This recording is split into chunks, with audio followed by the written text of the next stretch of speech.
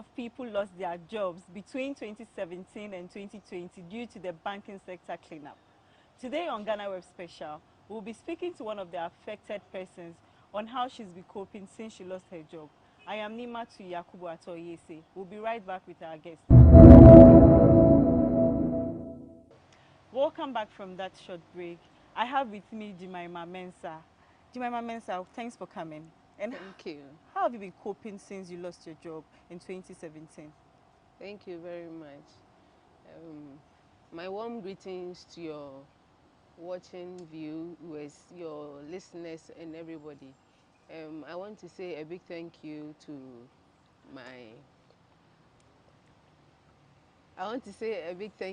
to you for this great opportunity. It hasn't been easy, my dear. It hasn't been easy. For the past 4 years, I've been home without a job, and the challenges are way more than words could explain for me, because for working for 13 years in the banking sector, and all of a sudden you come home with nothing, with kids, and life must go on. How do I pick the pieces? It hasn't been easy, but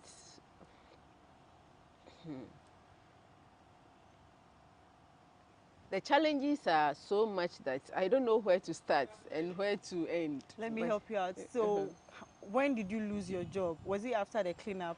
Did they give you a part-time job for you to work and later say, oh, you should move? How did it start? Okay, so the whole thing started 2017, 14th August, when our license, I used to work for Capital Bank, so our licenses were revoked. And from then, we were working for GCB as they have taken over our company, so we were working for them. We worked for them for almost 8 months, if I'm not exaggerating, from 2017, August 14, to gave us appointment letter on February 4th, 2018. So we worked for them, and then along the line we were employed to GCB 2018. I was transferred to KN Circle GCB. So I worked with them for roughly 9 months. After that, I was never confirmed. So it means after 6 months, my confirmation was extended to another 3 months. And then nothing happened. I went to work one day and I was told to go home with a letter that they don't need my services anymore. What was their reason? There was no reason. On the termination letter, there wasn't any reason that you've done this, or they just that our services are no longer needed. But from the background, what I heard was that if you don't have SS, 3 credits, as in English, Maths, and Science, you are out. And some of us, we don't even have the SS. We did matured entrance, so we went first, because it's like that is their policy. If you don't have it, even if you are a graduate, a master's degree or whatever, and you don't have the English, Science, and Maths, the 3 credits, as in C, and you have 1 D, you are out. It doesn't matter how your higher level of education is. But what was your role at the bank precisely? I was a teller. Okay. I was a teller. So I went home. By then I was in school. Pentecost University. I went home. I was in my 2nd year. So the news was, I can remember that day as if it was today, how I felt. Because how do I feed my kids, the family? How am I going to break the news to my family and all that? But we came home, we fought to get a better job or something, but nothing good was coming up. So you applied at various. Did you also try banking sector? Banking sector. Actually, I was so desperate that any job will do, provided I'll get something to take care of my family, as When in the my opportunity case. didn't come, what else did you try aside the banking sector? Okay, so I tried cooking. I registered my catering company, and with the help of friends and families, I have a strong support team. Thank you guys. I know I can't mention the names. I know you are all watching, and I'm so grateful for your support and everything. It took me 2 years to build that catering services and registered the company. I wasn't working, so you asked how do I pay my fees and how do I finance the catering services. Today my husband will know what I was doing when he goes to work, because I felt that if I tell him that I'm going to clean somebody's house to support the house, he wouldn't encourage me to do that. So whilst you were in school and you wanted to try the business, food business or the catering service, you started doing domestic work for others? Yes, because the catering services needs time. It took me 2 years to do that. So where will I get the funding to build that my business? So I have to go from house to house. When my husband goes to work, I scarf my hair and then walk around. Do you want to wash? Do you want to clean your house? Then I go to my area where we have corporate ladies or corporate people that are very busy. Then I'll go to their houses and ask, and I'll do the laundry. Sometimes 100 cedis, sometimes 150, sometimes you get 50 cedis for the cleaning and all that. So I did it for a while without my husband knowing, because I'll take my kids to school and then I'll come and do it. And he has left for... He has left. So in the evening, by the time you come, you are done. I'm home. Everything is okay. Because how much does he earn for him to give The enough? family. There are other responsibilities, kids' fees, rent, and chop money. So, I mean, you can't sit down and fold your arms and say that you are just sitting there doing nothing. Until today, he never knew you went out to do... No, Wow. he never knew. So what happens after, when you started the catering services? I remember you said you had to close it down due to a difficult challenge you faced. Can you share that with us? Yes, please. I started, and as a new beginner, you know you have challenges, but it was picking up. It was picking up, and then I met this elderly woman who came as a mother.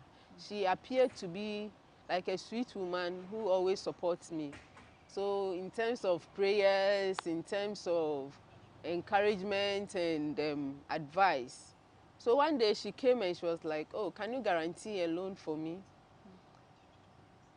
And I didn't think twice. I didn't look back, because... How much was the loan? 15,000.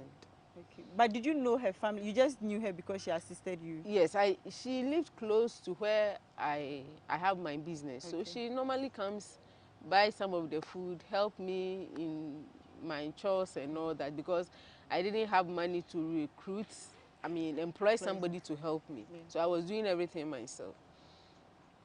So I did it. I guaranteed the loan of 15,000 for her.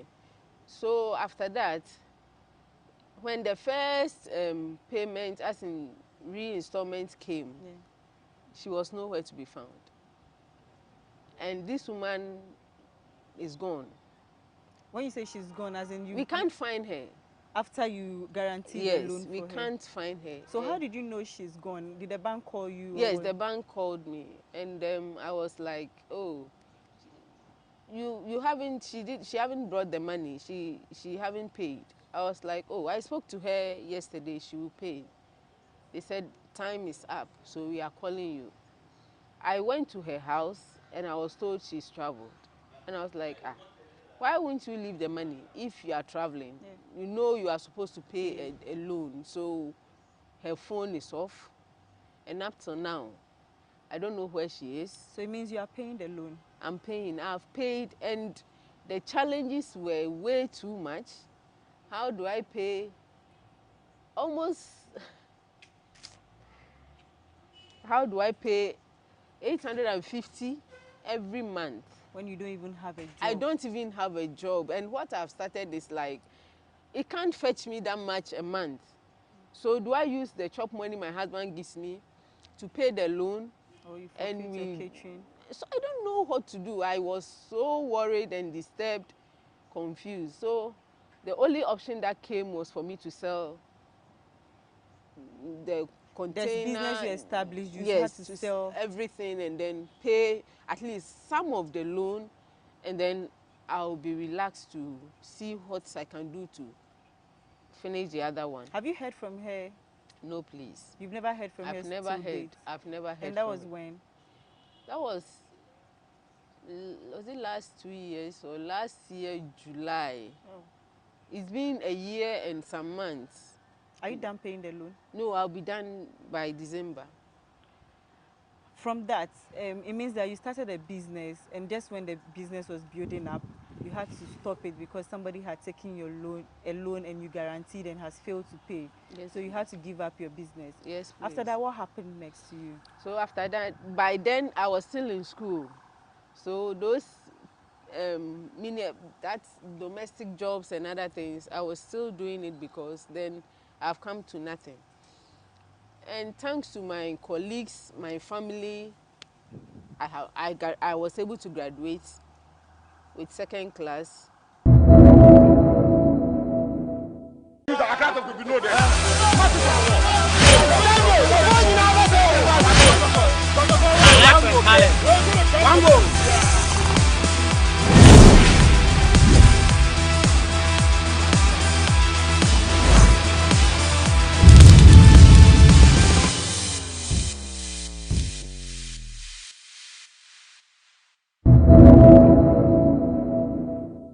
Welcome from that break, and this is GhanaWeb Special. We've been speaking to Jemima Mensah, who has been sharing her life experience after losing her job due to the banking cleanup exercise. So she's now an Uber driver, and we want to ask her how it all began. Jemima, how did it start for you becoming an Uber driver? Was it a difficult decision for you to take, and how have you been coping in the mail world? Thank you.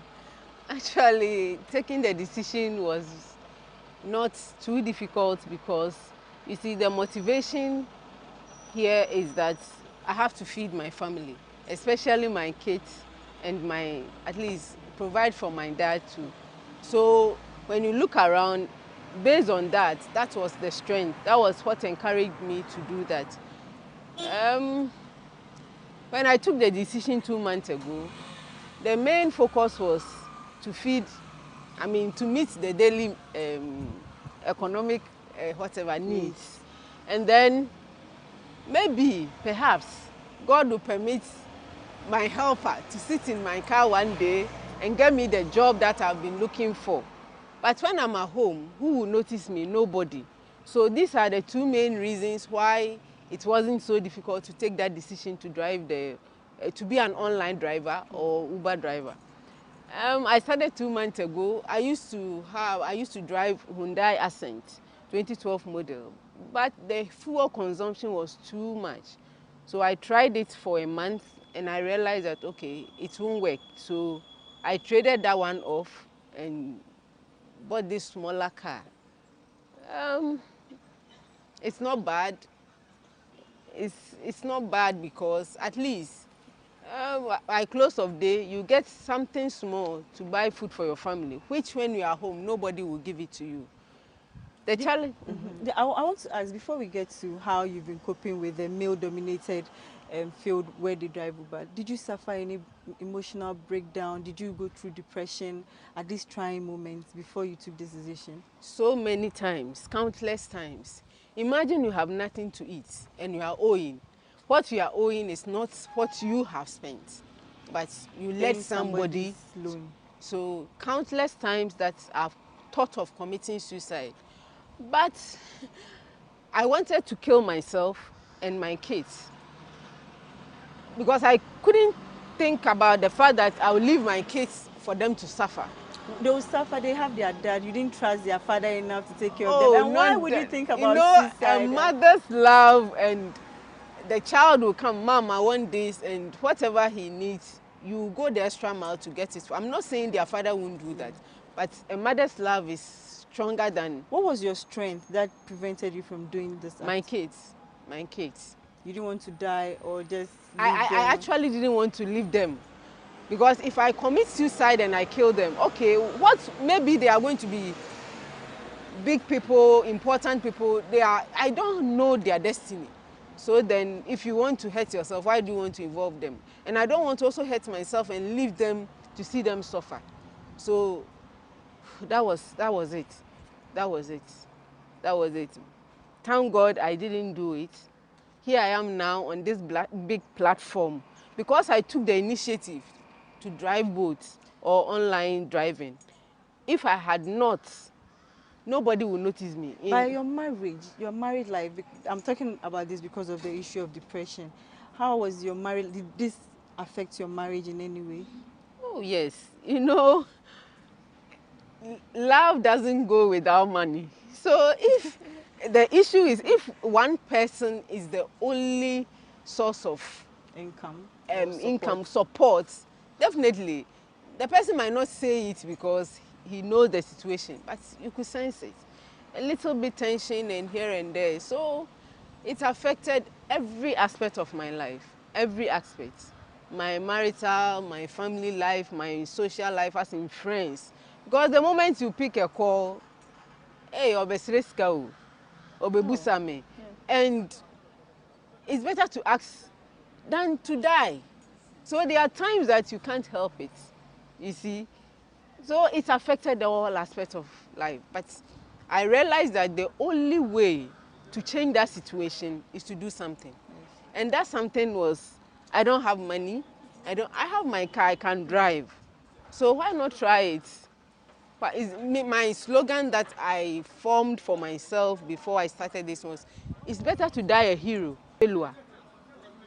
This is very risky. People are being beaten, their cars are being snatched away. But if you go and nothing happens to you, you come home with food. So that was what motivated me. It's also part of the reason. So far, how is it doing? I know you have major challenge with your Uber business, but how is it? How are you coping with it so far? It's not bad. As I said, it's better than nothing. Okay, the prices and fuel and other things are not meeting the real time life reality, but it's better than none. This is a great opportunity to I met you because you requested a boat, and wow, you were impressed. There have been a couple of riders who have been enthused and happy about my me being a boat driver. And sometimes I get monies that I don't deserve because I'm happy, encouragement, words of encouragement.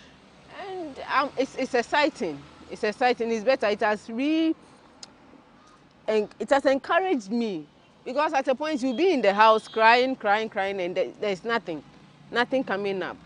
But now when I go out, I meet a lot of people, 90% good ones. I have experienced one bad person, but hey, it's part of life. It's part of life. So I'm happy. I'm happy for now. So Jemima is a boat rider and not an Uber driver. I'm making that correction. She says what inspired her is that it is better to die a hero than to die empty. A failure. And that has been her motivation.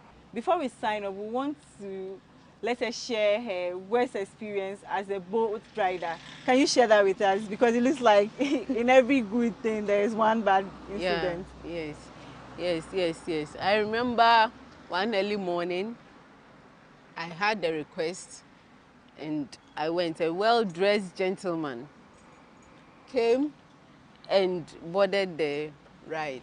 I took him to his first destination, and then he said, "Oh, wait for me. I will do some few rounds with you." For 4 hours, we moved around town, and then we went to a bank. I don't want to mention the bank's name, but we went to a bank, said, oh, let me withdraw some money and pay you. And that was it. He never returned. He never returned. He took the money away. And from 8 a.m. to 12 o'clock in the afternoon, I wasted fuel, I wasted time, and the guy was gone. Oh, that is a very sad note. But it didn't discourage you? Did it discourage you? I was broken. I was seriously broken. And then I called my husband. And was like, you don't do your short trips. You are behaving as if you are a man. This job is risky. What if he has done something wrong to you? Yeah. So it's also another experience that showed me that, okay, so if we go, these are some of the challenges. We will give you money. If you are spending 4 hours, you give me the money and then we will go. Yes. So it's been a sad event. I've been speaking to Jemima Mensah, a boat driver with a human resource degree who wants to join the corporate world again. I hope someone watching this is willing to help her fulfill this dream. Contact us at GhanaWeb and we'll link you to her. I am Nimatu Yakubu Atoyese, and thanks for watching.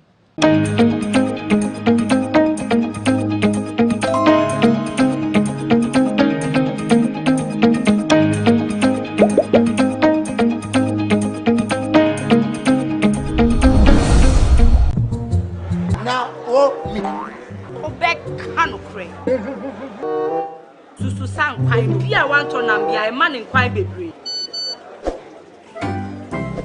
Mommy, you fish can see about Kotoso. Pepoga, send me sika from Lemonade Finance. While Brian did the shit and let me £2. Lemonade Finance. Say they're sending money back home from UK, Canada, and now US. I accepted a instant charges. Exchange waiting in so unbeatable. We should make promo code Dr. Like Nenya £10, $10, and $10 Canadian for the first transaction. What is send this guy coffee? Download to Lemonade Finance.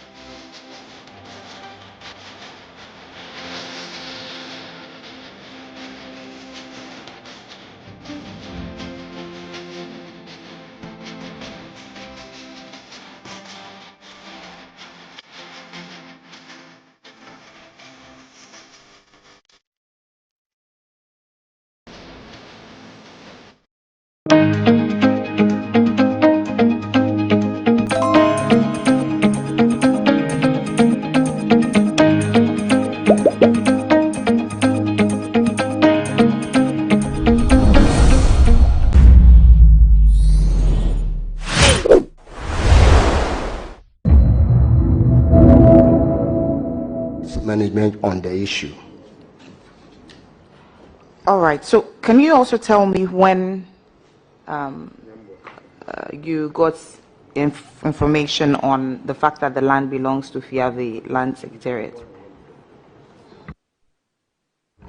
That was 19th January 2023, a letter that was written by the Francis Akwesi Abrodipe, the tenant that we thought that he should have pay rent to us. When he was responding to our letter, then he responded that the land belongs to FIAVE and the FIAVE has leased the land to him. So he's paying tenant to FIAVE Land Secretariat. So this audit is for the year ending 2020, but you are telling us that you are even getting wind of this in January 2023. I believe you were aware even before, as the audit was happening, you were aware this issue persisted. And so telling us that you got wind that it belongs to FIAVE, you were written to in 2023, I find that very difficult to accept. Okay. Mr. Chairman, with your permission, if I can come in here, and I took due cognizance of this matter, plus other developments. And I'm happy the auditors picked it and commented on it. You know, the three agencies under my ministry, mainly the three main agencies, Ghana Highway Authority, Department of Federal Roads and Department of Urban Roads, the urban roads and federal roads are, you know, the normal civil service organizations, but Ghana Highway Authority, you know, is an authority and it owns a lot of assets. Last year, Mr. Chairman, I realized that management having gotten full control over their assets nationwide because they have a lot of them. So I directed that they should update their assets register, you know, so that we can have full control over all their assets. And if you look at what happened at North Town, the property was given to Ghana Police Service by the District Assembly, even without reference to us. But I again said that for security reasons, and since the property is being used by the police, they should continue to have the use of it. So I must say that we are overhauling the assets situation of the authority throughout the country. Chairman, I yield to you. I mean, Isaac Opoku, you want to ask a question? It's been cleared. Okay. All right. So that'll be all for Ministry of Roads and Highways. So, Honorable Minister, you are discharged.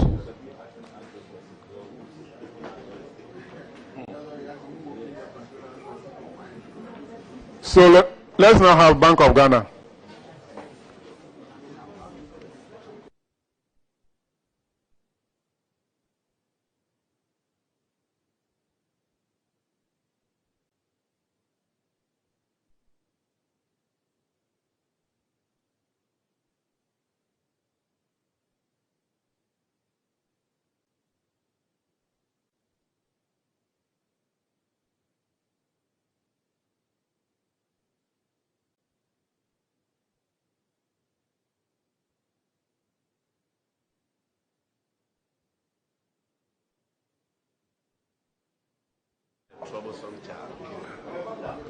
Honorable members, order. Kindly introduce yourself to the committee.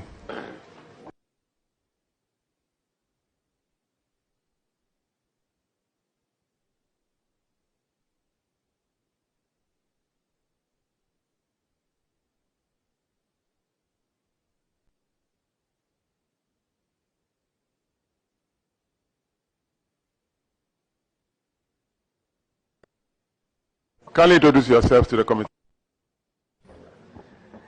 Thank you very much, Honorable Chair, and good morning to honorable members of the committee.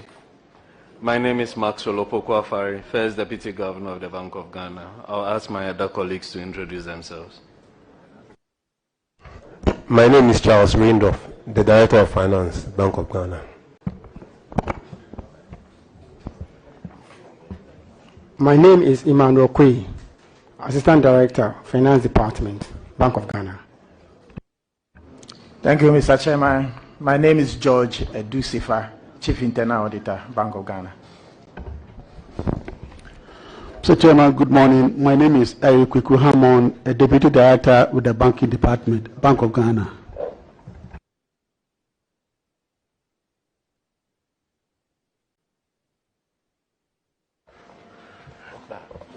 Thank you very much for coming. Let's go straight to paragraph 808 of the report.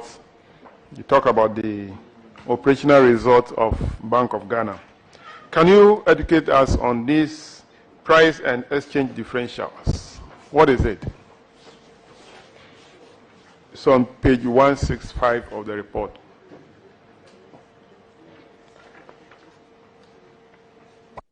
Thank you very much, Honorable Chair. I'll start and then I'll ask the Director of Finance to come in.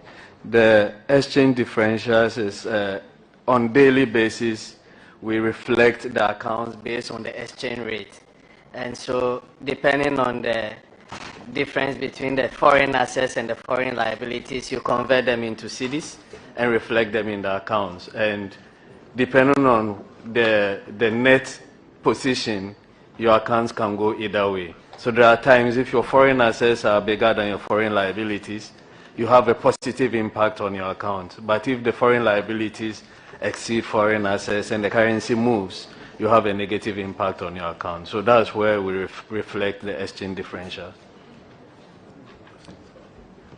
So you convert your foreign assets and liability into cedis. Yes, yes. So it means that when the cedi is depreciating, it goes well in your favor. When the cedi is depreciating and your foreign assets exceed your foreign liabilities, yes, then it's positive on your positive account. But when the cedi is depreciating, your foreign liabilities exceed your foreign assets, then it's negative on your account. Yeah, because I look at your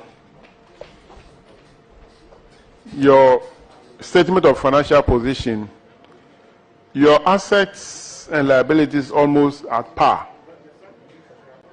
So if you are getting price differentials here, exchange differentials here, positive 2 billion, it means that it is mainly as a result of depreciation of the cedi.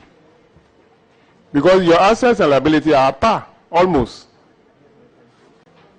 So if you're having a positive exchange differentials, it's because your cedi was doing badly. It will be mainly because of that, but there are other activities in there too that also reflect beyond the exchange rate depreciation. So for instance, if you take this year, in October you have a different result, and in December you have a different result because of the way the currency moved in October and the way it moved in December. So normally it's good to look at it at the end of the year to have the full impact on your account, because it can differ from month to month. All right, let's go to the management issues, and Vice Chairman will take paragraph 816. Thank you very much, Mr. Chairman. Now, Bank of Ghana has interest in financial investment trusts. Bank of Ghana is a sole member.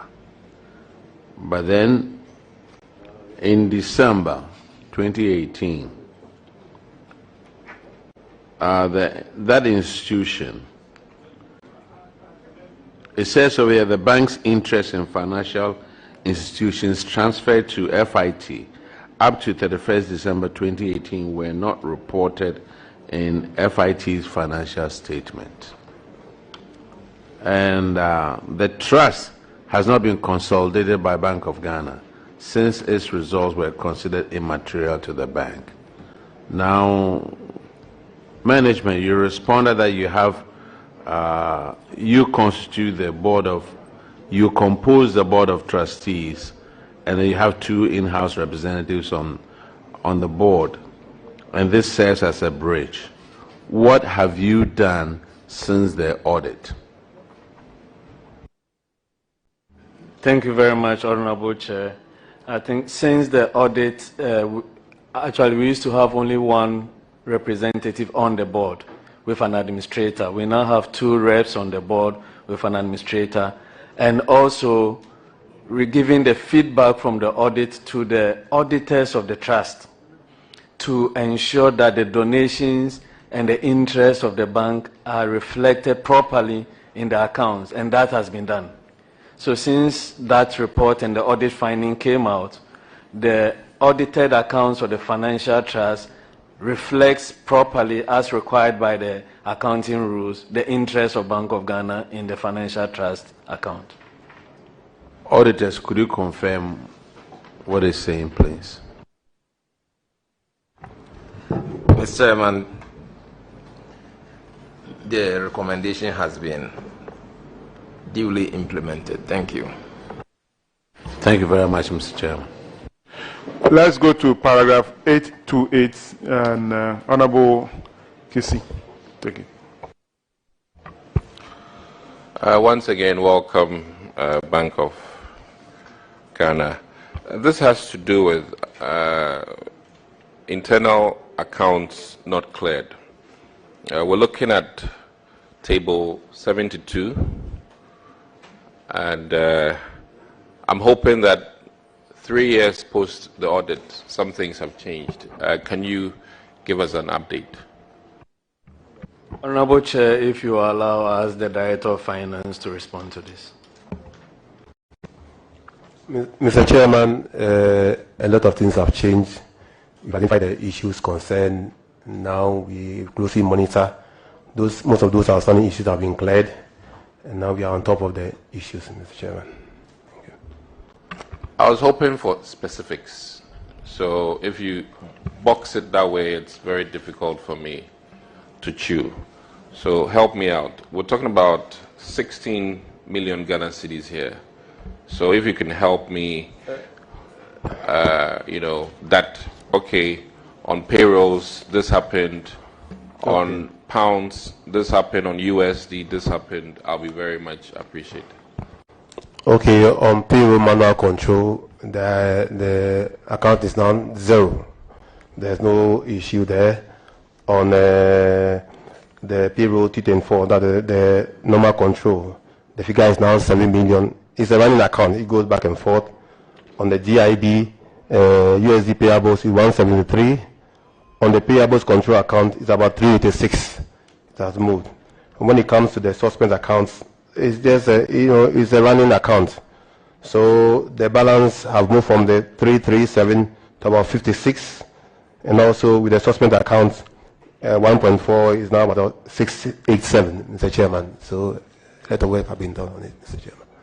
Okay, so I'm assuming this is as of yesterday? Yes, as of 24th January. Beautiful. Right. And that'll be very difficult for the accountants to really verify, since it's a running thing. But I'm happy that you've admitted that you have to do something about it. So, okay, and that you are paying closer attention to it. We'll move on to... Okay, you will leave that for somebody. Okay. Chairman, that'll be it for you. All right, so auditors, your finding is that the internal accounts are not cleared. The Bank of Ghana is saying it's a running account, so the figures keep changing up and down. So are you okay with that explanation? Yes, Mr. Chairman, we reviewed the October 2022, November 2022, and December 2022, and realized that the balances were, changing. Thank you. Okay, thank you. So, 34, Honorable Aka, 834. Thank you very much, Mr. Chairman. This has to do with the outstanding letters of credit. And in the said letters of credit issued to Ghana Railways and the Railways Development Authority, and a drawdown remaining $7 million approximately remain outstanding as at 31st December 2019. And then again, letter of credit issued to Ministry of Transport and Communications, the drawdowns remaining $21 million is still outstanding, and this, will cause losses to the banks. So what action are you taking on this one? Thank you. Thank you very much, Honorable Chair.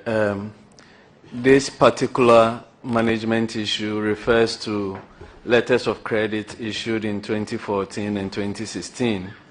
At that time, those letters of credit were issued without funding, so it was unfunded letters of credit.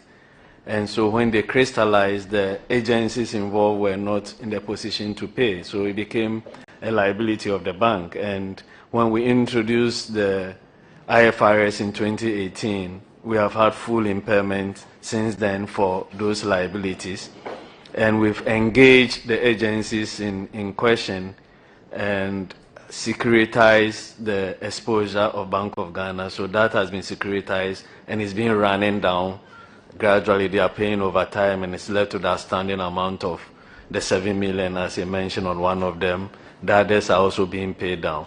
What the corrective measure that has been introduced, though, is that since then, no unfunded letter of credit is issued by Bank of Ghana. So all letters of credit issued to government agencies must be funded with dedicated accounts. And that has addressed this, and we don't have those issues coming up again.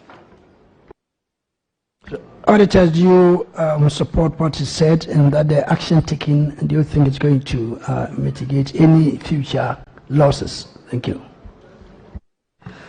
Mr. Chairman, our recommendation has been carried through, and I think the processes that have been put in place are also yielding the positive results. Thank you. Okay, Chairman. Yield to you. All right, so let's go to the last one, paragraph 841. Honorable Philip Baswa. Thank you, Chairman. Chairman, the said paragraph has to do with no reconciliation of other payables, accruals, and bankers' credit balances. Chairman, there were no scheduled detailing outstanding transactions for other payables, accrual balances, and checks making up bankers' credit balances. The auditor cited inadequacies in your period and reporting procedure as a reason for the anomaly. I want to know, how have you addressed issues in your reporting procedure? Thank you very much, Honorable Chair. If it pleases the committee, I'll ask the Director of Finance to respond to this. Mr. Chairman, those outstanding balances were investigated. Now we have schedules supporting the balances on those accounts, Mr. Chairman. And we put in a monitoring mechanism to ensure that this does not reoccur again, Mr. Chairman. I want auditors to confirm this. Mr. Chairman, in fact, a dedicated officer has been assigned to monitor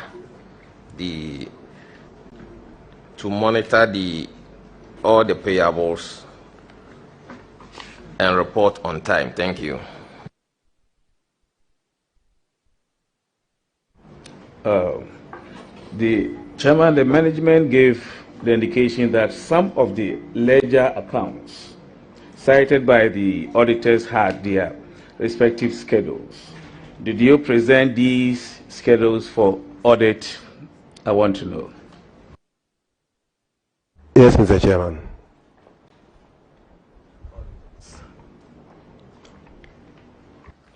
Mr. Chairman, the schedules were verified. Thank you. Chairman, I think having gotten a lot for. All right, thank you. So that'll be all for Bank of Ghana.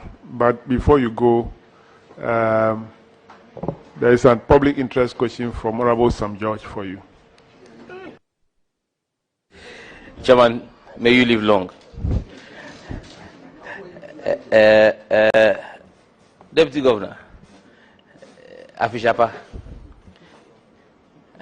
the word on the street is that the first consignment of 40,000 metric tons of oil that came under the gold for oil butter deal was paid for with cash using an intermediary. Such a transaction, the Bank of Ghana will be in the know of it, yes or no?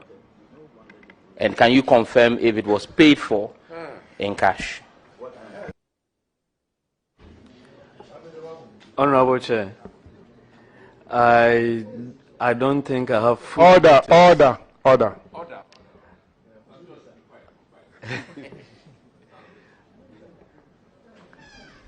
Honorable Chair, I do not have the full details of that leg of the transaction with me at the moment.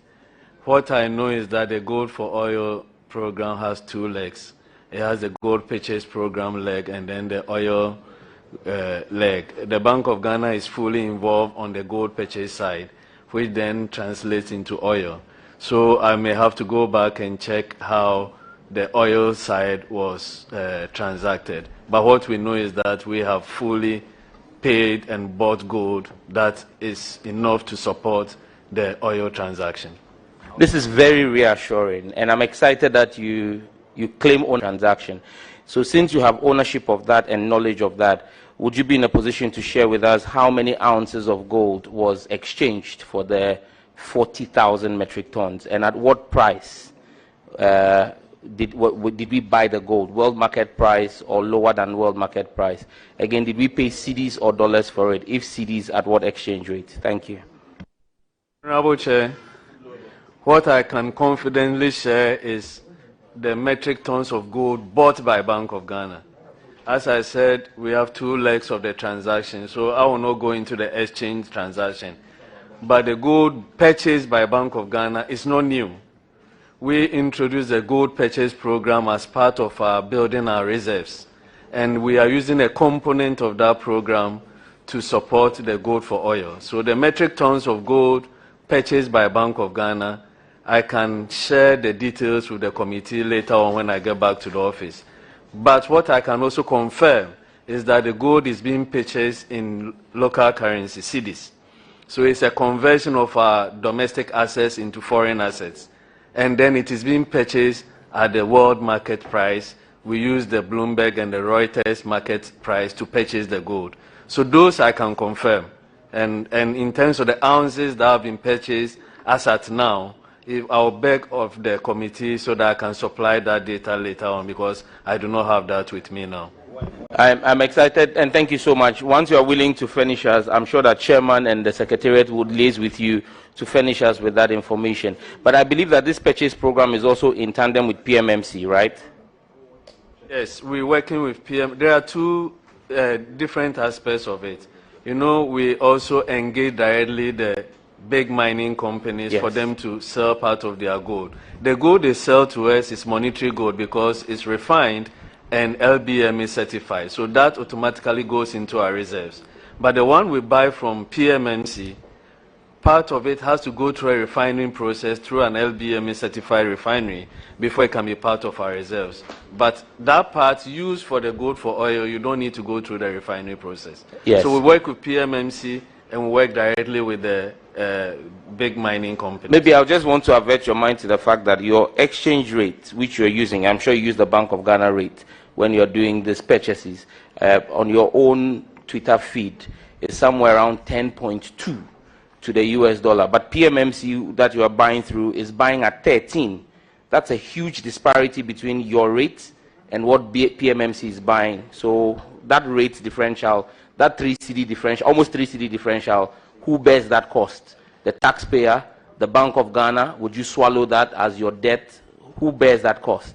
So, Honorable Chair, if I may come back on that, just because it's a public interest question, I also want to give a public interest response. The Bank of Ghana does not have a Bank of Ghana rate as we speak.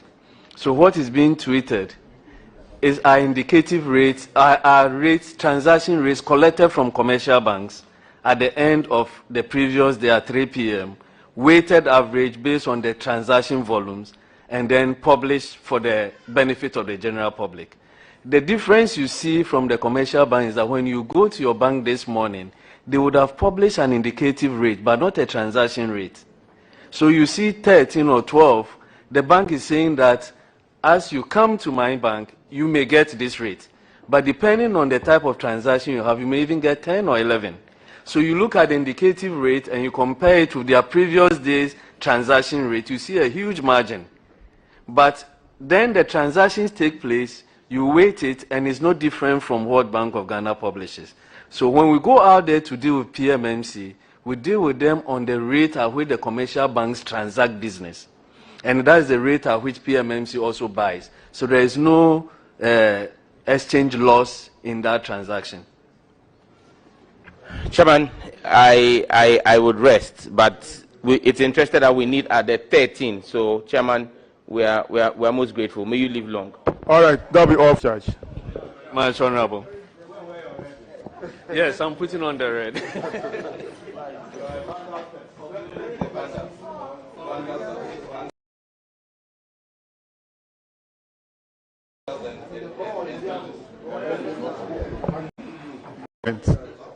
Honorable members, order. Is it because I don't use the gavel, that's why you're behaving like that?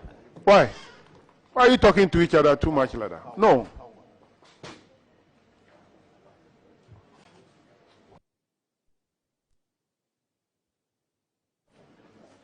Let's have Minister of Environment.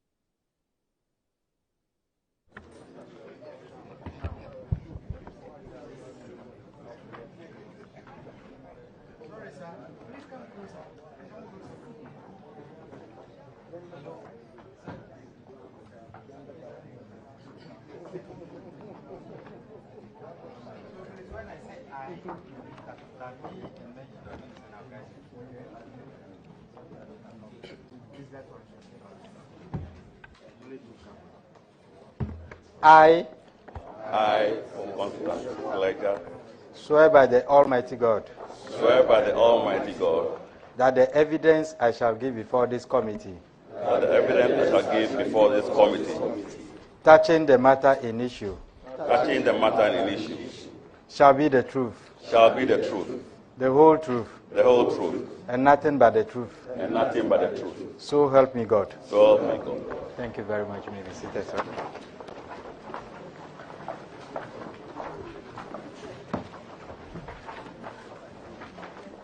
So we have the agencies here.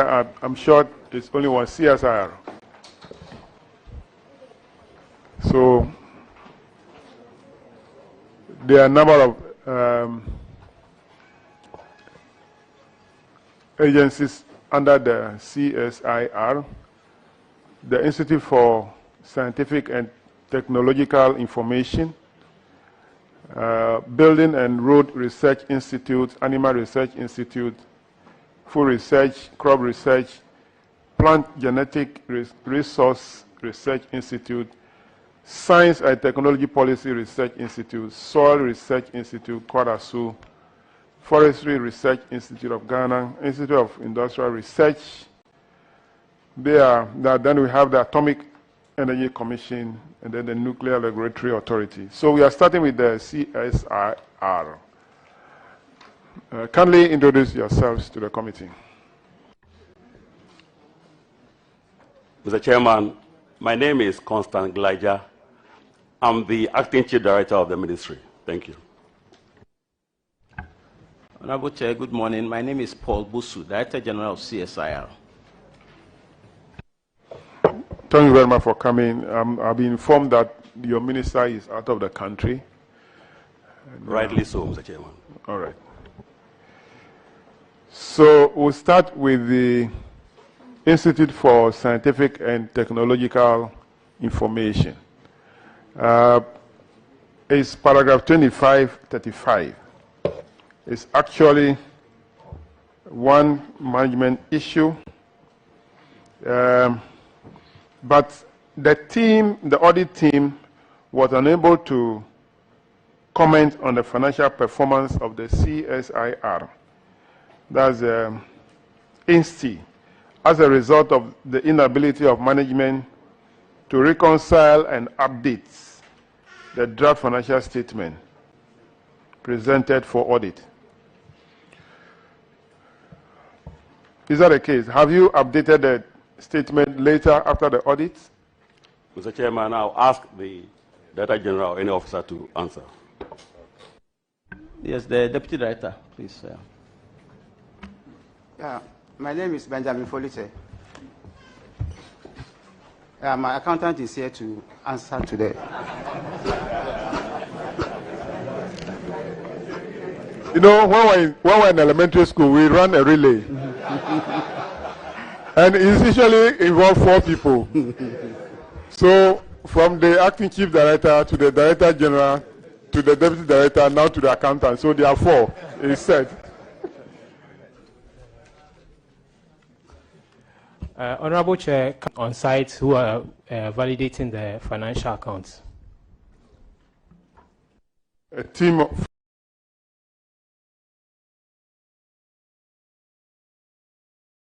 from where? From the Ghana Audit Service. Okay. All right, so let's go to paragraph 2537 is about management issue. The auditor says that there was a use of same VAT invoice booklet and invalid things by different suppliers. And the list of these suppliers have been provided. It's a very tall list, about 39 transactions. Now, the auditors say that they could not confirm the authenticity of these transactions. Additionally, VAT component on the cost of the transactions may not be remitted to GRA because of the use of same VAT booklets. They are recommending to management to officially report the conduct of these affected suppliers that provide receipts showing that the VAT amount of 8,694 Ghana cedis, 93 pesos, have been remitted to GRA. If you don't do that, then the amount should be recovered from you. Have you remitted the money to GRA? Chairman, please, they will take it up. Okay, Mr. Chair, we have written to GRA, and currently GRA is doing an investigation into this matter. And they gave us a follow-up letter telling us that the investigation has commenced, and they asked us to put on hold all transactions with the various suppliers that were listed, and with that we have complied. I'm sorry, I have to pick a call, so I didn't hear what you said. Can you repeat for me? Okay, so GRA recommended that Ghana Audit Service recommended that we write to GRA, which we have complied with, and GRA currently is undergoing an investigation of these said companies. And they asked us in their response to our letter, they asked us to put on hold all transactions with these suppliers, which we have complied to. But the recommendation, let me read it. We recommended to management to officially report the conduct of the affected suppliers to Ghana Revenue Authority and ensure that the suppliers provide receipts showing that the VAT amount of 8,694.93 have been remitted to GRA or recovered same from them. Have they provided receipt to show that they have actually remitted this money to GRA? So far, only one company has provided the receipts to us. Are you still dealing with these companies? No, sir.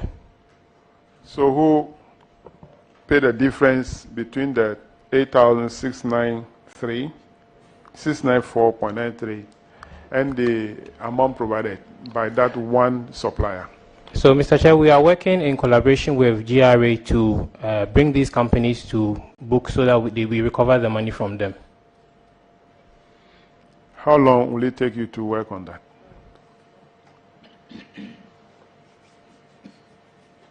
How long? I can't give a definite answer. You can't give? Yes, sir. But are you sure that the money will be recovered from them? We are working in collaboration with GRA, so we hope that... Are auditors aware of this development? Yes, please.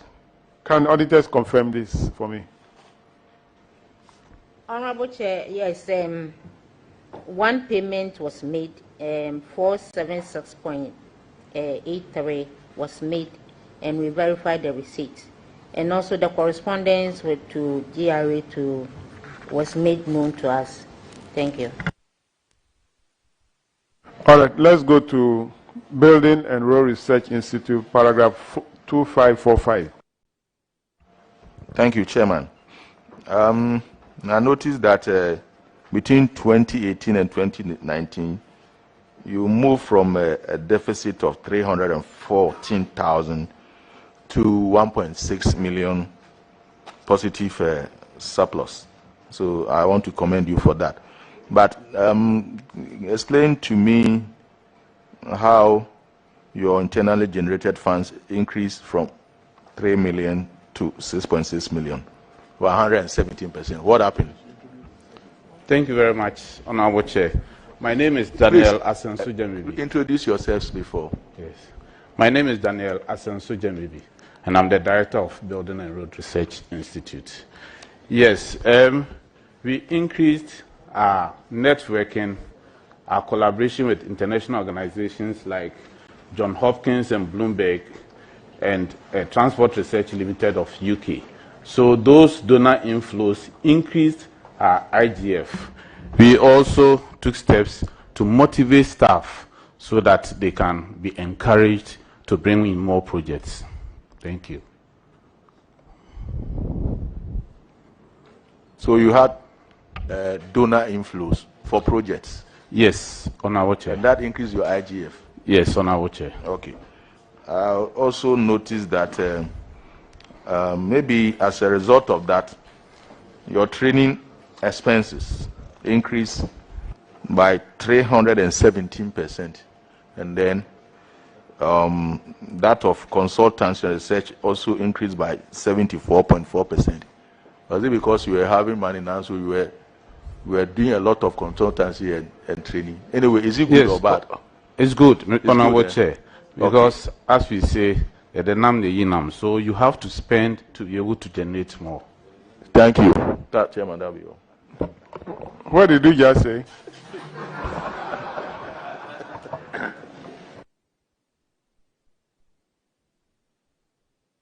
What you said, can you explain it in English? Yes. You use resources to generate resources.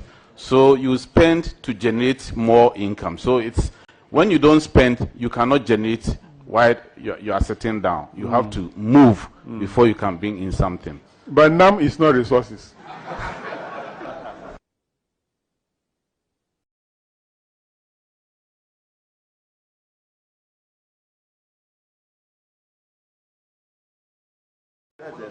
Literally, you use fish to catch fish. Exactly. On our so I expect that one from you, not resources. All right, let's move on to... I think that is the only issue. You don't have any management issue. But before you go, how is the current situation like in terms of your operations? Do you still have collaboration with these international organizations for which their support still comes to you? Yes, Honorable Chair, we still have a project with Johns Hopkins University of USA, but sponsorship is coming from Bloomberg. And we also have collaboration with South Africa's CSIR and other international organizations like Vital Strategies, also in USA.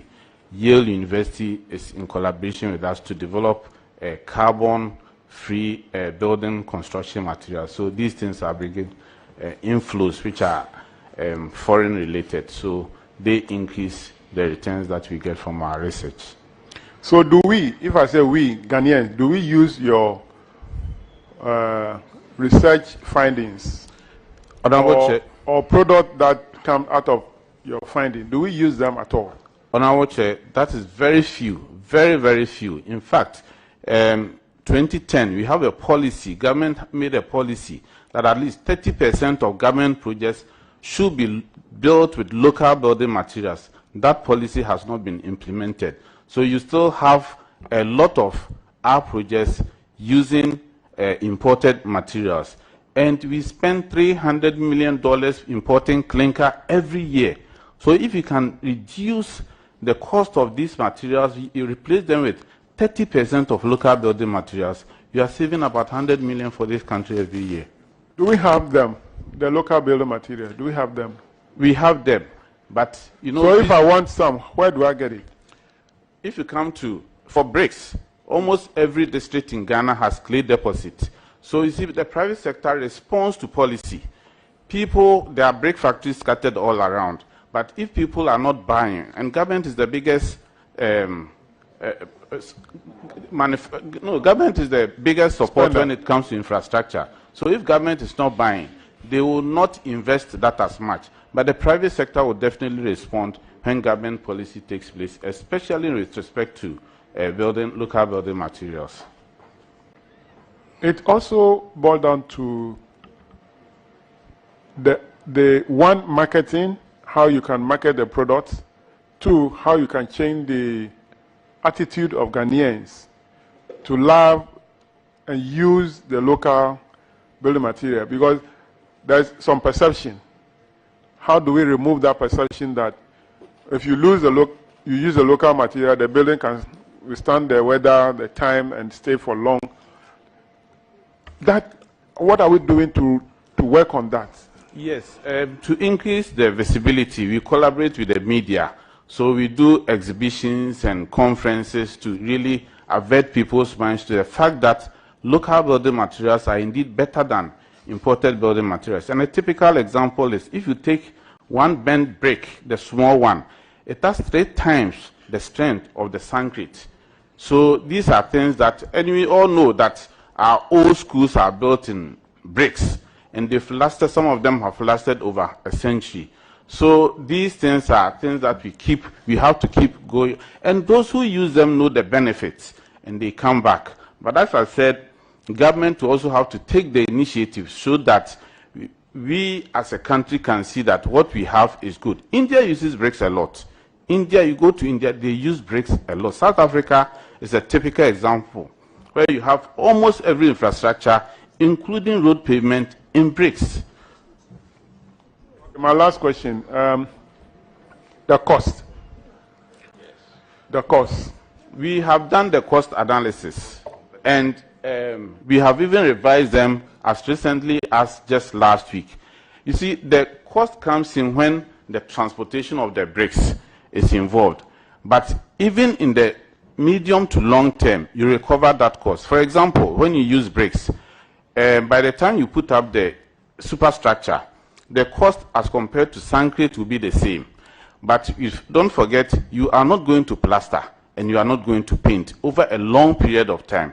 A maintenance cost is very low. So these are some of the benefits. But you know, people want the immediate distance. But if you want to transport bricks from, say, Kumasi to Accra, the cost in transportation is so huge that people are not able to avert their minds to the use of these local materials. And again, if you take the middle class, you know, they build in smaller base. So he has 10,000, he buys something. But when it comes to bricks, you have to really buy them in bulk. So that is the differential. Again, the business model is that, for example, if you are producing 100,000 bricks a month with the kind of system we have, we can increase that with a mechanized system that can produce 200,000 bricks a day, and that will substantially decrease the cost of production and make the product more affordable. I say my last question, but your answer make me have another question. Is there a policy at the institute to ensure that all your staff use your products to build? Honorable Chair, I have lived in my own brick house since 2006, so I'm a typical example. So I'm asking, is there a policy that if you're working with the Building and Road Research Institute, you must build using the product? There is no policy, but most of us use the bricks. You're not answering my question. Is there a policy? Yes or no? There is no policy. That's all. That's what I want. Okay. Ranky. I think that the issue is really attitudinal change of Ghanaians.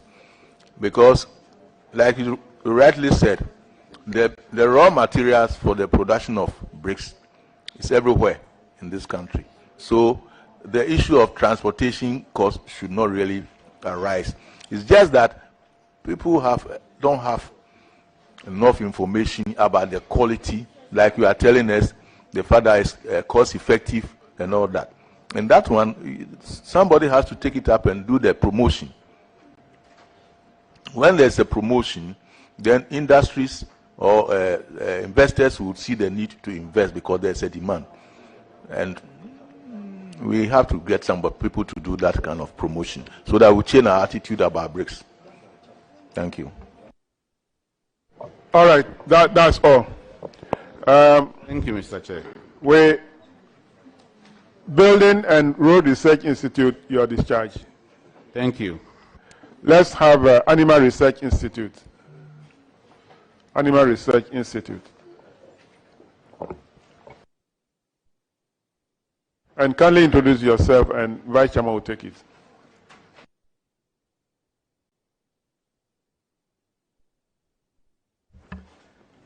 Good morning, Honorable Chairman and Honorable Members. My name is Ebenezer David Okwening Ansah, Director of CSIR Animal Research Institute. Good morning, Mr. Chairman and Honorable Members. My name is Arimia Saleh Ibn Said, Head of Finance, Animal Research Institute. Thank you.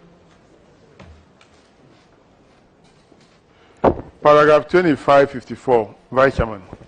Thank you very much, Mr. Chairman. Now let's talk about your operational results. This support services, Institute of Support Services, where do you get that from?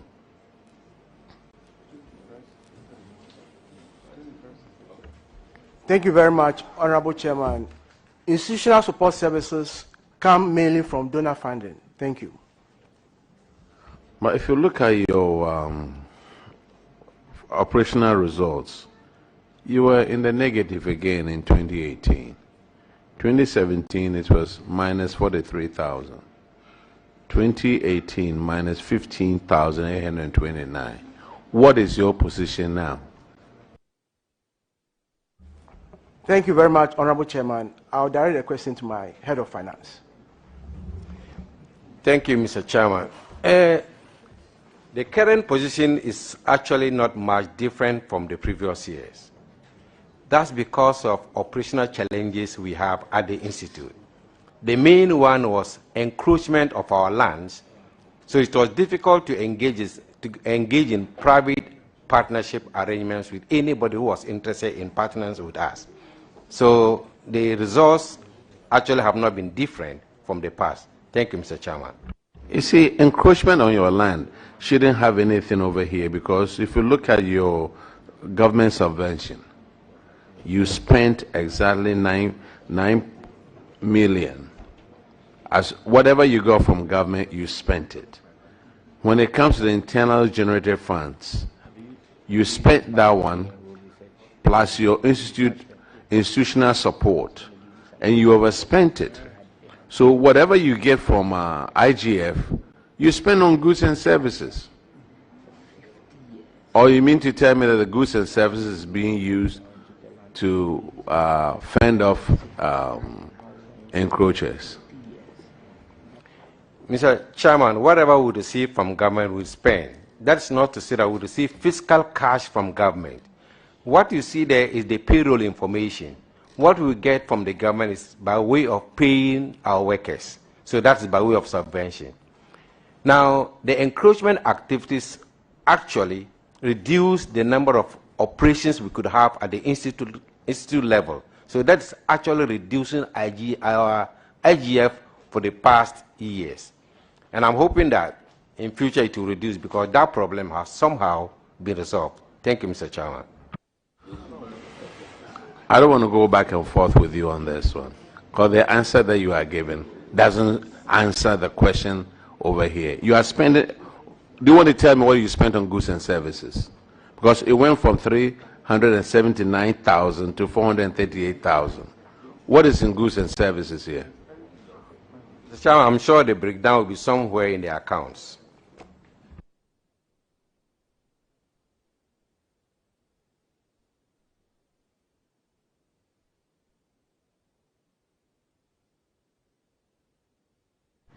Okay, let me move on. The encroachment on your land, do you have title to your land? Thank you, Mr. Chairman.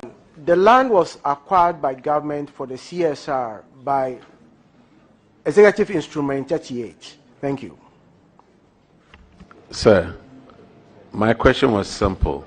Do you have title to the land? If it was acquired through an EI, has the land been acquired a title to the land?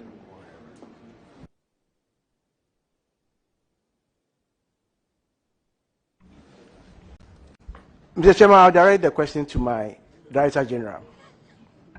Thank you very much, Honorable Chair. So far, we only have the executive instrument. And the challenge we have had over the years is that the original land size was in excess of a little over 1,000 acres. And over the years, since about 1974, thereabout, the one that we have at Animal Research is just a little over 200. So now we are taking steps to get the Lands Commission to give us a lease to cover what remains. We were lucky we got demolition earlier this year, earlier part of 2022, so that is where we are. What we have now is the executive instrument. We are proceeding to acquiring the lease document. Thank you. You see, most of these government agencies, they have an EI for the land. They come and sit here and tell us that they are in the process of getting the lease. I don't know how many years Animal Research Institute has been around, and you keep on trying to get the lease. Look, Accra land is not the kind of land that you let it lie down there for years whilst you are trying to. You know it. If you have any piece of land and you haven't built on it, you go to court every day. So that is not helping. I don't think that is why your goods and services have gone up. But let me move on to your financial position. If you look at it, your current ratio, what it says over here is that your liquidity position is measured by current ratio. And you have an unhealthy liquidity ratio. That shows that the institute will not be able to meet its short-term obligations when they fall due. What says you? Thank you very much, Honorable Chairman. Indeed, what you said is true. So that accounts for the reason why the loan was not settled in 2018. But I can confirm that the liquidity situation improved in subsequent years, and that loan was settled. Thank you. What is your liquidity position now? I'll direct that to my accountant, sir. Thank you, Mr. Chairman. I cannot give a percentage or a figure for it, but I can say that it has actually improved. If I had known you asked this question, I would have brought all the figures. Thank you, Mr. Chairman. Now, accountant, that's where I have an issue with you. You knew you were coming to talk about your financial statement. Yes, sir, for 2027-28, sir. 2017, 2018, 17 and 18. So you didn't think we will ask you what your position is now? No, sir, Mr. Chairman. I can only say it has improved, but I cannot give exact figures, Mr. Chairman. I rest my case. The next infraction is on paragraph 2563, and Dr. Kisi. Thank you, Chairman. This has a very serious thing. One, we took loan without the appropriate measures, loan in amount of 80,000 Ghana cedis. Two, we've decided not to service the loan. And three, I'm of the opinion that two wrongs don't make a right. And what is the current state here? Have we cleared this illegally gotten loan, or are we, as it is, still at the same position?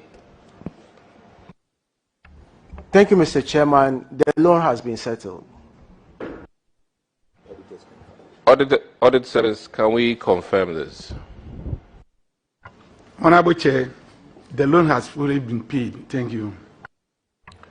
In the interest of government, may I know what was also done to the people who conducted this transaction?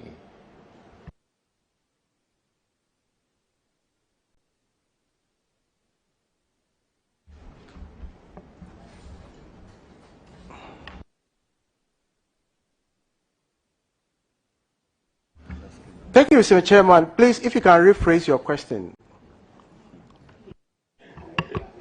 I rest my case, Chairman. Oh.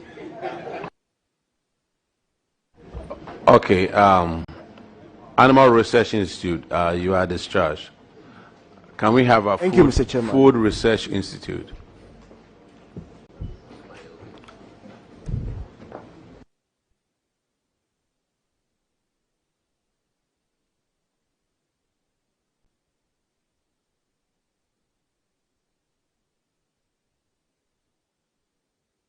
Please introduce yourself. Good morning, Honorable Chair. My name is Charles Toto, and I'm the Director for CSIR Food Research Institute. Thank you, sir. Good morning, Chair. My name is Xavier Glaston Kujo, Head of Finance, Food Research Institute. You're welcome. Thank you. Paragraph 2568, Honorable Aka. Thank you very much. Going by what your other friend said, that we use fish to catch fish, colloquially, here in your case, your grant increased, your expenditure went up, and yet your surplus woefully went down. Going by what your friend said, what explanation do you have? Thank you, Honorable, for your wonderful question. Yes, during the year 2019, our commercialization surplus went down due to challenges we had during our commercial activities, and mainly it was due to our processing equipment, and that we were still using our old equipment, and we had to deal with the challenges of breakdowns. As you rightly said, our general expenditure went up because of the high electricity depreciation we had to contend with during the year 2019. Thank you, Honorable. As I said, your total income also went up, so that should have compensated for the high increase in the tariffs. Yes, Honorable, that is very true. Although we had challenges with our commercial activities, we were doing other activities such as trainings and other consultancies and other project works, as our previous directors also said. And that also helped us in more money coming to the institute. Thank you, Honorable. And then your employment cost also went up. What stated that? Yes, in that year, more people were employed as CSIR in general, and that payment comes from the government for the pay of the various employees. Thank you, Honorable. You employed more and the productivity went down. That is why I said the key challenge was challenges with our processing equipment. And these were all the equipment that were frequently breaking down, and we had to address those challenges. Okay, Thank you. going to your financial position, your liquidity position was good. That means that you were able to pay for the machinery that you purchased. Sure. Okay, thank you very much. Thank you, Honorable. We are grateful. Okay, so recurrent grants, is that the GOG subvention in the account? Recurrent grants? Yes, Chairman, that's the for the compensation, payment of compensation. From GOG? Yes, please. Okay. Now, what is the health benefit of Prekese?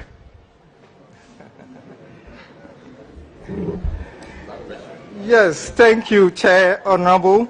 That is very good. And one, we have to take note that within our country, Ghana, we have so many indigenous plants, just as the Prekese you mentioned. These Prekese, with the information we have on Prekese, is very good for health. And we have got studies that have also come out to say that people who are suffering from hypertension is very good for such people to bring these issues, control it, and it's working. So in our facility, we have these products coming from our sister institute, the Forestry Research Institute, that is giving us samples that we sell. So we have the Prekese syrup, which we sell in our shop for the public to take have access to these syrups. Do you produce it in large quantities and for it to be available everywhere? If anybody needs some, where can the person get it? Yes, it's produced at our sister institute in Kumasi, the Forestry Research Institute in Kumasi. And being a sister institution, we take samples from them and sell to the public. And from their end, they also sell to the public so that we can support our own public with some of this good that is coming from our own plants within the country. Thank you. I see. I've been informed that Adonko Bitters is also your product. Is that? No, sir. It's not your product. Okay. No, sir. Thank you, Chair.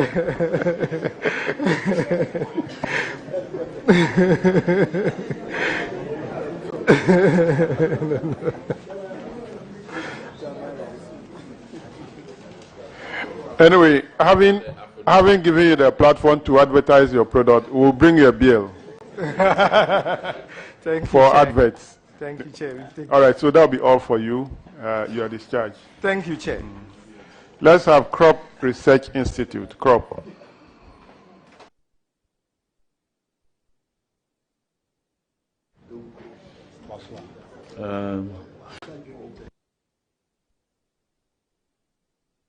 Kindly introduce yourselves to the committee, and Honorable Philip Basua will take it, paragraph 2577. They have to introduce themselves first.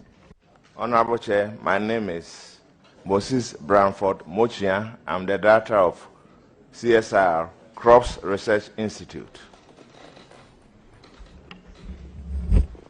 Honorable Chair, I'm Paul Becon, the head of finance, Crop Research Institute. Thank you, Chairman.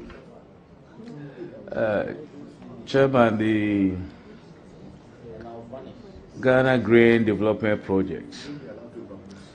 The report relates to the audited financial statement for the year ending 31st December 2018. The Grain Development Project ended the 2018 year with a deficit of 153,611 as against 156,460 deficits recorded in 2017 rather. From the table 303 under paragraph 2578, it can be inferred that the entirety of the of your total income is spent on staff cost. So how were you able to finance your goods and services expenditure? I want to know.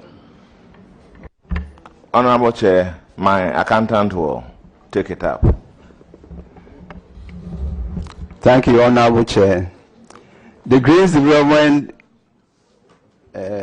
Project, Crop Research Institute have three budget lines. The main Crop Research Institute, the Root and Tuber project, then the Greens Development Project.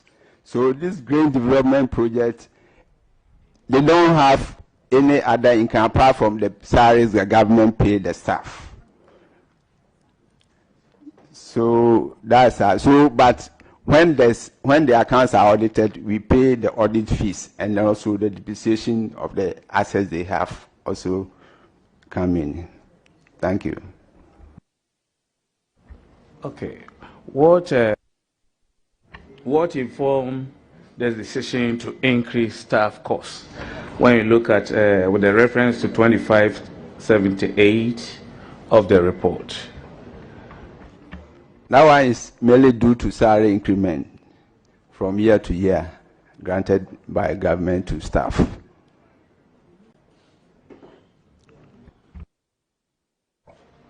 So, Mr. Accountant,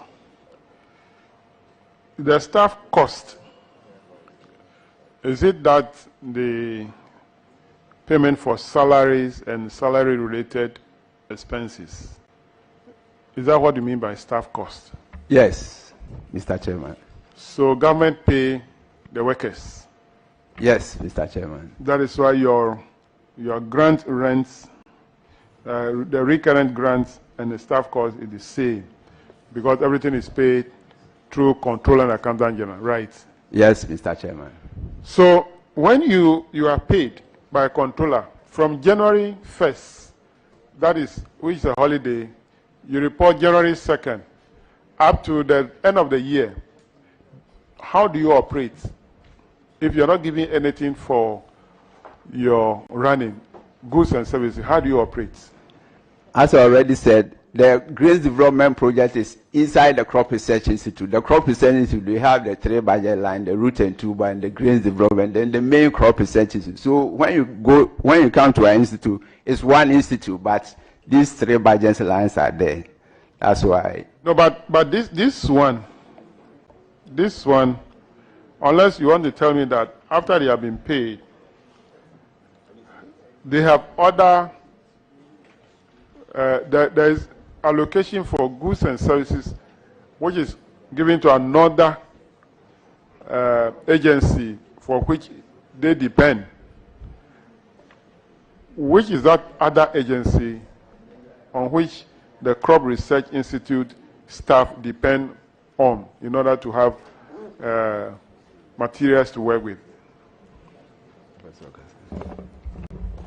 The Greens Development Project was a budgetary support with the Canadian government. Where is the expenditure for that one? No, I'm trying to give a long-term whatever. Okay. I think that was about the year, I can't remember the year, but it stemmed from about 20 years ago that the Canadians were supporting our institute in that project. So they were supporting us. So that project elapsed long ago and was absorbed into the mainstream for the Crop Research Institute. I'm saying that your financial statement is showing that 8.7 million was a grant from government, and the entire money was used to pay salaries. And I'm asking, where do you get money to buy materials that you work with? Goods and services. How do you fund, or you are paid, you go to the office, you are paid, then you sit down? Chair, in fact, my Director General will respond. The light you use, you have to pay for the rent, for the use of the electricity. My Director General will come in and respond. Honorable Chair, let me explain a little bit. So, as he said, this was a huge project that came in purposely for development of the grains program for the country, fully funded by the Canadian government. But because of its size, it was they found it necessary in those days to give it a different cost line. After the project, it's part of mainstream. So if you like, it's now a division of the institute, and the institute budget covers their activities and everything. What we are seeking to do now is that we want to remove this cost center so that it will become part of the institute, because it's more or less defunct. They are no longer operating on their own. They are now part of the institute. They are part of the Crop Research Institute. Yes, yes, Honorable Chair. So will I see the financial statement for Crop Research Institute separately? Yes. Yeah. Yes. But, but it's not one of these we have here. Should be there. We don't have Crop Research Institute in the reports. If we have that, then I can, and there's an allocation on expenditure for goods and services, then I can say that the workers under the Grains Development Project depended on those goods and services. Yeah. But there's no separate account here for Crop Research Institute. Yes, Mr. Chairman, there's even all the three, Crop Research have separate auditors, Root and Tuber have separate, and then GGDP has separate auditors. But when you come to the institute, the staff, you can't differentiate between which is, we are all one. So what are the three divisions under the Crop Research Institute? Yes, that's the Root and Tuber. Root and Tuber Development Project. Then the Ghana Grains Development Project. Okay. Then the Crop Research Institute. These are the three. But they are all now one institute. When you come there, we have one director, one accountant, one administrator. It's a bit complex. Let's leave it there. Yeah. Because I'm finding it difficult to understand.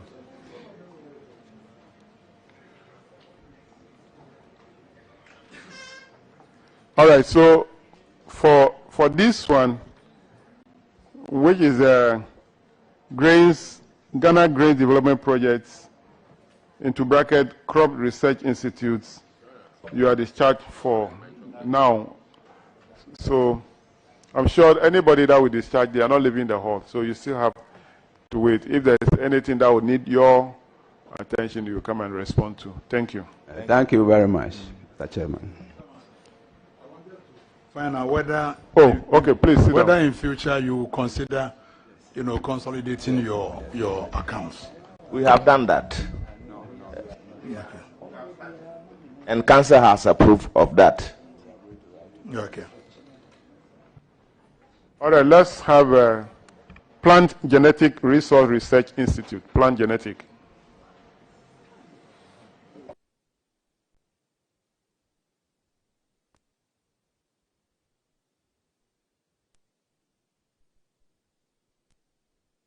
Kindly introduce yourself to the committee. Thank you, Honorable Chair and committee members.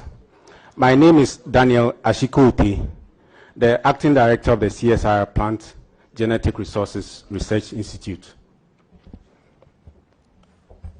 Thank you, Mr. Chair. My name is Peterson Opoku da Costa, Head of Finance, Plant Genetic Resources and Research Institute. Thank you, Honorable members. So, paragraph 2587, Honorable Bauer.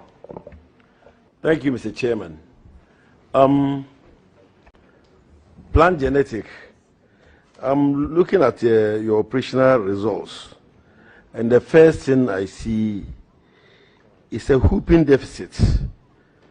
A deficit of about 310.7% rise in deficit from that of 2018 to 2019. 2018, you had a deficit of 53,930, and then 2019 it rose to 221,508.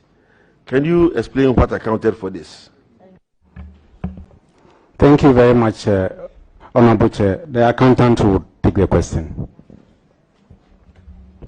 Thank you, Honorable Member. As if you reference to our income statement, yes, it was increase in deficit of 310%.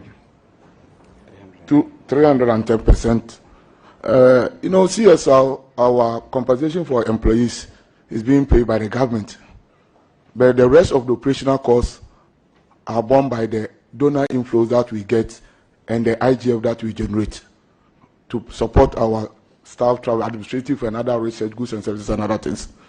When you refer to the income statement, you see that the year 2019 and 2018, donor inflows for 2019 was only 67,000 Ghana cedis, as compared to 2018, which is 286. So because of the drop in the donor inflows, there was a difficulty in paying our creditors. That is why.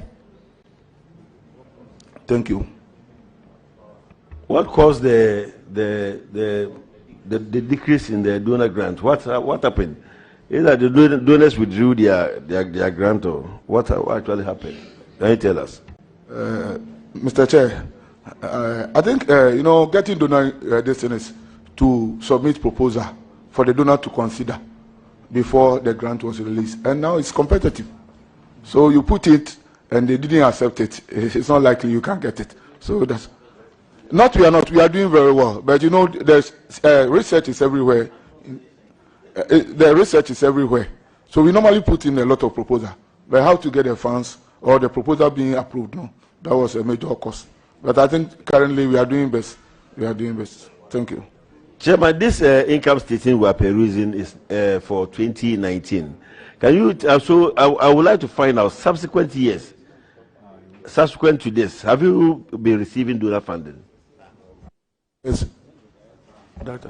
Yes, Honorable Chair. If you look at our position in the subsequent year 2020, it improved.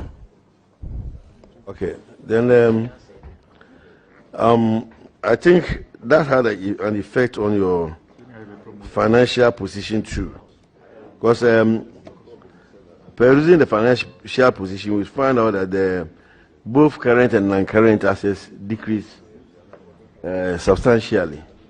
So, what's the cause of this too?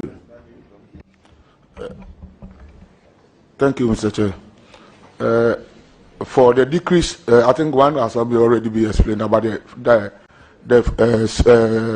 downsides of our donor inflow that we got within that period of operation. And the second issue is about this depreciation. Most of our assets are fully depreciated, so it will allow me to have effect on your financial position. Currently, I think there was a Ministry of Finance and Control Accountant General has brought a format of this fixed asset register, so that the institute itself can do the revaluation of the assets, so that we can capture in our financial position. Thank you, Mr. Chair. Mr. Chair, my last question to Plan Genetic will be on your current ratio. The auditors noted that it has worsened from 0.42 is to 1 to 0.15 is to 1, making it difficult for you to meet your obligations when they fall due. What measures have you put in place to ensure that we are able to meet your obligations when they fall due? Thank you very much, Honorable Chair. What we have done is to put in place measures to motivate staff to submit more proposals to donor organizations.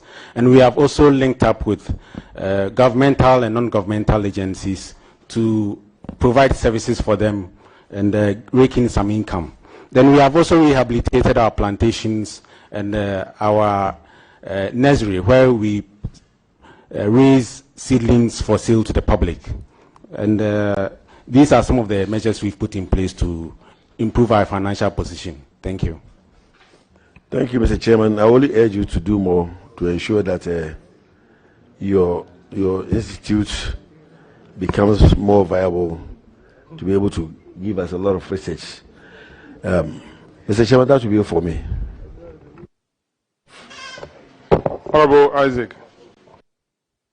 Chairman, thank you. It appears you've not been too successful in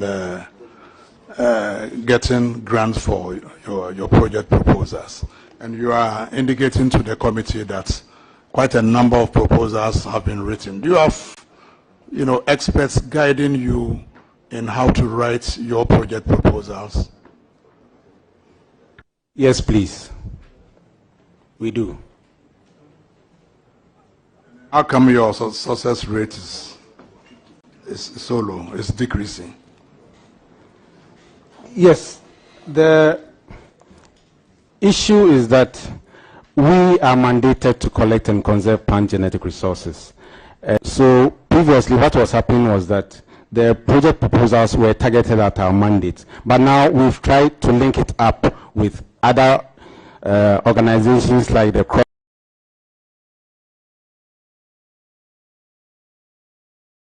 Research Institute and the CSIR Savannah Agricultural Research Institute. So the proposal is all encompassing. It's doing and releasing improved crop varieties. So once this is done, the donor knows that at the end of it, a variety will be released to address specific national issues.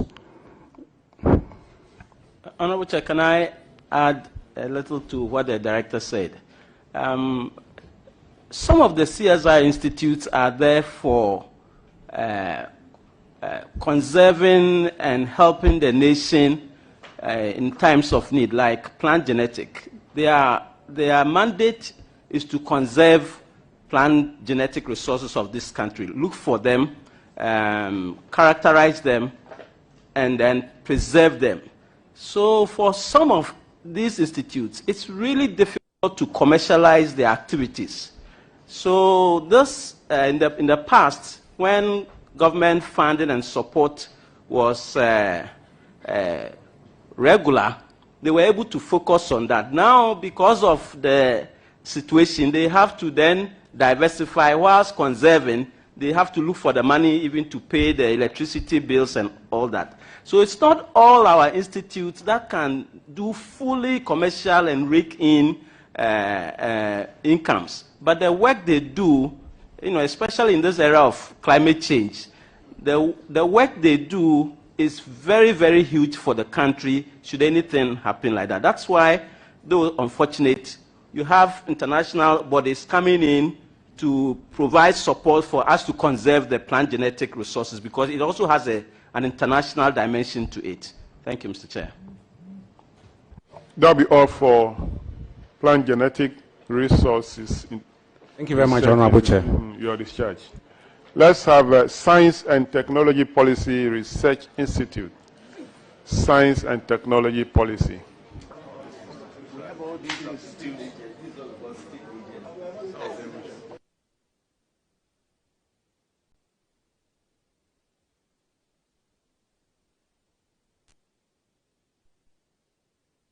Kindly introduce yourself to the committee. Good morning, Honorable Chairman and the members. My name is Wilhelmina Kwei, the Director of Science Technology Policy Research Institute, which is one of the 13 institutes under the CSIR. Thank you.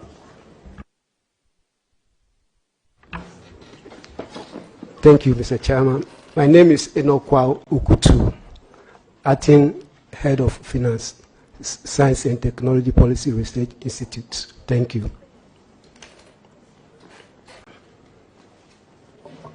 So we'll go to paragraph 2596, Honorable Adomako Kisi.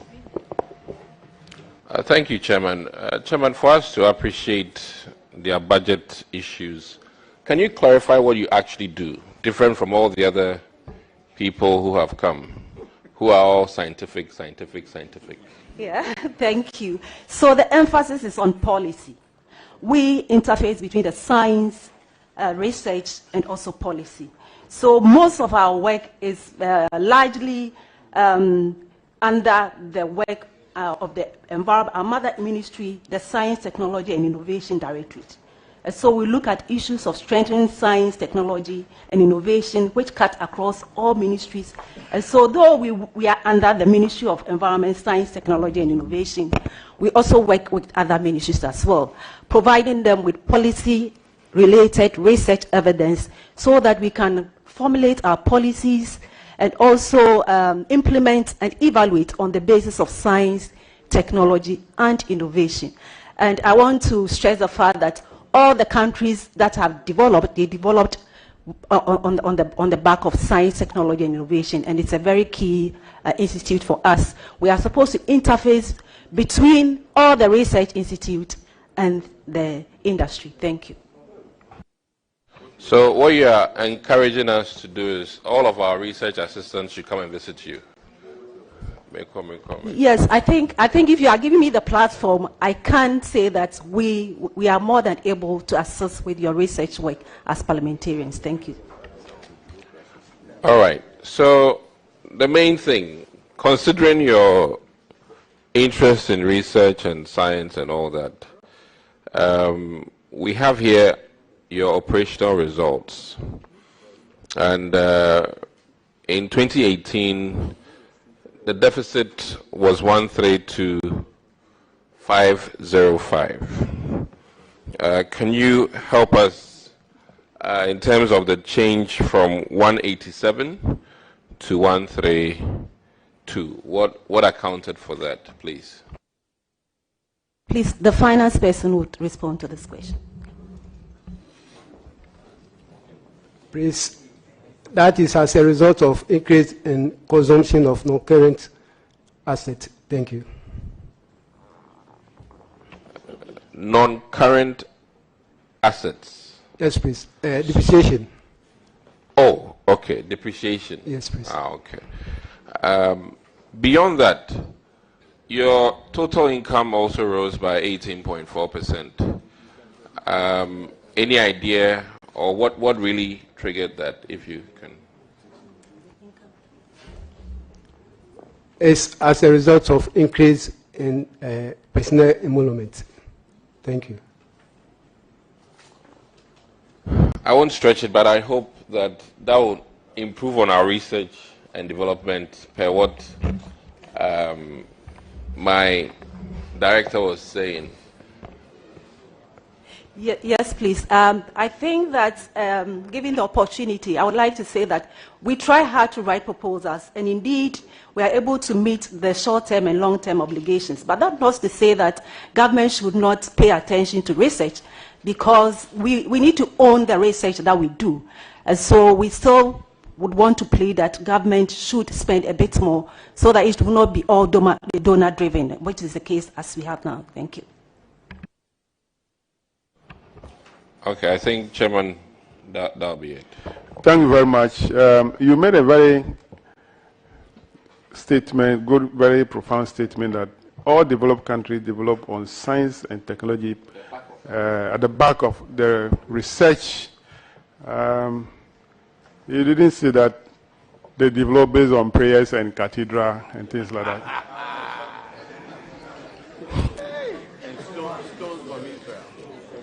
So we need to spend our resources on research. If we spend resources on research, we'll come out solutions to our problem. Not to go and gather and pray and go and import stone from India, Israel, and spend money to build cathedral. Thank you very much. You are discharged. Thank you. Chairman. Oh, no, not all.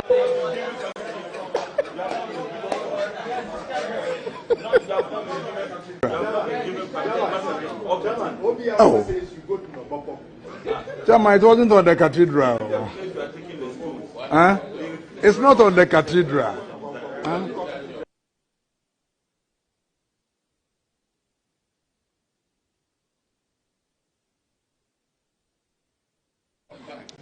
All right, let's have Soil Research Institute, Kwadaso.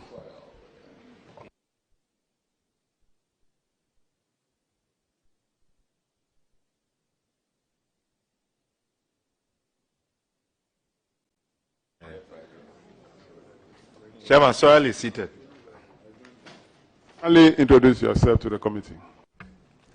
My name is Edward Yeboah, the director of CSIR Soil Research Institute, Kumasi. Yeah. Thank you, Mr. Chair. I'm Evelyn Uswajima, head of Finance Soil Research Institute. Thank you. Thank you. Paragraph 2605, Honorable Apak. Thank you, Chairman. Soil Research Institute. I am to comment on your operational results, but since this is also educational somewhat, can you briefly let us know your mandate? What is important about soil, and why should we research about it? Thank you very much, Honorable. The soil is the basis, the foundation of life. Without it, there's no life. And we came from the soil, and we go back to the soil. So you should also know this. But the soil actually provides the basis for food and nutrition in the country. With good soil, you have good health, and you have good livelihood of people. With poor soil, poor nutrition, and the health of the people is also affected. But generally, Soil Research Institute, we have the mandate to look at the soil resources of the country and use it for planning and also for environmental management. That is what we are mainly looking at. So we take good care of the soil. Thank you. So we all have an obligation to take good care of the soil. Now let's look at the details of your operational results. I see recurrent grants. There's been an improvement between 2017 and 2018, whilst others are complaining about research donor grants. Yours actually increased by 36% between 2017 and 2018. Internally generated funds went down slightly, marginally. But how do you generate funds internally? And my accountant would also complement with this. Currently, with the climate change issue, the soil is really a fundamental issue when it comes to climate change because of soil carbon sequestration and how we can also help address issues on the global warming. We have been working very well to attract external funding to support our operations, and it has improved. This year, 2023, we are at early stages of it, but there are a lot more MOUs that we are signing with international organizations with respect to research proposals, and we are quite optimistic it will improve and we will be able to meet our operational cost. Maybe I'll leave it for now and then. You know, I think that's sufficient. I'm looking at research and donor project expenses. There's been a substantial increase by 59% between 2017 and 2018. Can you briefly let us know what accounted for that? We have been working with the Modernizing Agriculture for Ghana project. So we were getting donor-supported project from that program. It was a Canadian-supported project. In addition to that, we have been working with Africa Rice and then the Savannah Agricultural Productivity Improvement Project. We worked very well with the SAPIP project, which was an African Development-supported program, and then the OCP Foundation from Morocco. They have been very supportive in terms of getting soil information to plan for national development, also to come out with the fertilization program in the country. So once we have the information on the soil resources there, updated information on the soil resources, we are able to digitize them and have it as soil maps and be able to plan to even have what we call size-specific fertilizer recommendation, not a blanket fertilizer recommendation. So that has really accounted for what you have observed, the donor inflows. Thank you. By and large, I think that your operational results look positive, although your comprehensive income dipped is still looking good. For your financial position, according to the auditors, your liquidity position is strong, indicating that you are capable of meeting your obligations in the short term. Mr. Chairman, I think that will be it for me. Thank you. Honorable Sam George. Thank you very much. Director, in your response, you made reference to inflows you got from a Canadian-funded project. What's the name of the project again?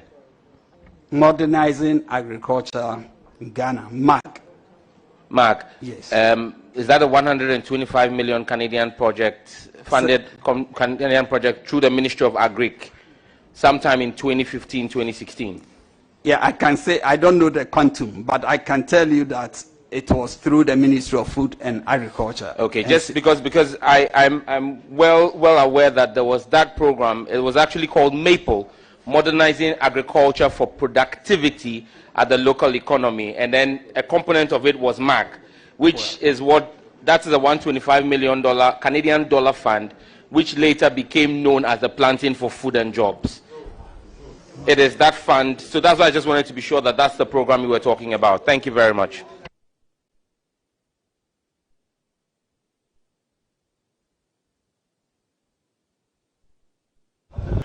All right, that'll be all for. No, there is one more question. Honorable Boatin Ajay. Thank you, Chairman. We have been educated by the director about the importance of soil, and therefore the research that we have to do with that resource is very, very important. So we give you resources, including vehicles. So in 2016,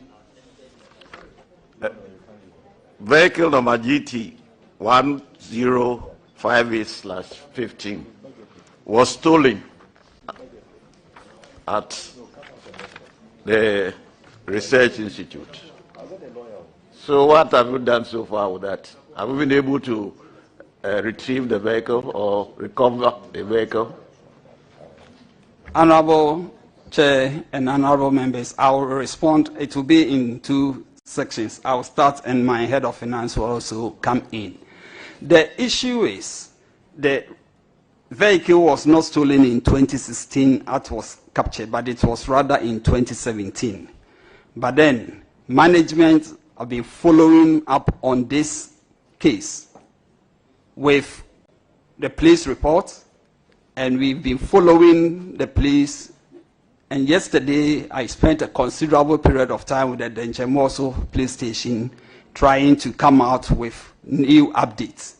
To date, the culprits have not been found. That one I can say. But the circumstantial evidence that were there, they picked it up and they went ahead to really interrogate one or two, some staff members. And they are currently on police inquiry bail. So as we move forward, just as the police release report this week, when the intelligence of the police have led to arrest of, I think, 12 suspected people who are a syndicated group that are snatching vehicles and causing murder in the country, the assurance is that, yes, with that approach, they've recovered about 20 vehicles, but there was no pickup in that vehicles that have been retrieved. So hopefully, with their intelligence gathering and the work that they've been doing, we are quite optimistic the culprit will be brought to book. So a little patience, we'll get there. Honorable members. Yeah, we would have patience, but the point is that this one, the circumstances are different. Because this one, you yourself, you look at the circumstantial evidence, and it involved some staff, a driver, an old driver who had left the service. And if you look at what the auditors have put down in the report, it points to some reasonable ground of some collusion and that kind of thing. So if you are waiting for this process to unearth who stole the vehicle, it will take a long time. Maybe you have to also help the police to be able to address the type of situation. Honorable members, we are doing that. We are in constant touch with the police with any information. And even management also did a bit of the investigation. And management report, we have really looked at it and still pursuing. So it's not a case that has been dropped. We are still pursuing it. Even at management level, we are gathering all the information that we are having, and we are working in collaboration with the police. So I will still plead with the House. We will get there. Yeah, the next thing is that the auditors found out that you had weak control systems at your place. In fact, they attributed the loss of this vehicle to the challenge that we have, that we don't have adequate security arrangements at your place. What have you done about those ones? I will ask my head of finance to also complement with this response. Yeah, thank you, Mr. Chair. With regard to the security system in the Institute, efficient internal controls have been put in place. Right now, especially for movement of vehicles and other assets, specifically vehicles, before you can even take out a vehicle, there's a condition that you need to even request for it. Then it will be approved by the director. Then even they take stock, even the security men, when you are coming to take over, they should take a stock. And also they are keeping a register for the vehicles all the time. They are monitoring. So right now we are trying as much as possible to put security system in place so that all these things will be okay. Thank you, sir. So the auditors, can you comment on these new arrangements they have put in place? Honorable Chair, the vehicle in question, they've not been able to apprehend those people who were involved in the stealing of the vehicle. And for the security issues, we are here to verify those things that have been put in place. Thank you. Okay. Chairman, for now, the vehicle, we have not been able to retrieve the vehicle, no prosecution. So the matter now is before you. Is it not Kumasi that the thing happened? It's Kumasi. If that vehicle entered the magazine, do you think that you can find it?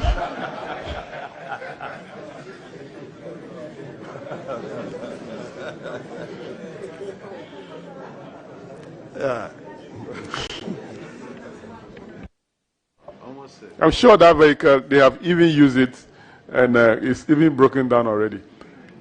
But you have to continue to make the efforts. Thank you, Honorable. Yes.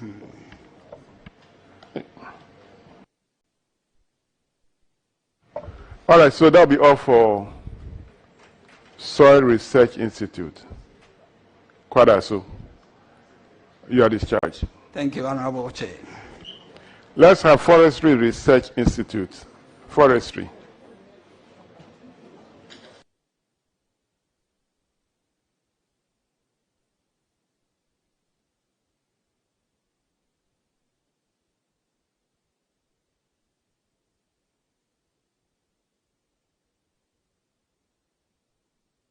Kindly introduce yourselves. Thank you, Honorable Chair.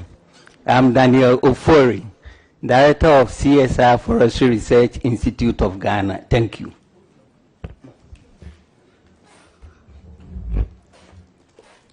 Honorable Chair, I'm Isaac Donko, Head of Finance, Forestry Research Institute of Ghana. Thank you very much. So we'll go straight to paragraph 2619. Honorable Sam George. Thank you very much, Chairman. Chairman, basically this has to do with their operational results and financial position. And basically just shows that in 2018, you ended the financial year with a deficit of 102,783 Ghana cedis, which was compared to a surplus the previous year of 167. Can you explain to us this 162.1% decline? What happened between 2017 and 2018 that you moved from surplus to a deficit? Thank you, Honorable Chair. For 2018, the donor funding went down. You know, we operate looking for funding to run the institute. So the donor funding went down. 2018 too, we had to undertake a lot of repairs and maintenance. Our internal road network was bad. We needed to fix them. We also needed to expand the precursor production facility so that we can produce more for the benefit of the people. Lots of our facilities, research facilities, were also old and we needed to fix them. So this is how this came about. It was investing to improve our output. Thank you. So, and I mean, this makes logical and perfect sense. It means that if we look at your 2019 and 2020 reports, eventually we will see a better performance on the basis of these investments that you have made. True or false? Yes, please. There's an improvement. Thank you. And Chairman, the financial position points to the fact that their liquidity ratio has also improved from 1.6 to 1 to 2.7 to 1. So you're in a good position to meet your obligations. Is that still your situation as we stand? Yes, please. Chairman, I have no further questions. Thank you very much. So where is your location in Ghana? We are located at Fumesa, near Kumasi. Okay. Yeah, thank you. And so the precursor syrup production, do you know?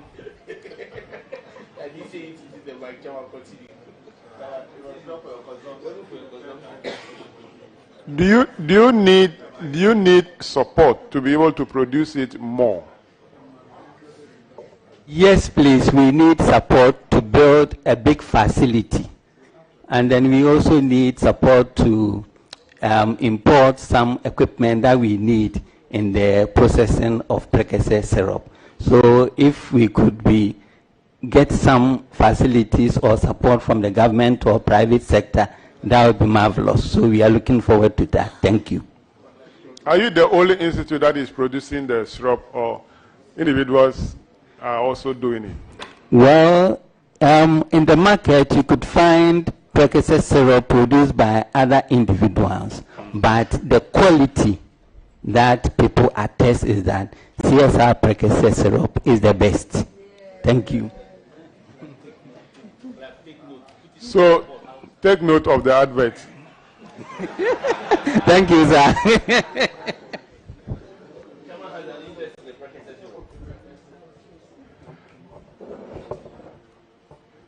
Thank you very much for coming. That will be all for you. You are discharged. Thank you, sir. Let's have Institute for Industrial Research.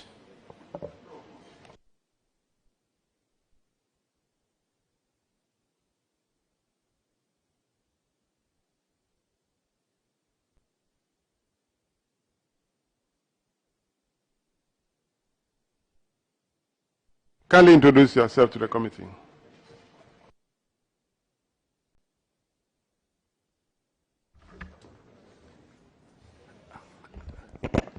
My name is Francis Boateng Ajenim, Director, CSIR, Institute of Industrial Research. Good morning, Honorable Chair. I am Fred Ayebi, Head of Finance, Industrial Research Institute.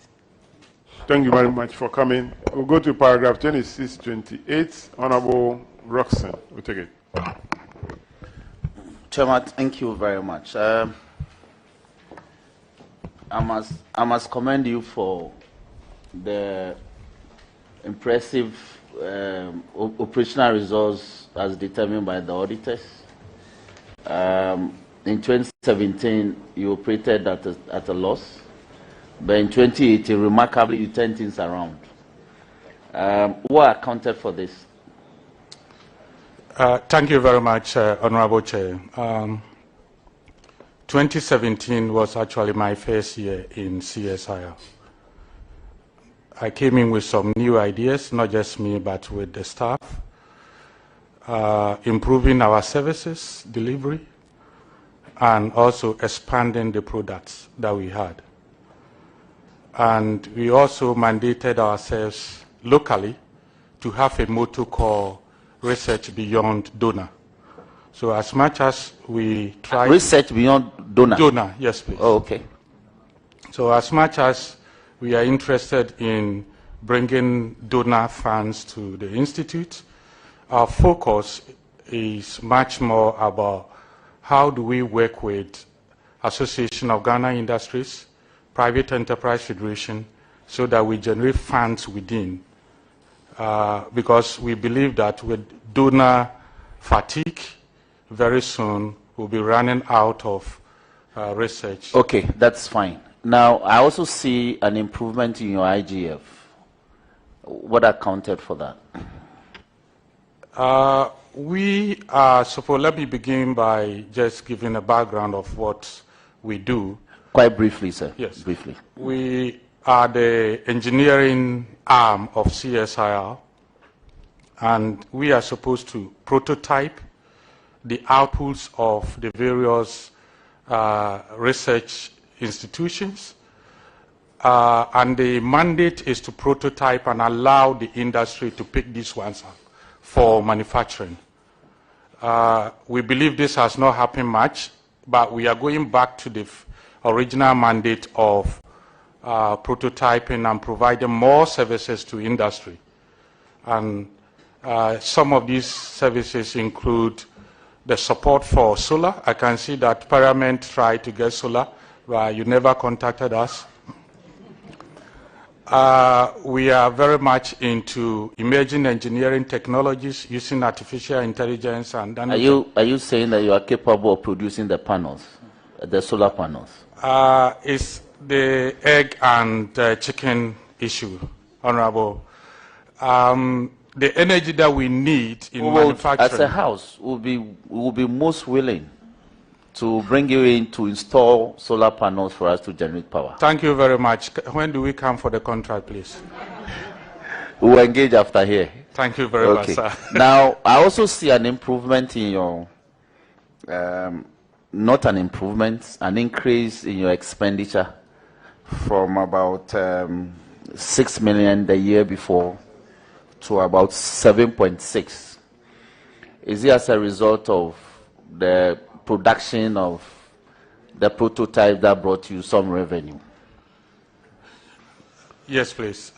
We've improved on the delivery of our services also in the area of repairs and maintenance of scientific equipment, and we are bringing in new technologies to support. So yes, it's a result of improvement in our services. Okay, so how can an MP benefit from some of the things you do for his people? Honorable Roxanne, I think you are asking me to brag small, and I'm going to do that. Thank you very much for the opportunity. It should be brief. My chairman, otherwise, I can appreciate that. We believe that we believe at CSIR and also in CSIR Institute of Industrial Research, we believe that we can change the country given the opportunity.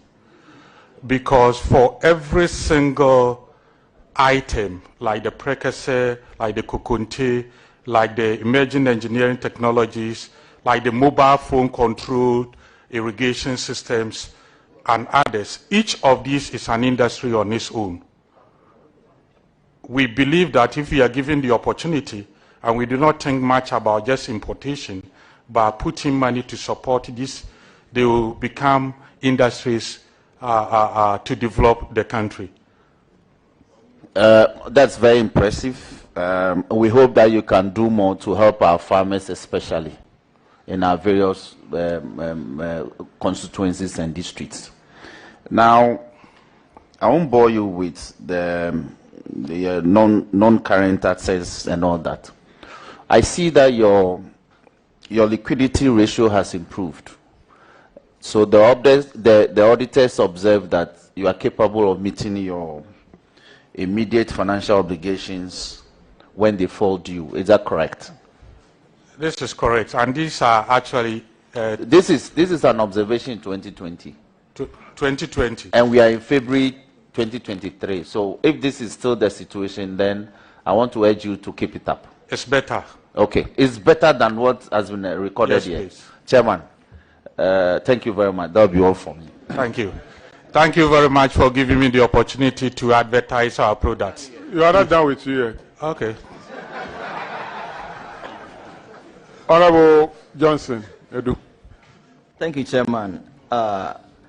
With your regards, with your linkage with our industries in the country, what efforts are you making to industrialize cassava in the country? Because currently, as we speak, all the pharmaceutical companies in the country, as well as the others, they all import starch from Thailand, from Malaysia, and all others. So what effort are you trying to help the industry to industrialize cassava to produce that? Honorable, I think these are in two parts. The first part is could better be answered by my other sister institutes in terms of the production of the cassava. The second part, machinery to support the extraction for high quality cassava. And coming from the engineering background, I will answer. I'll provide answer to the second part. The design and development of agricultural machinery to do the extraction. As I speak, I am very much aware that Food Research Institute has got a plant that was provided for by one of the donor agencies, but they would need something less than 1 million to get it to operations so as to get high quality cassava.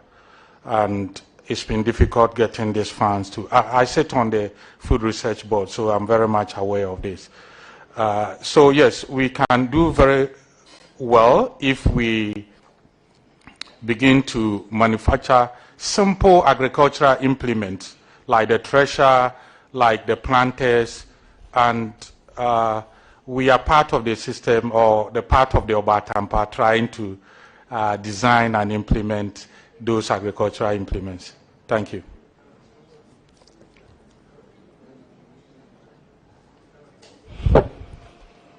Honorable Yusuf. Thank you, Chairman. Chairman, I want to find out from them as a research institute, what has been your role in this whole business of 1D, 1F? Thank you. Honorable, I believe this will be better answered by my Director General, but I'll try and answer what role we have played. And frankly speaking, we've not played. Is your Director General here? Yes, please. So if he's around, let him answer. Because he said he will be the one to give us the appropriate response. So let him answer. Yeah, thank you very much, Honorable Chair. Our role has been, I would say, modest. Our potential to play a big role is still under par, I would say. One of the things that we have been doing in the area of, what do you call it, agribusiness is what we earlier referred to as the MAG. We've been involved with the processing, training especially, and then with respect to helping farmers. Director General, I want specific role that you have played with respect to 1D, 1F. These are general issues that you are talking about. My question is specifically, what have you been able to do when it comes to 1D, 1F? Right. So that we don't spend time going around. I will open up to my directors, if anybody here, Dr. IIR, have you done any specific, because the institute are 13 and we are in different Honorable Yusuf, Honorable Yusuf, let's leave that question. Chairman, I ask because if you look at the concept of 1D, 1F, they listed some institutions that are supposed to play a role. And that is why I'm asking to know the role that they have played so far, because we are saying that a lot of successes have been chalked in this area. So I will be proud. Honorable, as a member of the Trade and Industry Committee, And as a deputy ranking member of Trade and Industry Committee, you know very well that they have not played any role. Chairman, you are managing disaster here, so. The next one is on unretired impress.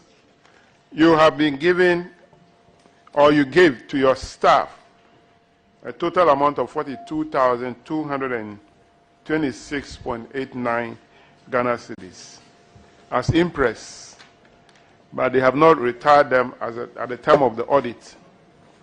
The auditors recommended that you should ensure that the impress given to the staff are accounted for and on time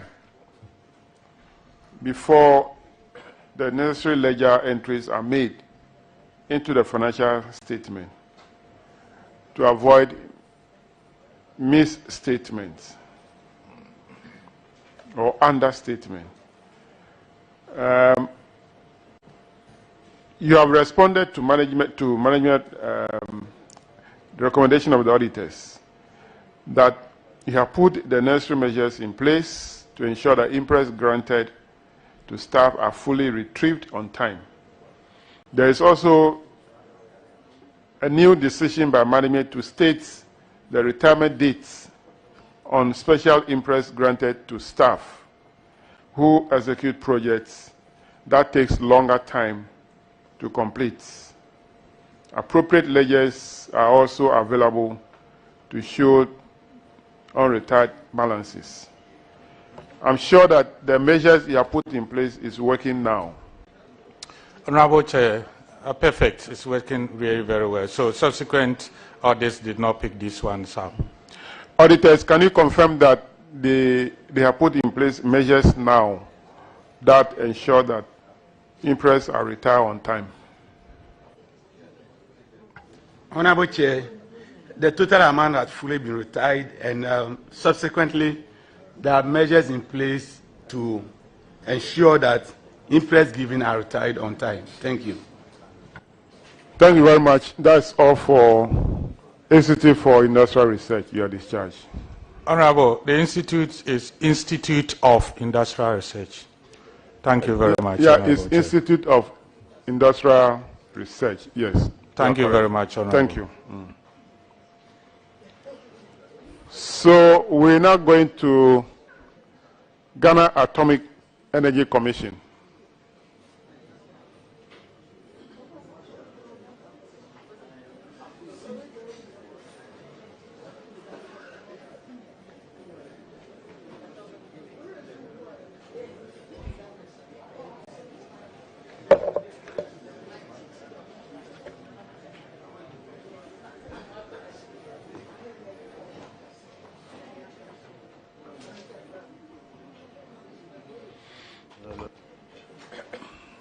Kindly introduce yourselves to the committee. Thank you very much, Honorable Chair members. I'm Samuel Boachi Dampari, Director General of Ghana Atomic Energy Commission. Thank you, Honorable Chair. My name is Francis Ndehu, the Director of Finance of Ghana Atomic Energy Commission. Thank you, Honorable Chair. My name is Eli Aniabu, Deputy Director of Finance, Ghana Atomic Energy Commission. Thank you, Chair. My name is Dixon Adomako, Deputy Director General of Ghana Atomic Energy Commission. Thank you, Honorable Chair. My name is William Kwejostrekuma, the Director of Administration.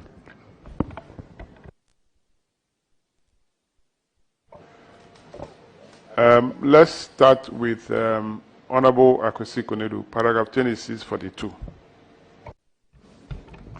Thank you very much, Mr. Chairman. Mr. Chairman, I will start with the operational results and be looking at the consolidated income and expenditure statement.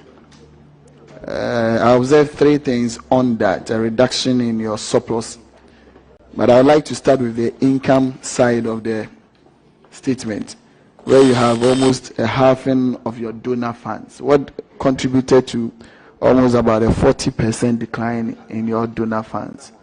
And what efforts are you trying to put in place so that at least if you are not able to increase it from the previous year of this reduction, you can keep the 8 million that we had in 2017? Mr. Chair, with your kind permission, I will ask the Director of Finance to take that question. Thank you, Honorable Chair. I think the reduction was as a result of a lot of donor projects was completed in the year under review. But we've been able to win a lot of donor projects in recent time. So the situation has improved. Okay, Mr. Chairman, before I go to the next one, what were some of these donor projects and its impact currently on our economy? Because if you had a lot of donor projects, if you at least can give one and the impact that that donor project is having currently on us, I'll be grateful. Thank you, Mr. Chairman. We had a donor from IEA, that's International Atomic Energy Commission, to change our core, accelerator core, in the year 2018.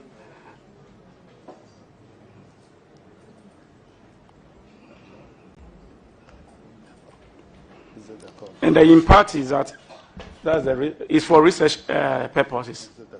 The core convention. Let me add to that. It's about the core convention, which we got support from, as you say, the IEA and then the US. So they help us. We had a research reactor. So we had a core and we had to change it from highly enriched uranium to low enriched uranium. So they supported the activity. So they brought in a lot of money to do that conversion. And the issue is that, you know, these terrorist issues, they get hold of that high-grade uranium thing, which you can use as a bomb. There's an issue. So we're changing all highly enriched uranium to low enriched uranium, but you can still use it for the research purpose because it's a research reactor. You can still use it for the research purpose. Thank you. And what are some of the components of your other revenue? Because that's shot up by almost about 40% also. What activities contribute to that? Thank you, Mr. Chairman. We receive an amount of 1 million from VRA in support of nuclear power. And we also receive an amount of 50,000 from GET Fund to support our graduate school. Once you are having all of these contributions towards nuclear power, may I ask, are we in any position to be able to benefit from all of these nuclear power in terms of energy production and generation to be used in the country? Thank you very much for the question. Yeah, nuclear power is very important when it comes to base load power generation or electricity. And we've done a lot as an institute. We have a whole institute, that's the Nuclear Power Institute, which is leading this project. Yes, we are in maybe 2030, we'll be able to construct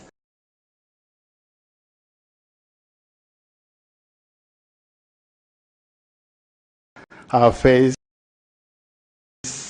nuclear power plant. We start with the construction. You know, it takes a long time. If you really want to introduce nuclear power into your energy mix, it's between 10 and 15 years. So we started the process. We are done with phase one activities. You know, this technology is very good and also dangerous. So what you have to take the necessary steps to be able to get it right. And IEA, International Atomic Energy Agency, has what it calls the milestone approach towards that. We have three approaches. Like when you are done with one, we move to the next, or that we are done with the phase one activities, where we submitted a program comprehensive report to cabinet. And based on that, the work that we've done, the government announced last year that Ghana is introducing nuclear power into our energy mix. We move to the phase two activities where we have identified the sites where we can construct the nuclear power plant, and we even have a backup site so they can get the first one and the second one.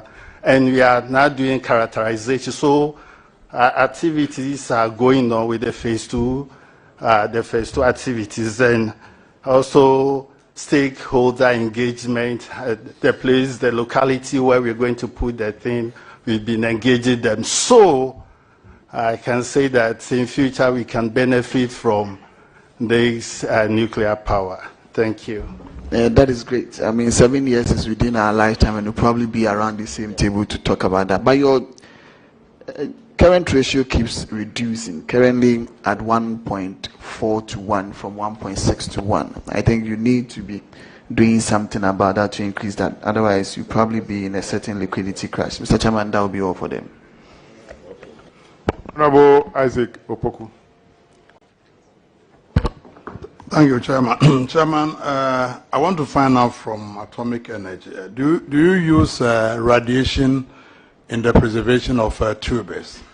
And if you do, what are the health consequences? Yes, please. We do. We have what we call gamma radiation facility. So when you radiate your sample, you try to extend the shelf life. It doesn't have any radiation effect on people. The only thing you are doing is that you are extending the shelf life so it can stay for a very long time. We have it, but currently the challenge that we're having is that the source has gone down, so you cannot use it to irradiate tubers. But with my proposal to put the source of what? You say you are irradiating the sample. So the source of radiation, what you need, that's the cobalt. You're using cobalt 60 to irradiate the sample. So we are saying that the source has gone down. So for now, you cannot use it. The cobalt that we are talking, it has a half-life, and it is decaying. So as you use it, then the half-life is going down. Yeah. So what we are doing, that is, I'm saying that we submitted a proposal to Food and Agriculture, and then through Mercy, that if we can establish some of these facilities in some areas in the country, maybe where we grow yams, maybe some in the northern, and then maybe go to central region where we have, I would say, vegetables and fruits and other things, and maybe other parts. We selected about 5 areas if we can have some of these facilities built there. Now, some are moving from even the cobalt source.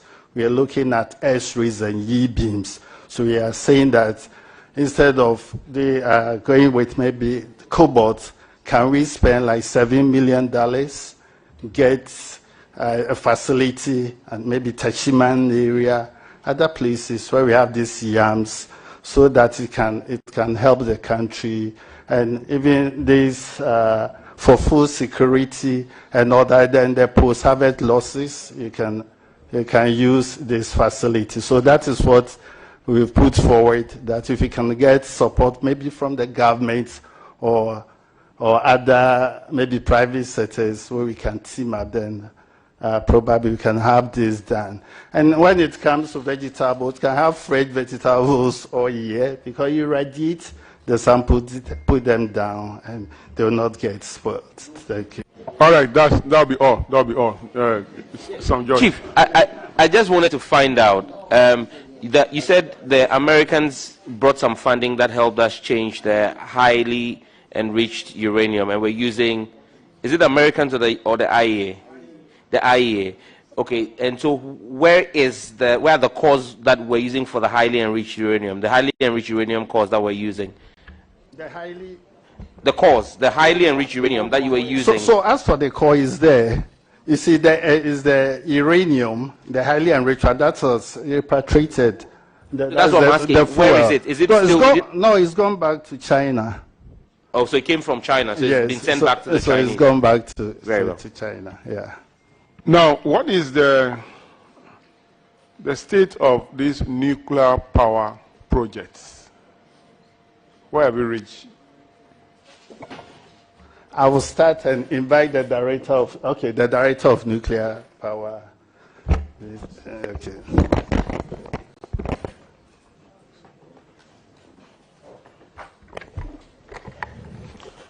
Shalom and good afternoon. My name is Seth Kofi Debra, the Director of the Nuclear Power Institute. Currently, the key institutions have been established. Currently, the key institutions that are supposed to undertake the project have been established. So you have the Nuclear Power Ghana, that's supposed to be the owner-operator under the Ministry of Energy, and you have the Nuclear Regulatory Authority, that will be the regulator for all radiation sources in Ghana, that's in NRA. And now you have the Ghana Nuclear Power Program Organization, together with its technical body, that's under the Nuclear Power Institute, under the Ghana Atomic Energy Commission. So the Ghana Nuclear Power Program Organization currently is being headed by the president. Formerly, it was under the Ministry of Energy, under the Ministry of the Deputy Minister of Power, but now it's been redesignated to the Office of the President. So currently, as the Director General said, we've already finished phase 1. We are in phase 2 now. That's more project-oriented or project-led. And by 2030, we should be operating a nuclear power plant in Ghana. All right, so you are the next to be called. So I will discharge the Ghana Atomic Energy Commission and then call the Nuclear Regulatory Authority to come. Thank you very much. Just something like that. Are you sure? No.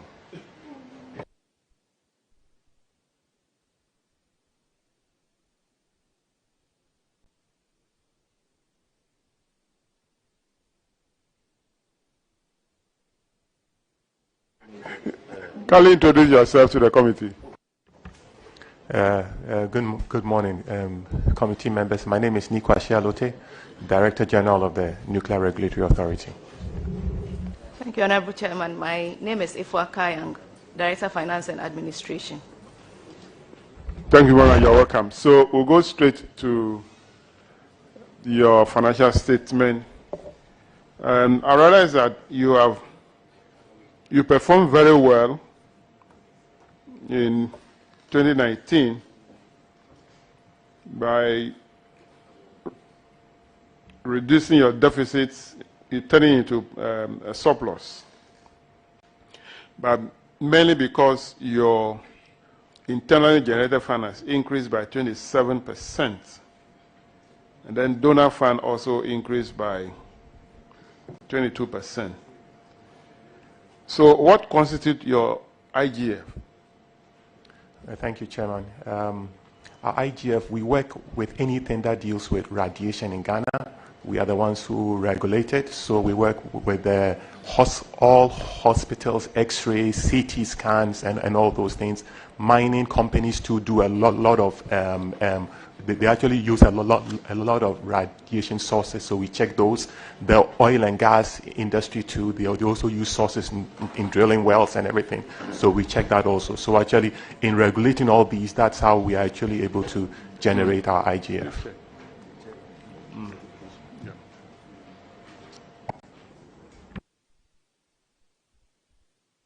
All right, so I'm sure that if you're able to raise about 2 million in 2019, now you should be ranging around 4 to 5 million.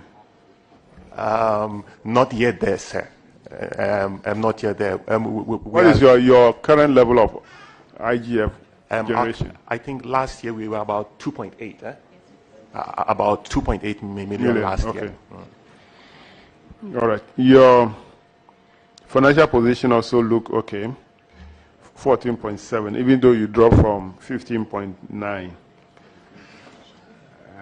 So we'll go to the management issue. Honorable Yusuf, paragraph 2659.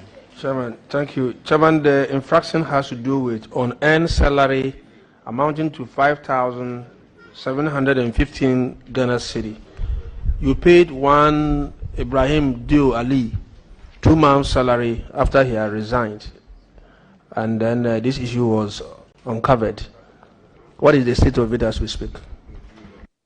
Okay, so thank you, Honorable. What do you call it?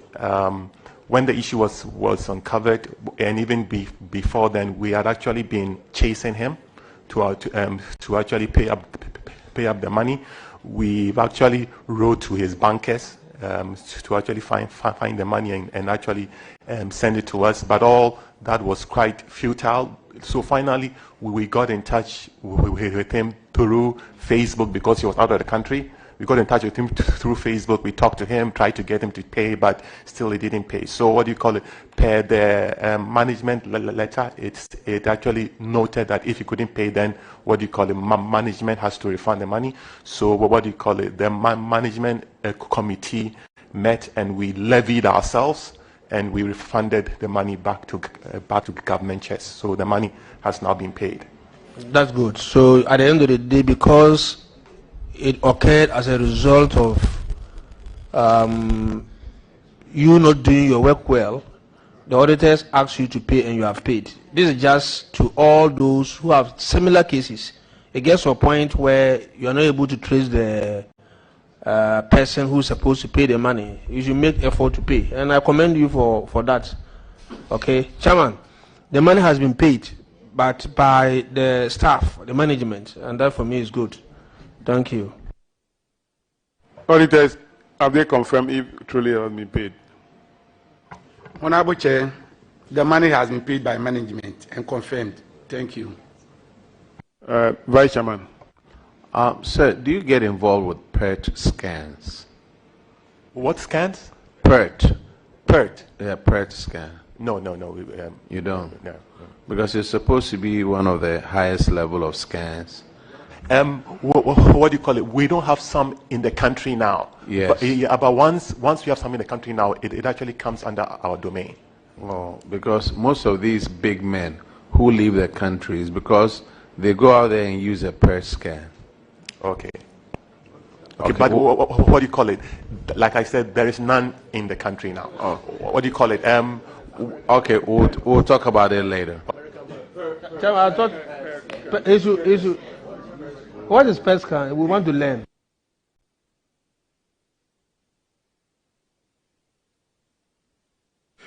All right, so that'll be all for the Nuclear Regulatory Authority. You are discharged. Now we have discharged Ministry of Environment, Science and Innovation. Let's now have Ministry of Local Government and Rural Development. Under that, we have the Institute of Local Government Studies. They should come forward. If we have National Population Council, they should also come forward. National Population Council, they should also come forward. And then Ghana is Commission. Ghana is Commission. Ghana is Commission.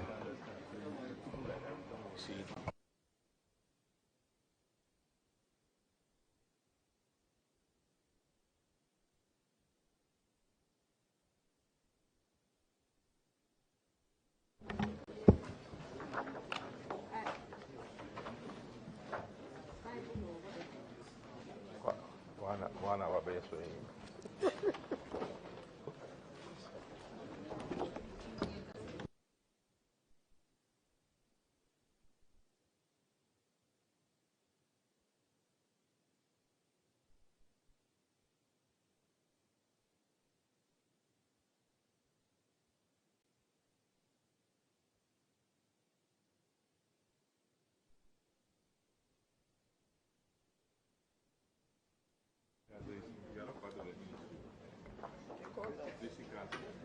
No, they call everybody.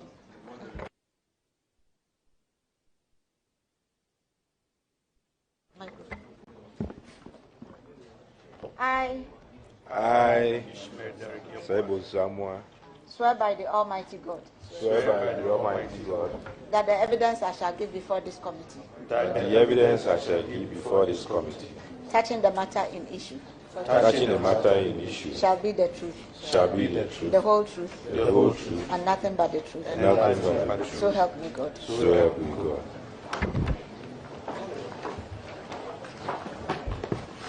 Thank you very much. Let's have Institute of Local Government Studies. And Honorable Deputy Minister, kindly introduce yourselves to the committee. Thank you very much, Mr. Chairman. My name is Obi Amwa, Osebunso Amwa. I'm a Deputy Minister in the Ministry of Local Government, Decentralization and Rural Development.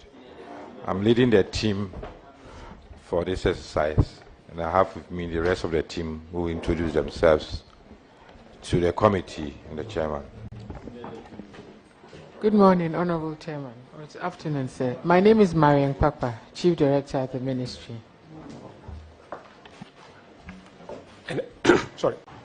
And I'm Nicholas Awachi, Director of the Institute of Local Government Studies.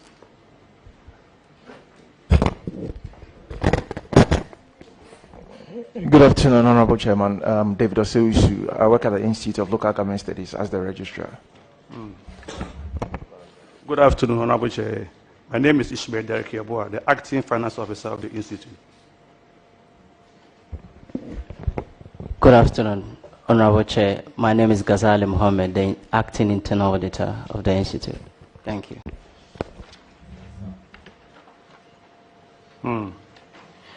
Thank you very much for coming. Honorable Deputy Minister, when we're doing the MDA reports, your ministry wrote that the time was not convenient. So that is still outstanding. Today we are looking at the public boss report, so we'll invite you for that one. Just a reminder. Very well, Mr. Chairman. Thank you. Yes, in fact, when you invited us, we were on a tour in the Ashanti region. So it coincided with our tour, and we asked for rescheduling. So we will come back as requested. Okay, thank you. So let's go to Institute of Local Government Studies, paragraph 2709. And Honorable Sophia. Thank you, Chairman. We move to paragraph 2709. And then 2710 says that the operational result on the table here stated that no, it's 2709. Okay. The 2710 states that the Institute operations for the year under review recorded that a surplus of 1,270,283 as against a surplus of 4,830,632 in 2017, representing a decrease of 73.7%. And the table here states that your collaboration, can you explain to the committee why your collaboration dropped from 2017 from 8,617,016 to 2,655,934? Can you explain to the committee why it dropped to that so drastically? Thank you very much. Honorable Chair, the collaboration dropped as a result of reduction in a number of activities. When we say collaboration, these are monies that we receive from donors, development partners, and other institutions that we submit proposals to and to get funding. And if you look at it, it dropped because a number of activities actually took place in 2017. They didn't happen again in 2018. And if we go back to 2016, there was a new Local Governance Act, which was passed. And that required a lot of sensitization and education, and other development partners were interested in it. So we had opportunity to do training to a number of organizations.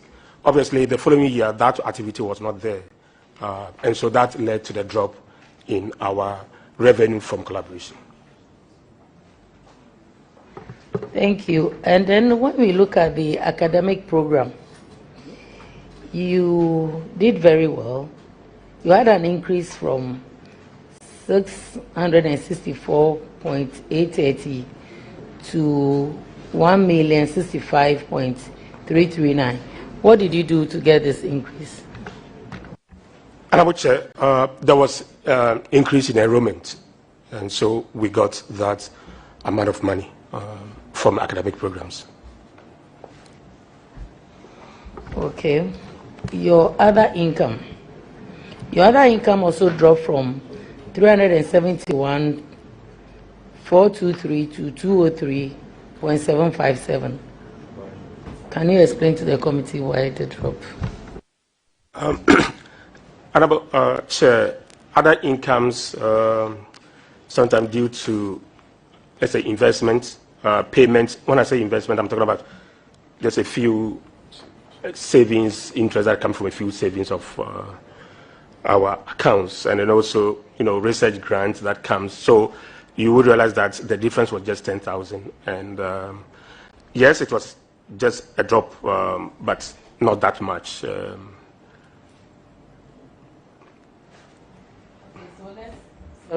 Let's move to the financial position.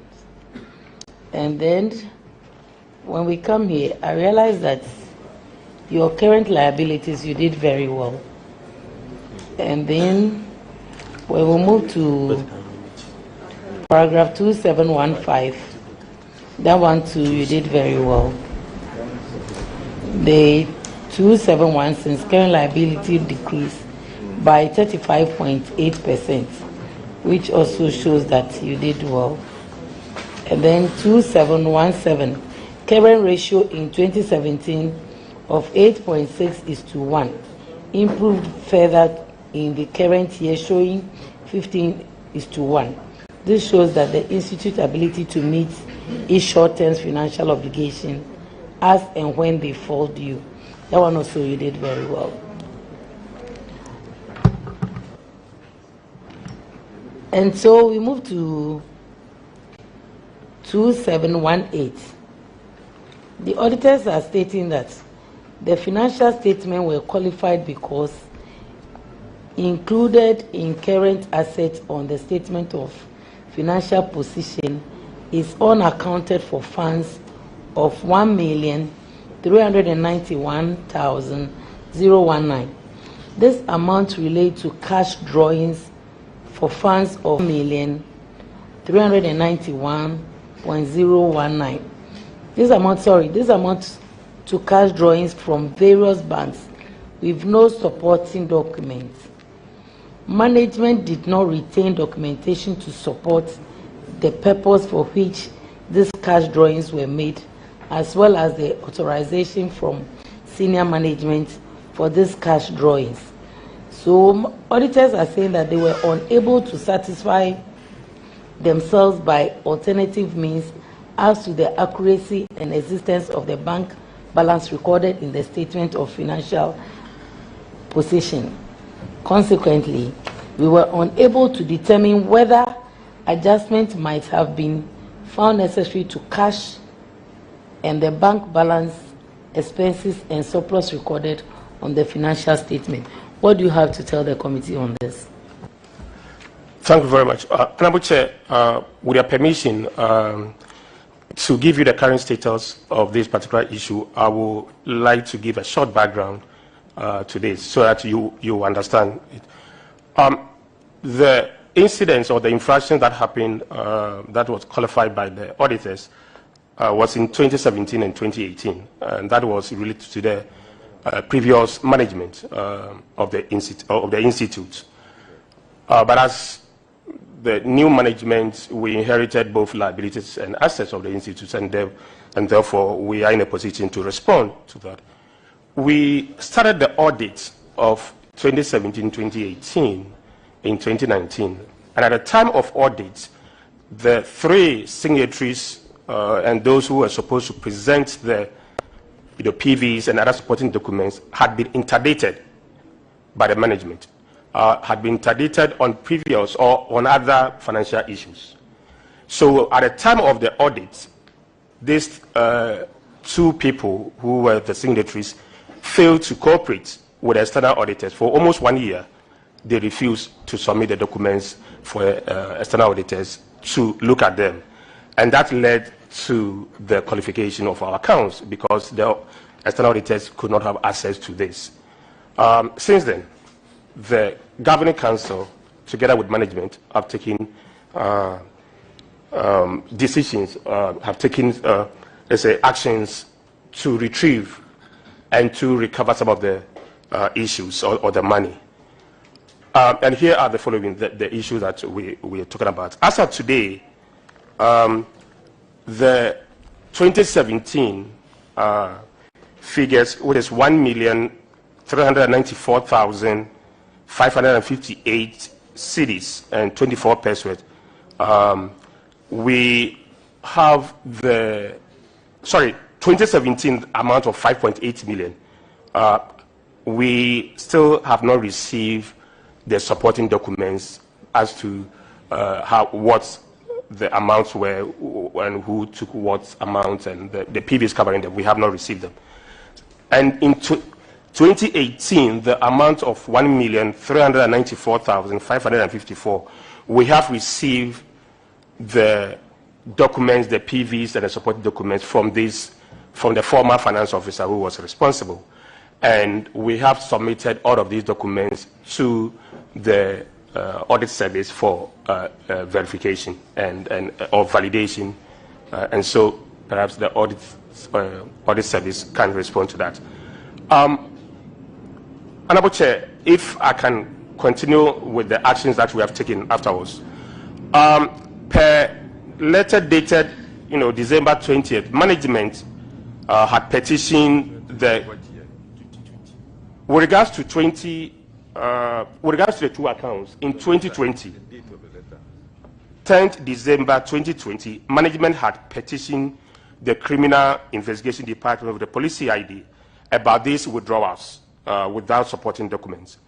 The police did the investigation and informed us that they had sent all the documents to the Attorney General's office for prosecution. We are also aware, or our attention has been drawn to a letter indicating that these people, the finance officers and those responsible, will be prosecuted. And so the process is ongoing.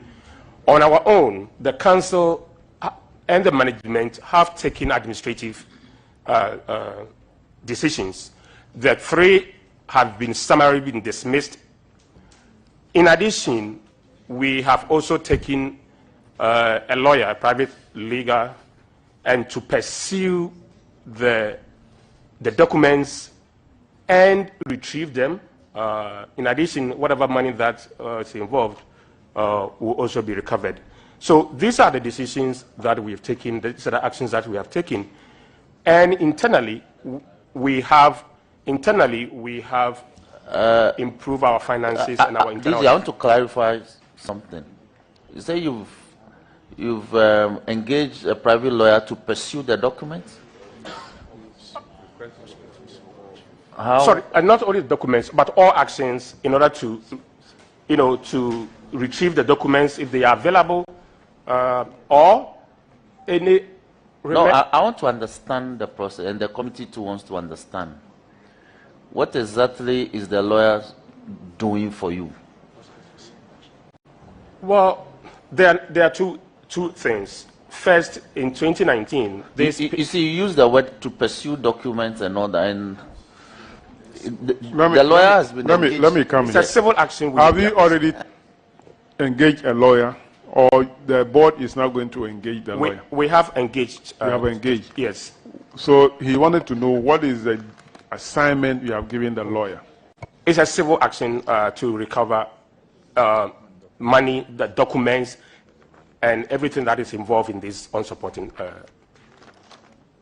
The accounts being qualified, everything that with regards to it, yes. Yes. So, in terms of internal processes, we have, since the new management took over, improved the internal weaknesses that led to an incident like that, that payments were made without supporting the documents.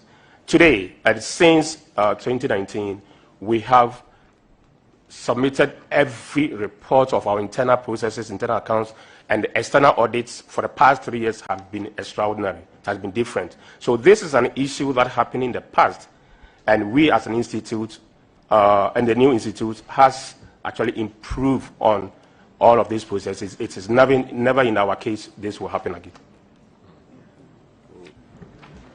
Since when did you take over?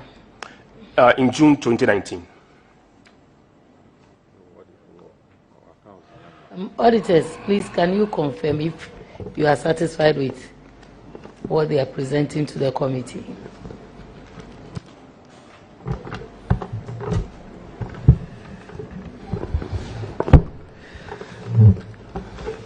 Mr. Chairman, if you look at the 2017 issue, it involved 5,808,690 cedis, 0.50 pesos. With that amount, the details that we have is that checks were just, written by the officers involved to go and pick money from the bank. There was no payment voucher raised. There was nothing. So that money needs to be recovered from those people. With the 2018 one, which involved 1,394,558. Mr. Chairman, they have, in fact, we have been provided with documents covering 1,152,480.13 that we are currently reviewing to authenticate the propriety of those documents. Thank you. So, documents that you have received, are they PVs or just documents in the form of receipts or whatever? Mr. Chairman, they are documents. They are receipts. Some of them are covered by PVs. We have VAT invoices and the rest. But as I mentioned, we are now going through to see. To review it. So you have to go and review it and see if they are satisfactory, they serve their purpose. Because I don't understand why you go and audit, and then for checks that have been written, up to 59 checks written and cash at the bank, and all of them were written, were cash check, withdrawn by one Adinan Sedu. I'm sure that is the accountant. The checks were issued in the, is that the accountant? Yes, Mr. Chair. So he go to the bank and withdraw all these checks, and no PVs have been raised to explain the purpose of those withdrawals. And so you were there, no PVs were given to you to vouch. I think that this man should be picked. It should be picked by the police. It should be picked by the police. Now, if the Attorney General's office is now preparing to take them to court, this committee is recommending that it should be picked immediately. Yes. 5.8 million. Then another 1.3 million. Yes, ranking. I want to know whether the accountant, who were the other signatories to those checks? Honorable Chair, there are two signatories. The director, the former director, who is Dr. Darmani, and Adnan Seidu, the finance officer, for the year 2017. for the year 2018. And for the year 2017 is Dr. now Professor Dassin and the same finance officer, Mr. Seidu Adman. I suspect that they should also answer questions. Thank you. Chairman, but for the sake of time, there's a consistent withdrawal of monies in this matter. Dates clearly provided. So even the internal auditor, for me, ought to answer questions. Internal auditor. Because it started from the 9th of February to the 13th of December. Or in 2018. 1 year, consistently. And the internal auditor says he is not aware. The man is able to withdraw as much as 200,000 cash. How? In 1 day.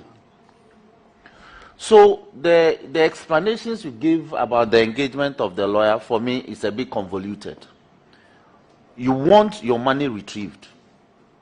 So tell the lawyer to proceed in a liquidated claim against the person. They don't go looking for documents because you want your money back. So the action should simply be in a liquidated claim against the man. And you must begin to look for his property so they can preserve them against the outcome of the action. Otherwise, you will dissipate it before you become victorious. If you do that, you become brutal foolmen. You have judgment, but it's an empty judgment. So please, no. You look, a public officer cannot consistently withdraw cash across the counter and pocket. We don't have to tolerate that. We don't have to tolerate that at all. So please proceed in liquidate. Forget about the documents. Give strict instructions to the lawyer to action in liquidated claims, straightforward. And whilst he's doing that, he should be looking for property to preserve, so that when he's successful, he can levy execution against them. Honorable Chairman, as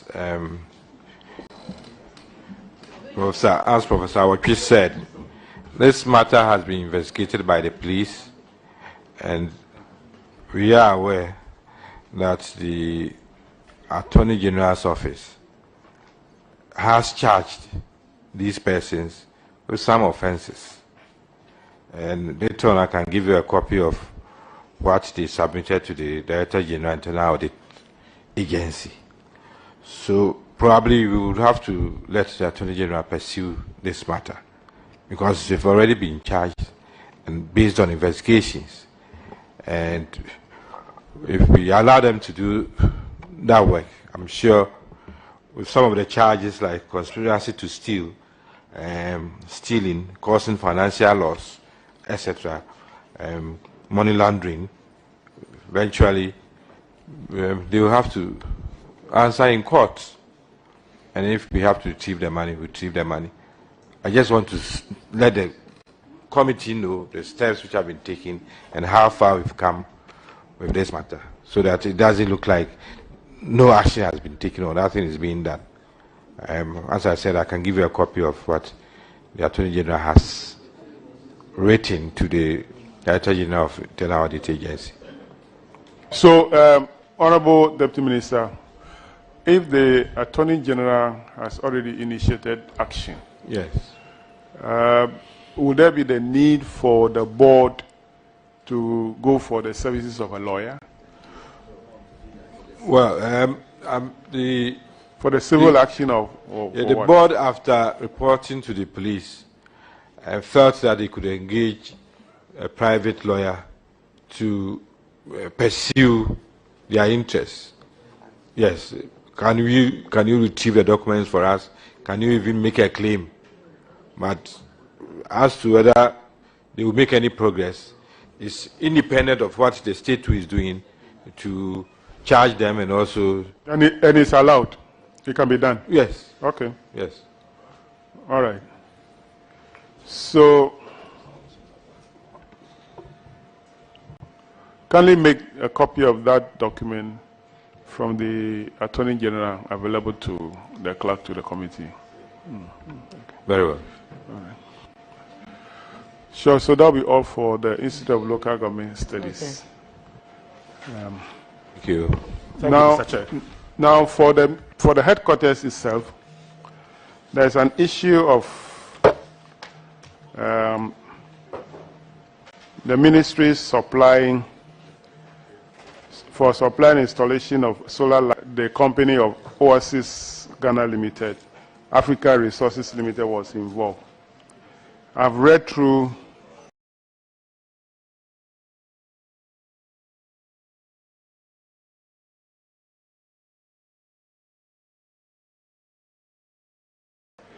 the process. Honorable Minister. Thank you, Honorable Chairman. Yes, as you said, this has been a long-standing issue since 2015, 2016.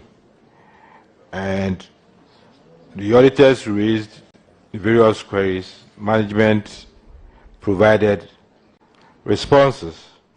But if you look at the audit report, the auditors are saying that they are still not satisfied with the responses and that such persons should be sanctioned. Unfortunately, there are no more in the ministry. Some have retired, some have been transferred. And probably the next step will be to refer this matter to the Attorney General for the Attorney General to advise and also to take the next steps. That will end the matter, because as far as the audit service is concerned, the Auditor General is concerned, they are not satisfied with the responses given regarding the breach of the Procurement Act, and that they should be sanctioned.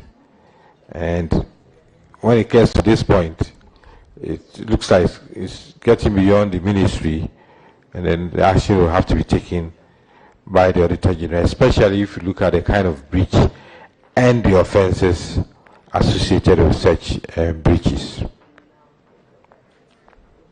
The responses given by the ministry includes or says that the ministry applied to PPA for restrictive tendering, approval for restrictive tendering. Yes.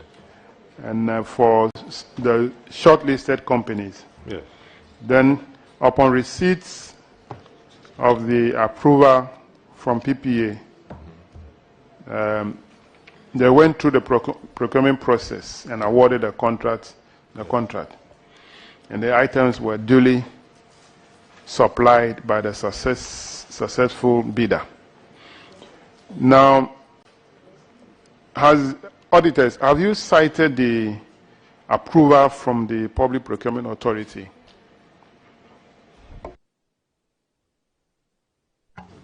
Honorable Chair, no such document has been given to us. Thank you. Auditors, Ministry, do you have those approval from the PPA?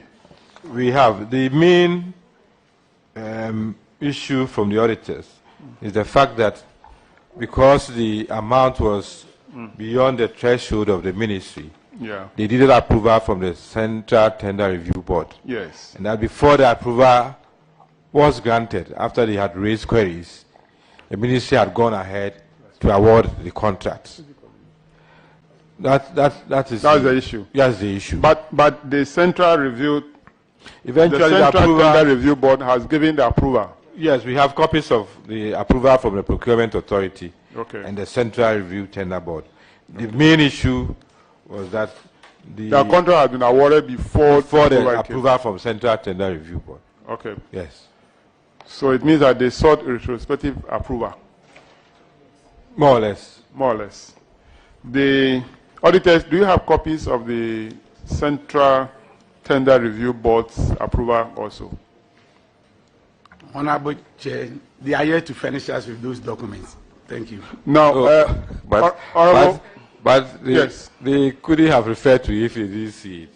Okay. It's been referred in the audit report that you got approval after you had awarded the contract. Yeah, but these are a new set of officers. Yeah, Those they are new set of officers, officers. Okay. So we have copies of the documents. So, That one will give them. give the copies of that to the auditors. Then, Yes, auditors, do your review and give us your findings. But let's also have copies. No, let's finish. As a committee. Yes. Okay, Honorable Chairman will do that. Okay, Ranking.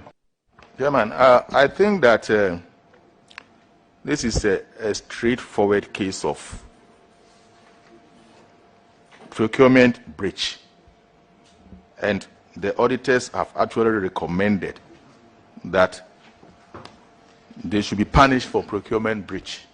So I think that in keeping with our tradition and our decision, we should do same.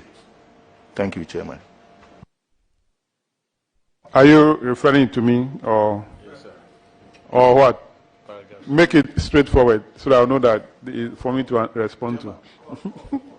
Saying is that we have agreed or adopted since about 3 months ago that when we have a procurement breach, we don't even inquire into it. Like we just referred Gapuha about 3 days ago, we referred Maritime 3 days ago. This is even more convoluted and more serious. So we should just, like you said, we don't have time to be going to court, and so I think that we should do the same. I'm referring to you, Chairman.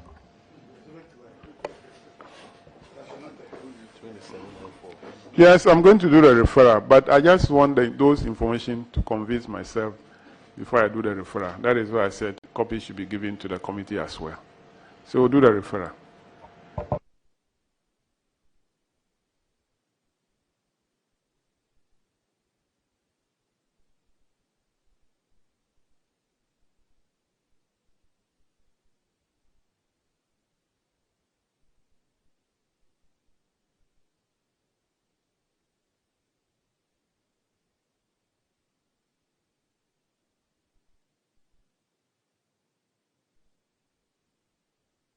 So let's have copies of that. I'll do the referral. No problem about that.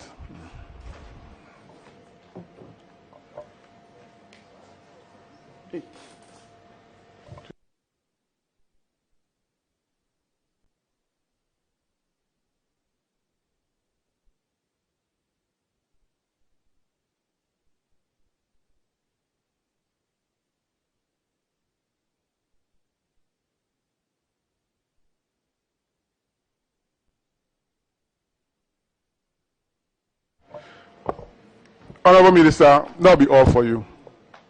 Thank you very much. Kindly make the documents available to us. Thank you very much, Honorable Chairman. You are discharged. Thank you. Let's have National Population Council. Which one?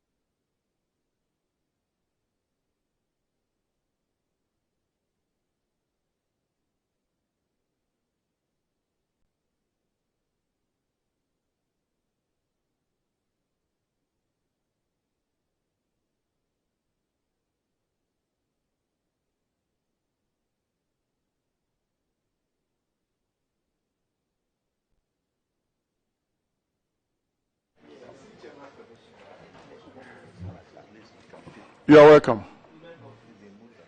Thank you, Mr. Chair. Kindly introduce yourselves.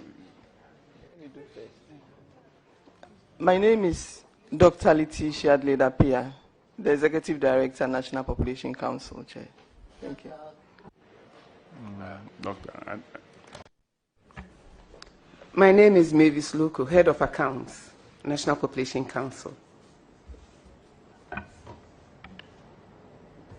My name is Letitia. Pull it. My name is Letitia Maupomo Adeto, Head of Administration and Human Resource, National Population Council. You're welcome. So, thank you, sir. We'll just go straight to paragraph 2729, Honorable Apak. Thank you, Chairman. National Population Council, welcome. As colleagues have indicated, Women Caucus. Yes, I see that you look alike. Honorable Sufaya says Doc is her sister, and she's insisting that I announce it. Welcome. Thank you. Chairman, we are looking at the operational results.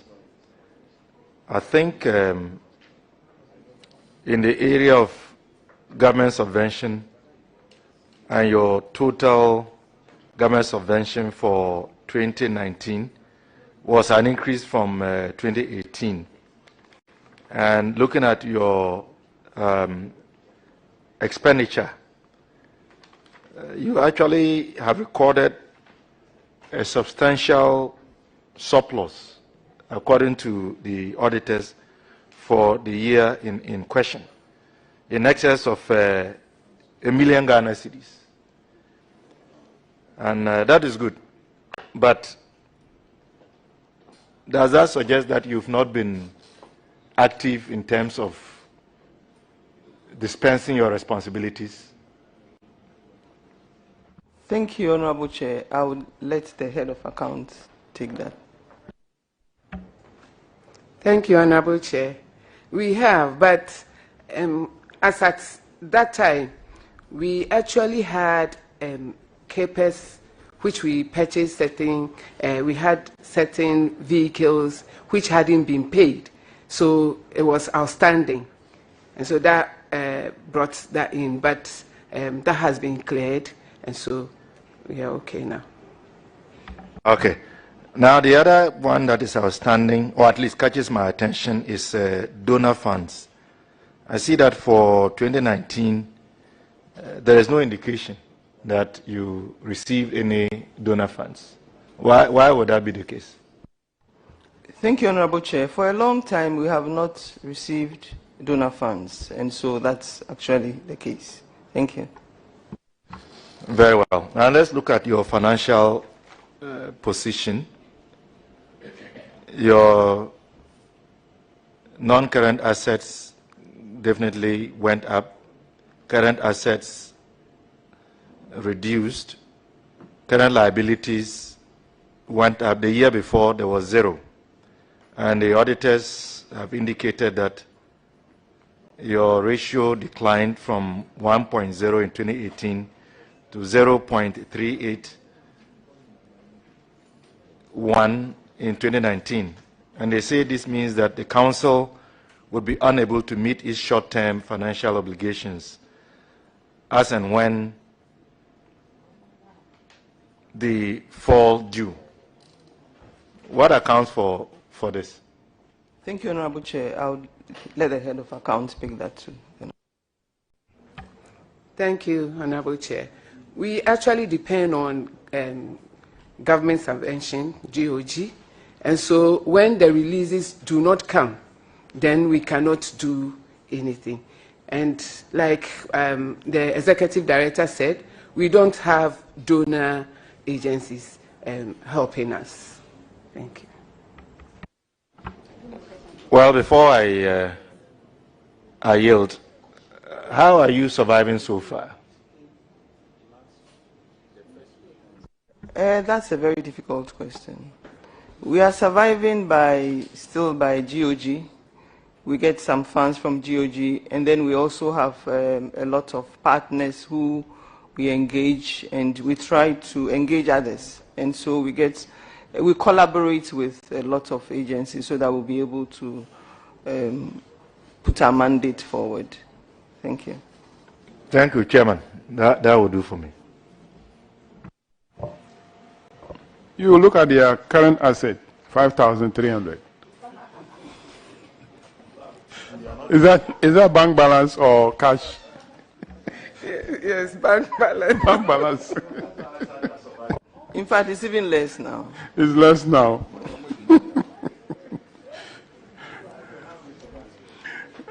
All right, so let's go to the management issues. Paragraph 2735. Honorable Queenster. Thank you, Chairman. Abandoned vehicle, yeah. The auditors realized on the council's pool of vehicles that Hyundai Sonata Saloon with a registration number JS 861610 had an accident on 20th April 2018 and has since been parked and abandoned at Elfast Motors, a private garage, for over 1 year now. Yeah, and the decision was that the neglect of management, the neglect of managing the vehicle caused the anomaly. It's been asked that management should follow up on the abandoned vehicle, otherwise it will deteriorate them more. What have you done about it? Thank you, Honorable Chair. We have taken steps to, we have retrieved it and taken steps to auction it because it's really damaged during the accident. So we are taking steps to auction it. Thank you. When did you retrieve? We retrieved it last year, somewhere last year. 2021. No, 2021. This is 2021. Yeah. You are still not auctioned it? We are in the process of auctioning it. We actually auctioned some vehicles, and we're having this as supplementary in auctioning. So it will be done. For 2 years. Anyway, auditors, what do you have to say about it? Honorable Chair, we cited a letter to the Chief of Staff because they are under Chief of Staff for approval to auction. So they are yet to receive response from Chief of Staff. Thank you.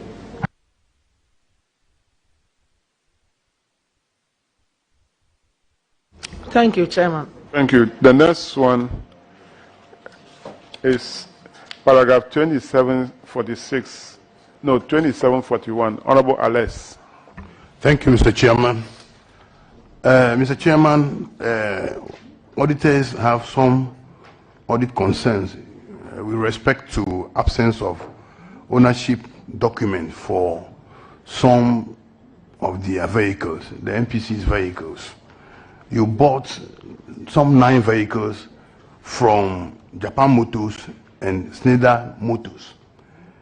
And the auditor's review showed that you still have the documents in the name of the supplier of these vehicles.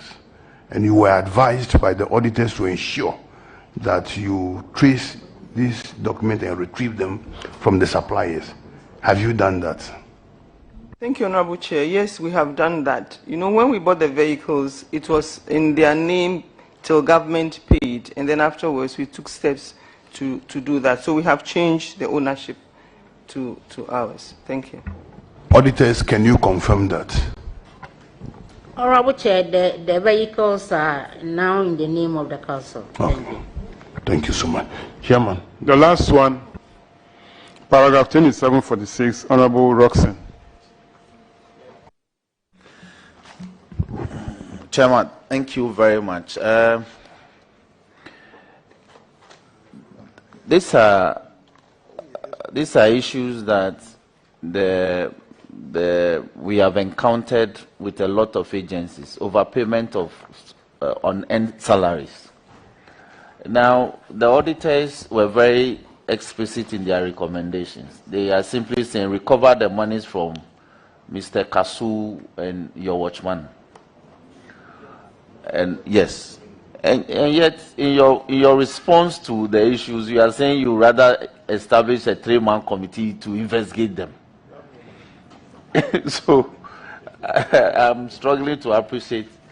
Have you recovered the money in February 2023? Honorable Chair, thank you so much. Yes, we have recovered the money. We have recovered fully from Francis Kasu, from George Yawusu. It's left with 1,520 to be deducted.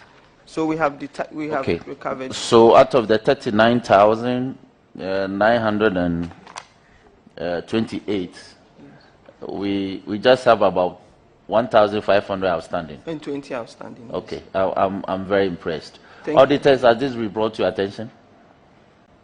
Honorable Chair, yes, the controller payroll, we inspected them for the 2 corporates, and we realized that they have only just 1,520.40 to pay. Thank you. Okay. Now let me encourage you that going forward, let's try and avoid some of these leakages. They are completely avoidable. So you don't lose valuable money, because you lose the value of the money with time. What this money could have done for you in 2019, you can't do so now. Chairman, that will be all for. Thank you very much. I want to thank you, National Population Council, for coming. You are discharged. Thank you, Chair. Let's have Ghana AIDS Commission.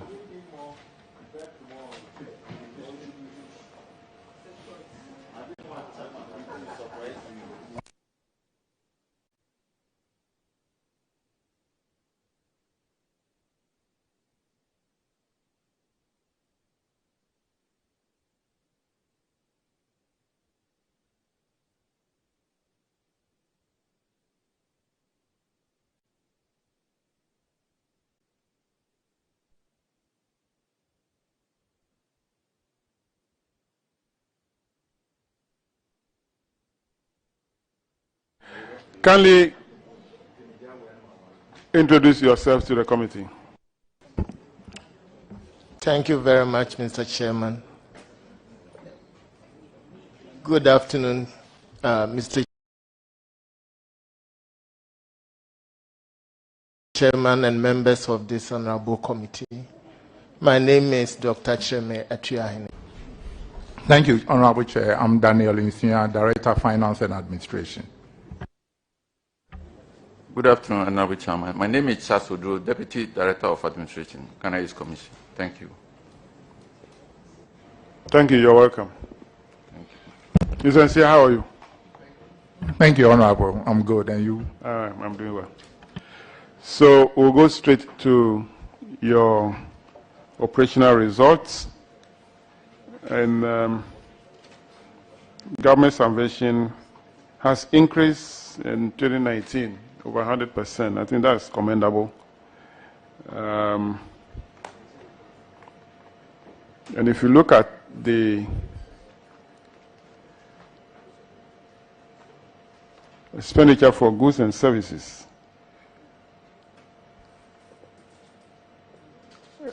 that one has dropped, but you realize that there was an over expenditure or deficit in 2018. So I'm sure that resulted in the lower figure for goods and services in 2019. So you have turned the surplus in deficit into surplus in 2019. What is the situation like currently? Is government subvention coming for your operations? Thank you, Mr. Chairman. I would like to turn the question to the Finance Director to answer. Thank you. With your permission. Thank you very much, Mr. Chair. For your question, currently it is not the best. Our budget for 2022 was 14 million and we received less than 3 million. So currently it is not the best. And I don't even, for the first quarter, our last release for the fourth quarter, which was about 1 million, we received 300. So it makes it difficult to run the office. Thank you. So the 40 million budget for 2022 was actually for item 1 and 2, basically. Thank you very much. The 14 million was for, yes, item 1 and 2. No, it's for only item 2. Only item 2. Goods and service, yeah. Goods and service, because that is the core of our mandate. Of your mandate. Exactly. So now that you are receiving less, were you able to provide the drugs for the patients? Thank you very much. For these are subvention given to us for operating other activities, the administrative part of it. The drugs goes to Ministry of Finance. So it's finance that Ministry of Health. So Ministry of Health provide money for the drugs? They purchase the drugs and give us the, they then give us through stores. Okay. To the various hospitals. Okay, they pay for that one. Exactly. Yeah. So this goods and services figure here is for your operation? For our operations. For okay. As a coordinating body. Thank you. But you were able to receive 3 million out of the 14 in 2022, but you survived. It means that the 14 you asked for, you didn't actually need it. Thank you very much, Honorable. I'm sure previous year, we received our last quarter money in December. So that balance was available for us to operate up to June. Apparently, if you look at our projection, we need about 747 per quarter to operate. But we had about 7 million to operate up to June. Then after June, that was when the money started dripping in bits. And if you accumulate all, it's less than 3 million. Thank you. All right, thank you. So let's move on to the management issues. Paragraph 2760, Honorable Sam George. Thank you very much, Chairman. Once again, may you live long. Chairman, the Ghana AIDS Commission has issues with fund disbursement that was not accounted for, totaling almost 473,000. These were payments not supported or payments without memos. How did we find ourselves here? Where, for example, 13 DVs were issued for a local consultancy to a tune of about 365,000. What's going on with these payments?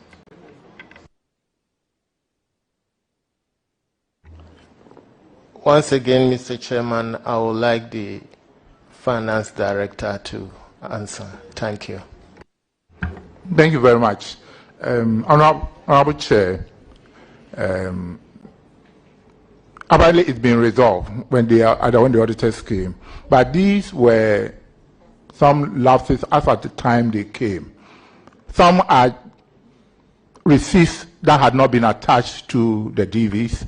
Some of them were, especially if you take the project support, there are funds that we transfer to our regional level, and some that we do the transfer and they have not acknowledged receipts, because we do transfer, not checks. And because they are in the regions, until they come around, before they can come and sign the DV or provide a receipt for those items. But it's been resolved. It's been resolved after the external auditors came around. Thank you. Yes, but you haven't addressed the issue of local consultancy. What local consultancy did you do? Because that alone accounts for almost 80% of the total amount. That local consultancy was also for someone in the regions. How did you do a local consultancy and pay and didn't have signed documentation to back it up? Thank you very much, Honorable Chair. Our local consultants are basically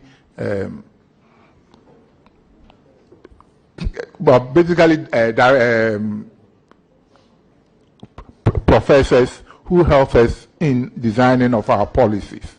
When we have several policies we develop for the institution. The issue is we have not been able to have them. We have pre-qualified them in our procurement. So when the policy issue comes up, we make them up. We call on them to enable us to do that. So it is several of the local consultants to develop policies for us. What you're saying, I mean, that you call a professor to come and deal with a policy issue. He comes, he delivers on the policy issue, but you forget to make him sign the requisite documentation. Your engagement doesn't have any documentation that goes with it. Actually, Mr. Chairman, we keep documents on all transactions that we carry out, including local consultancies. In this particular case, there was misfiling, and at the time of the audit, those documents could not be found in the right or correct files, and so we had to, retrieve those files, and that has been resolved since. So every document, every consultant signs, we sign contract, and then when they are paid, they also give us receipts for the monies received. And so we operate based on the standard practice in accounting. Thank you, Mr. Chairman. DG, just respectfully, this wasn't one case. This was 13 cases. So this wasn't a one-off where you would say the files were kept. 13 cases. So you didn't keep the file on 13 different consultancies? Because we sat here this week and saw someone honestly admit to us that they did similar but didn't have documentation. And so after the audit, they asked the people to come and regularize the document and backdated them. Because in the report here, management responded that you agreed that you had not taken the right steps, reference generating the right documents and contract agreements. That's what management's response here is in paragraph 2765. So if you're saying it is documents that were misfiled, you said you responded and agreed with all the recommendations and said you will ensure that all the outstanding supporting documents will be made available for external audit inspection. So you didn't find the documents during the 30-day window that you had during the audit?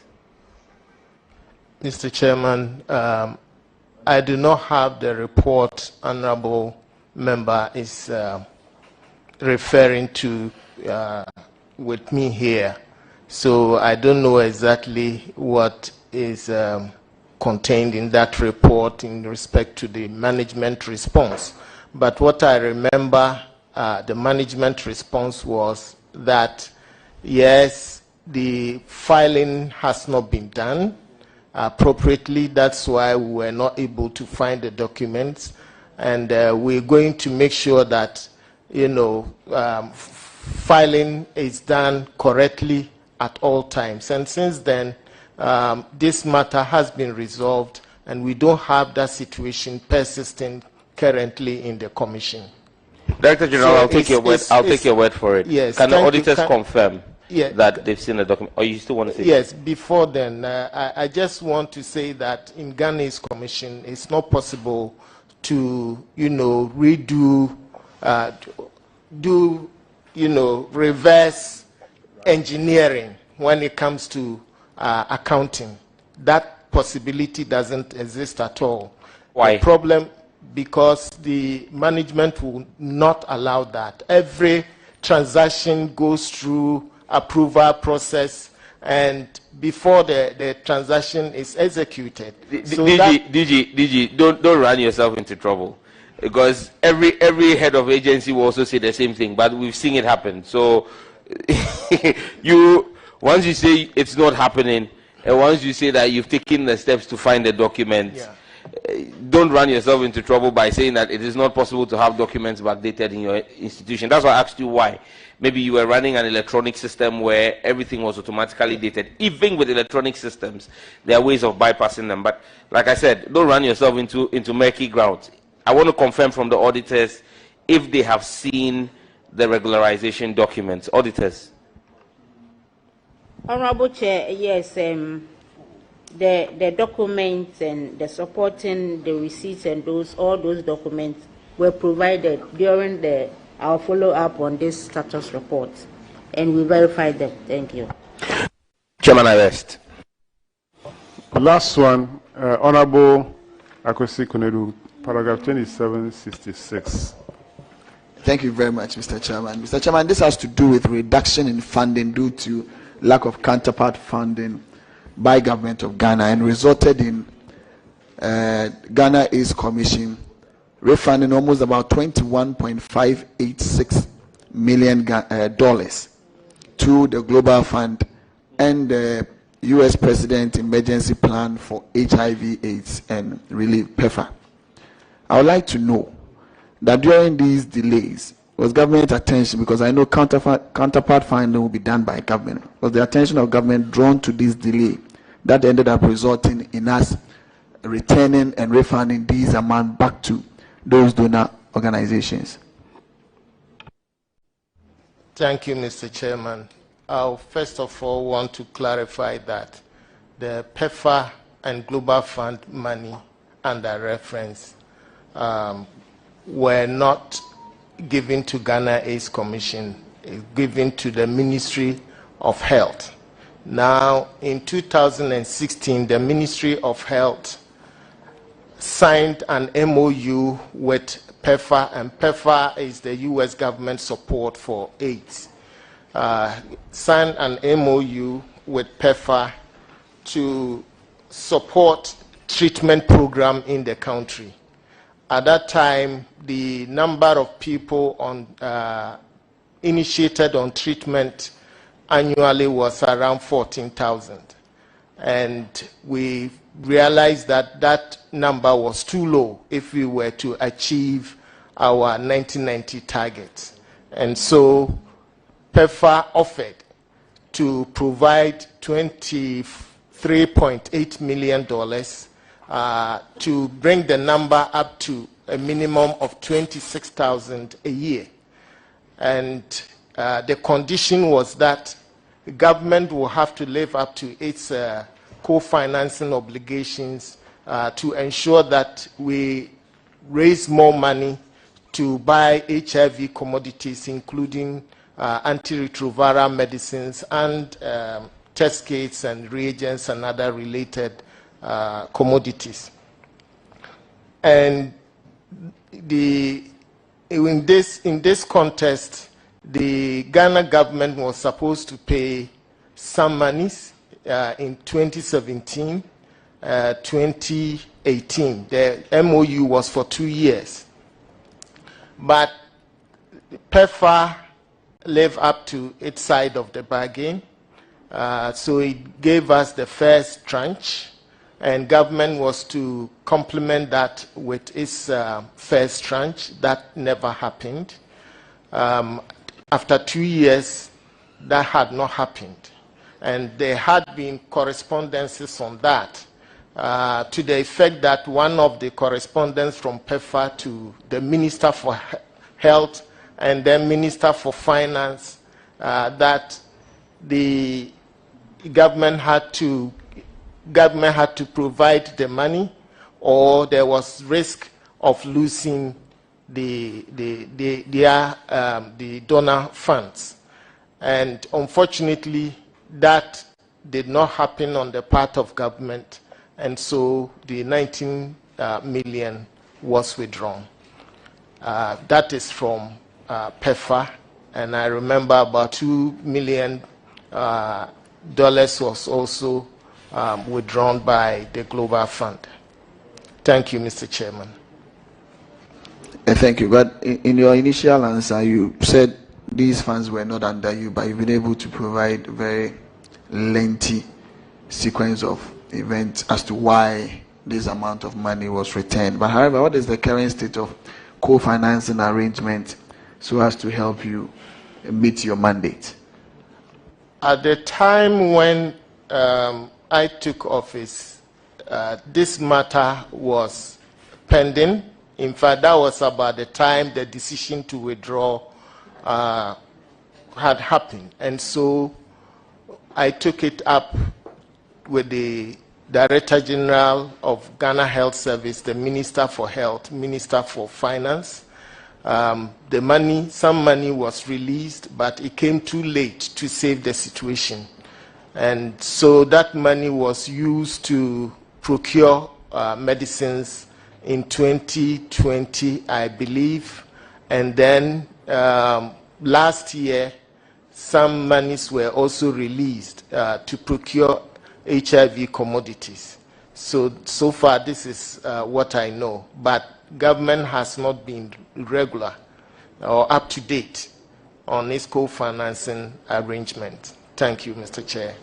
Thank you. And my last one, what is our current situation towards 1990 and also the incidents of trying to reduce the occurrence of new ones? Are we achieving our target and also being able to reduce the incidence of new occurrences of infections? Thank you, Mr. Chairman. The 1990 target was meant for up to 2020, the year 2020. So it was between 2016 and 2020. Currently, between 2021 and 2025, we are supposed to achieve 95 targets. And then beyond 2025, between 2025 and 2030, we have to achieve 98 targets. Now, currently, the 95 targets, as the data shows, is that we are the first 95, which is about the number of people who live with HIV who are diagnosed. And so the number of persons living with HIV in the country who know their HIV status or who have been diagnosed, I think the percentage is about 78. That is for the first 95. The last 2021, it was around 72%, and so 2022 is gone up, and the number of people living with HIV who know their status are on antiretroviral medicine, which is the second 95. The actual number is around 267,000 out of 346,000. And so we are making progress in that respect. And the last 90, we are yet to calculate that coverage, but we believe that based on the numbers of viral load testing, we'll be able to achieve higher coverage on that. But overall, I would say that for the key indicators like new infections and incidents, they are all coming down. AIDS deaths coming down over the last, between 2017 and 2021, new infections reduced by 26%, AIDS deaths reduced by 38%. However, on average, over that same period, new infections annually averaged average 21,000, which is too high. And the challenge that we have currently is that a number of factors are working against us. Number one is the behaviors, risky behaviors that are occurring among the Ghanaian population, especially young people, is really challenging our efforts at achieving these targets. That's not the only one. The Galamsey situation is also going to impact on our efforts because current research shows that it was carried out in about 34, 37 countries in Africa, and it clearly shows that mining doubles new infections in the communities where mining are cited. And so we see it, in our work, that where there is mining or any major commercial activity, you see the inflow of sex workers into those areas. And the sex worker population is increasing. People who engage in anal sex, the number is also increasing. It's not only anal sex among men, between men and men, it's also anal sex. And so from where we sit, we believe that in terms of the science, we have the tools to end AIDS by the year 2030. But these challenges, if we are not able to address them quickly, can seriously undermine our efforts and our progress towards these targets. Thank you, Mr. Chairman. You're welcome. Thank you very much. Mr. Chairman, that will be all. Thank you very much, Honorable Member, for that question. And that was the last one for Ghana AIDS Commission. We want to thank you for coming, and you are discharged. Thank you, Honorable Chairman. Thank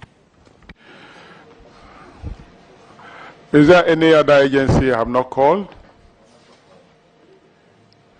So, which Ghana Supply? Okay, Ghana Supply Company Limited. Please, come forward.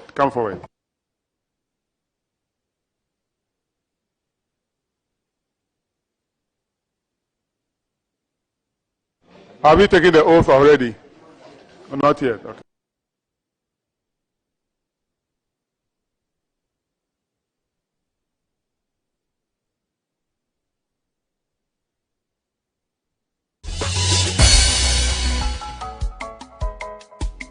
We are going on a road trip to the Volta region, specifically Amejofe.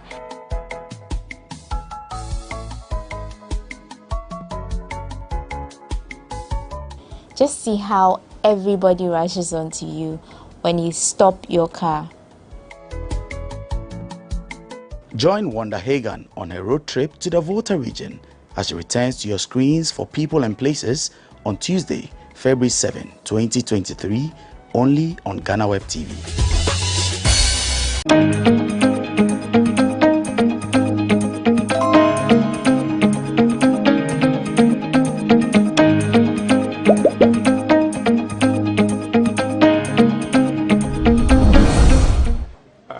Abraham Benapadam Jawol is my name.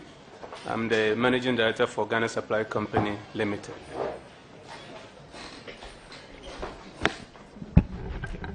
Yeah, my name is Claudia Konkore, the Finance Manager, Ghana Supply Company. My name is Paul Kwekusechi, Internal Audit Manager, Ghana Supply Company. Thank you very much, and then sorry for keeping you long. You have only one issue, management issue. And I've looked at your income statement. I'm seeing some improvements in terms of your surplus. At least You have increased from 66,000 to 841,000 in 2018. What is the current status? How are you faring now? Yeah, we are making steady improvements year by year. So you are improving year by year? Yes. That's good news. All right, so let's go to the management issue.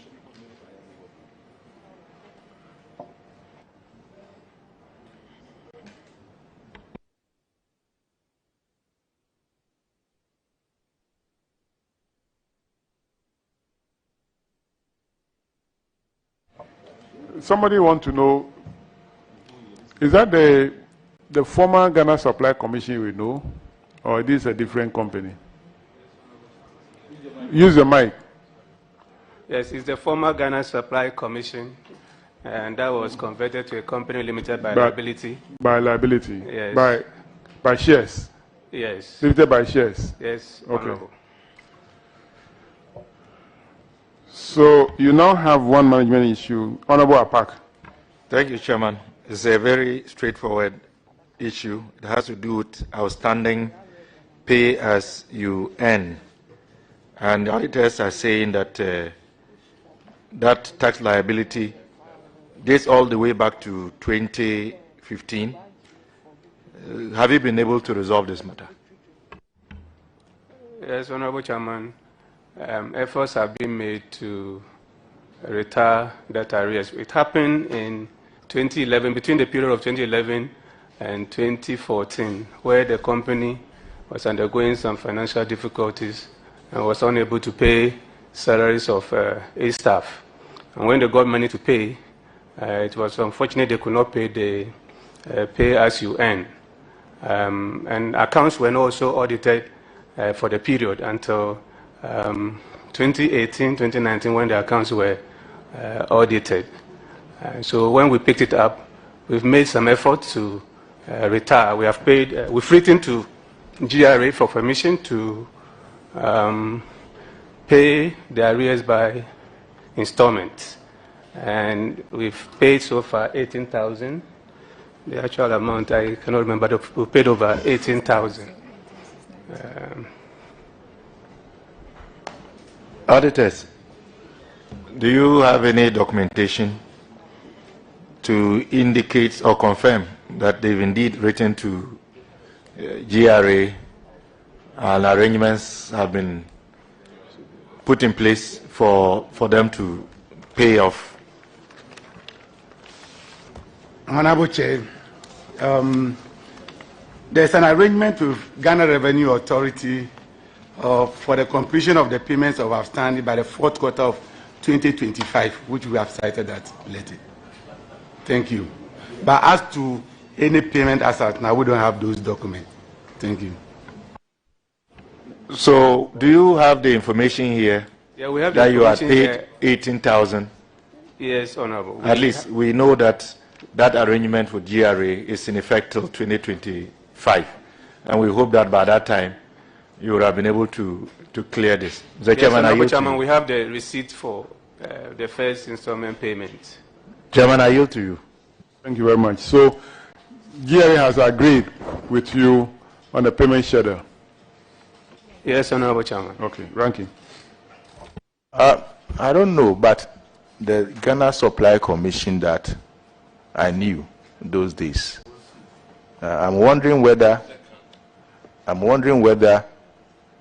you really need to exist now, because looking at your figures, you make 2 million or something like that for a whole year.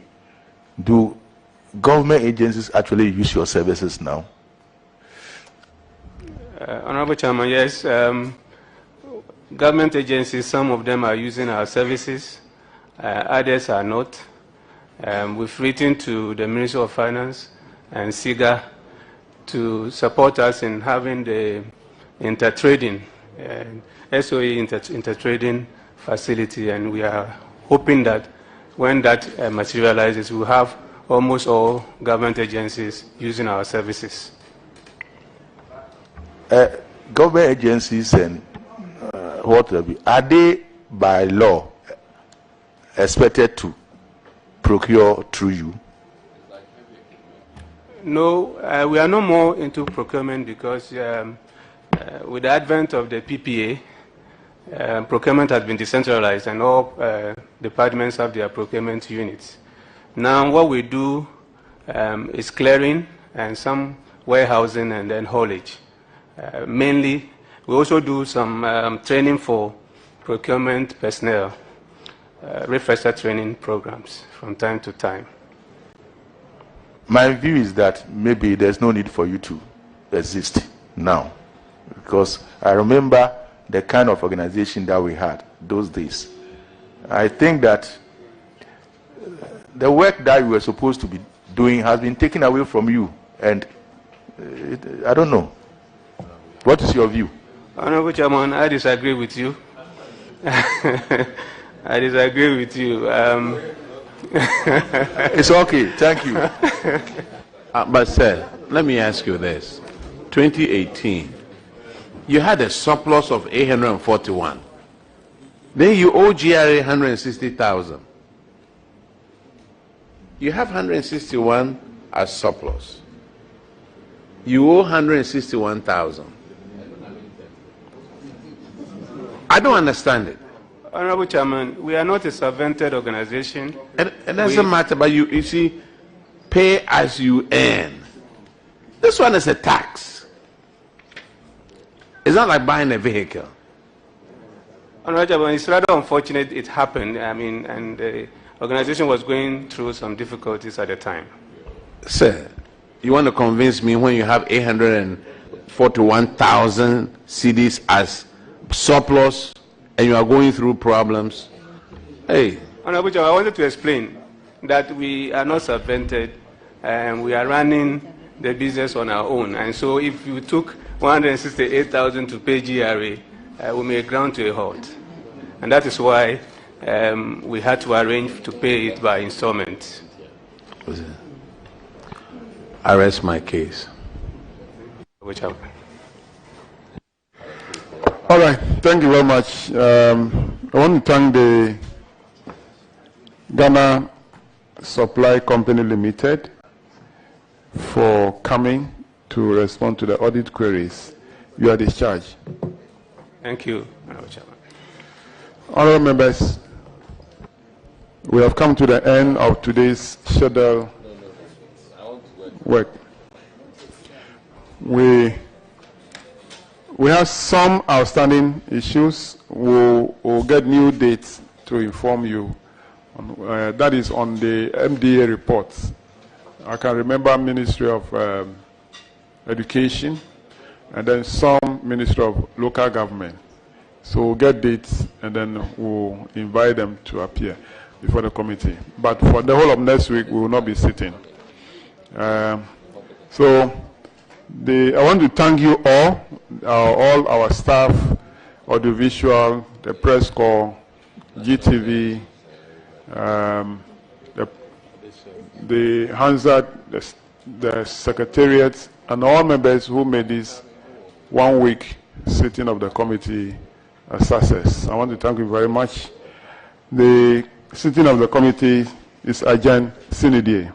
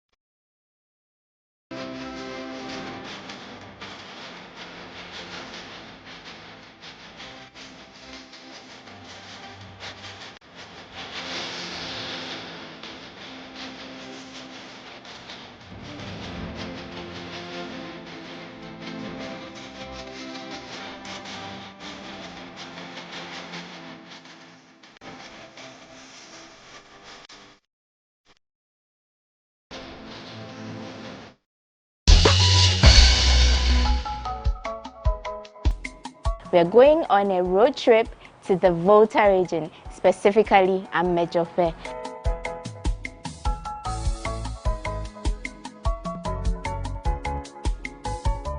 Just see how everybody rushes onto you when you stop your car.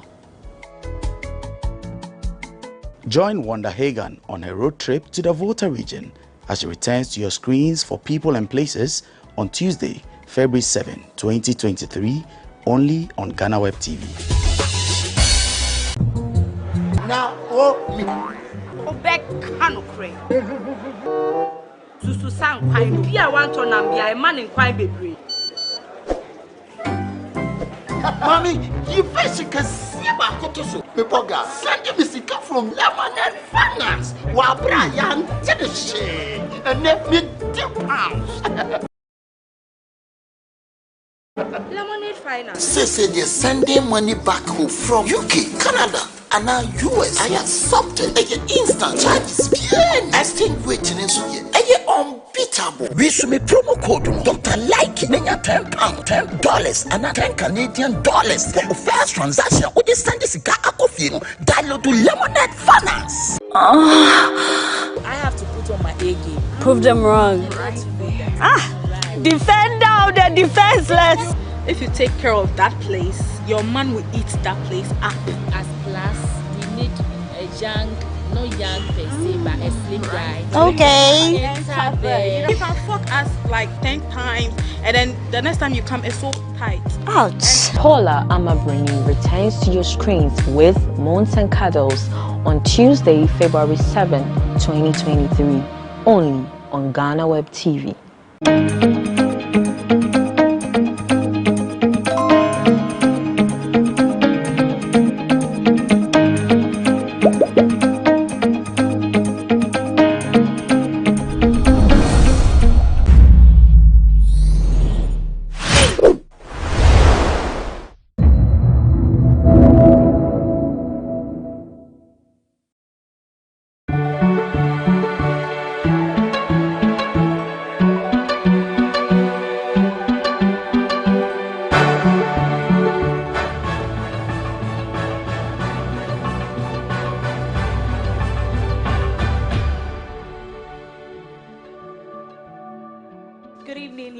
Gentlemen, it is my honor to welcome you to the second edition of the GhanaWeb Excellence Awards. This edition focuses on the youth, hence dubbed Youth Edition.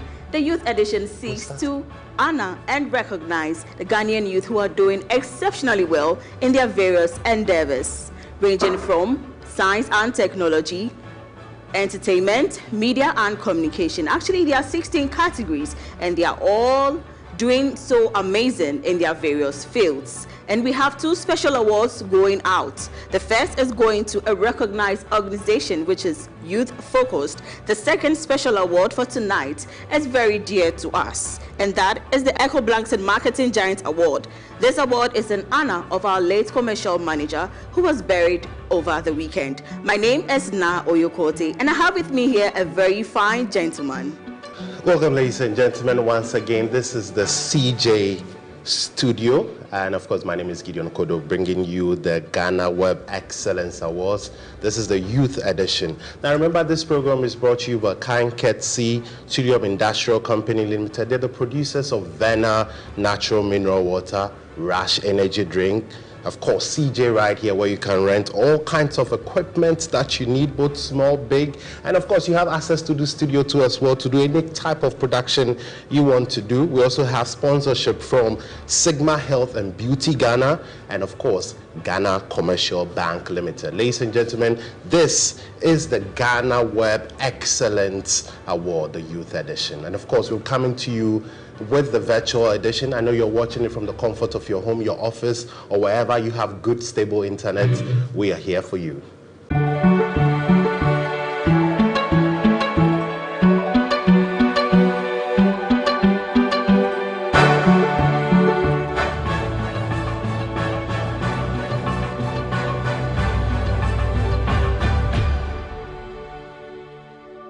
So you're welcome back, and we'll be taking a message from the CEO of Africa Web, Mark Stubbe. Hello, my name is Mark Stubbe and I'm CEO of AfricaWeb. And AfricaWeb is the mother company of GhanaWeb. Last year, we created the GhanaWeb Excellence Awards as an event to honor those in the Ghanaian society that stood out because of their performance, their development, their good deeds or their leadership. And we were very glad with this event. The driving force behind this event was Echo Blankson. He passed away recently. Only last weekend his funeral was. So we have to admit that we were very disabled because of his absence. But we managed, and practically we found a solution by making the event virtual, non-physical. We also honor Echo by the continuation of this event and with a special award. In total we have 18 awards, and we have a special award in the commemoration of Echo, which is the Echo Blankson Marketing Giant Award. Echo was a true thought leader in the professional area of marketing. So we are glad that we can continue the GhanaWeb Excellence Awards. This year, the GhanaWeb Excellence Awards are dedicated to the future of Ghana, the youth.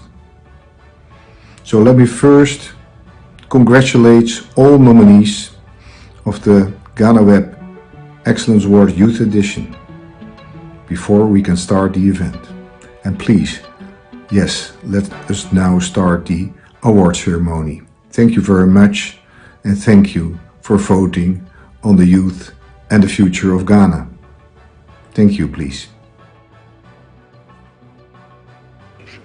Welcome back, ladies and gentlemen, and this is still the GhanaWeb Excellence Award. It's the youth edition. That was a message from Mark Stubbe. We still take a message from the board, and we'd like to welcome Edward Smith and Namale. Hi, Edward. Hi, Na. Good to see you. Welcome. Thank you very much. So this year's edition was dedicated to the youth, as the CEO mentioned. The board constituted by about 9 people, all from various youth organizations, the Gen Zs and other representatives that work with youth groups. It was a very difficult task for the board, but there were hundreds for each category. We were able to come through with 5 for each category. I think that the board did very well with the help of the people that nominated all these categories. I must say that it was very exciting because for even those of us on the board, we get to see people and know people for what they do and understand how the youth are doing very well and trying to lift the flag of Ghana. So it was a very beautiful experience, but we thank God we were able to put this together and then present it back to the people which they voted on. Great. Are you excited about the award though? Very, very, because this award actually, for me, talks about where we stand as a country and what is ahead of us and the people that are going to lead this country in the next 5 years, 10 years, thereabout. So I'm very excited to see all these people come up and the kind of contributions they are giving to this country, even at this stage of their lives. So it's very exciting. Okay. Thank you very much. Thank you very much, Ed. All right. So that was Edward Smith Adamale, the board chair of the GhanaWeb Excellence Awards Youth Edition. Meanwhile, we have some of our nominees following live from Google Meet. So let's have a look at them and then welcome them as well to this virtual. Yes, like Edward said, we had a lot of nominees. For me, I wish everyone won because I think everyone... But that's not possible. I know. Left for me, everyone should have won, but it's not in my power, of course. But I'm also hoping I can take one home myself. But were you nominated? Well, I guess you didn't do that. Do you have a favorite category? Well, I think I would go for the women advocacy category. I'm really passionate about the issues that's got to do with women and advocacy in general. So That's what I'm looking forward to. I think mine should be science and engineering. Oh, because, okay. Yeah. Were you a science student? I wasn't, unfortunately. I was a science student. student. Really? Yeah. Oh, that's nice. I was actually a business student, but I mean, okay. STEM is really growing. We need you in the economy of Ghana. You shall see me there soon. All right, so we're taking a quick commercial break and we continue with the business of the day.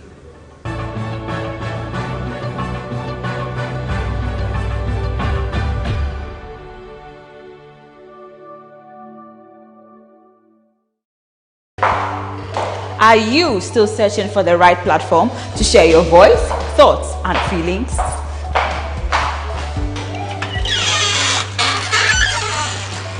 Then the GhanaWeb Reporter on the GhanaWeb app is the perfect app for you. It is Ghana's only citizen journalism and infotainment platform.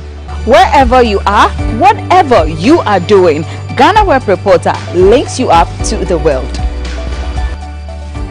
The reporter also gives you the opportunity to blog or become a citizen journalist, so you share stories with the rest of the world about cities, music genres, pop culture, tech, politics, etc. Download the GhanaWeb app from the Google Play Store or App Store on your smartphone and open it. Tap on the member button at the bottom of your screen and follow the easy steps to register with your phone number or email, and you are ready to become a reporter. GhanaWeb Reporter, democratizing journalism and empowering content creators.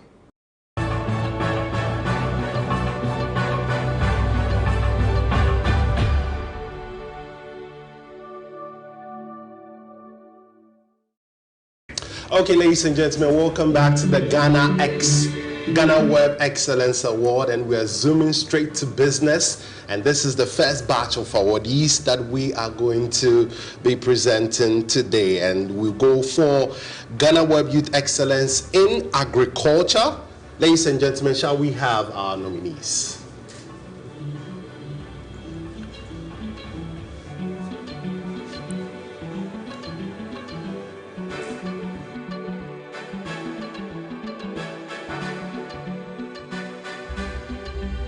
Gentlemen, so we have Maurice Adai, we have Isaac Kofi Nketia, Aloysius Atta, we also have Hakim Shakar, we also have Nana Adjoa Sefa.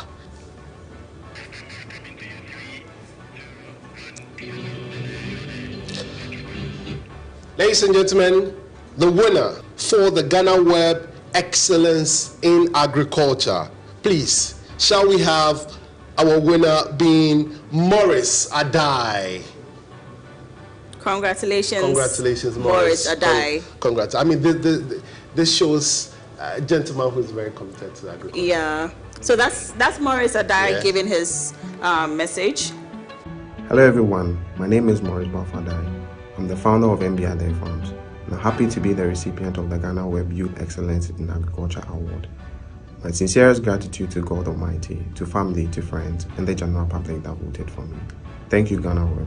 Okay, so I think before we move on to the next category, Maurice Bafo Adai, that's his full name actually. He's a 35-year-old man, married with 2 kids. He's a farmer and an entrepreneur.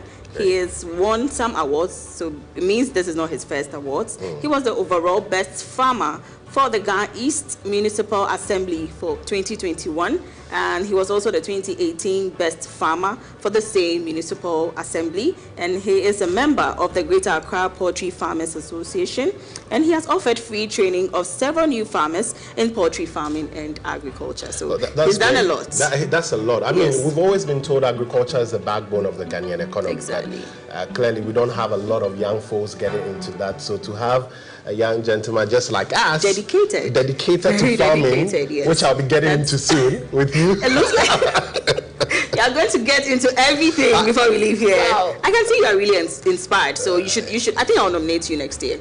Splendid, splendid. I know for a fact it's not for the next category. Ladies and gentlemen, the next awardee, which we'll be going to very soon. But before that, shall we have the nominees for the GhanaWeb Excellence in Information Technology?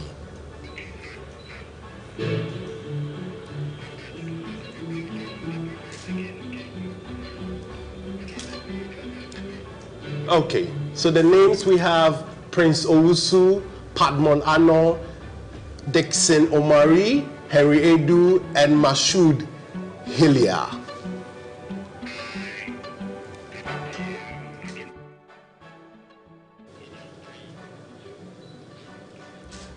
Ladies and gentlemen, the winner for the GhanaWeb Youth Excellence in Information Technology, shall we have Prince Owusu.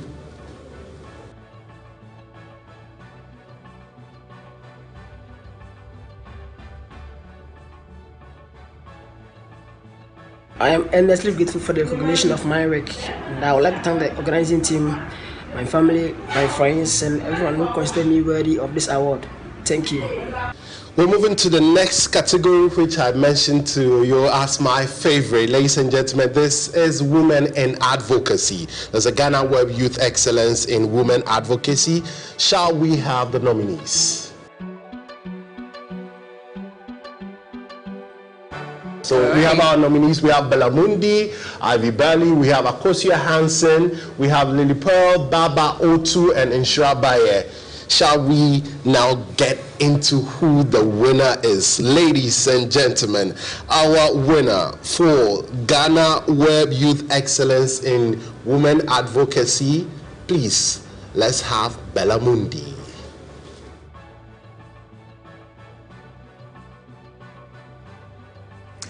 Next is the GhanaWeb Youth Excellence in Fashion, and here are the nominees.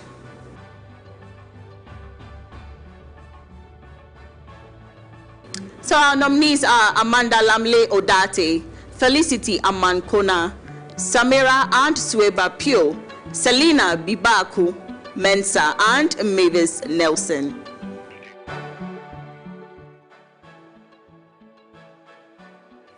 So the winner of the GhanaWeb Youth Excellence in Fashion is Mavis Nelson.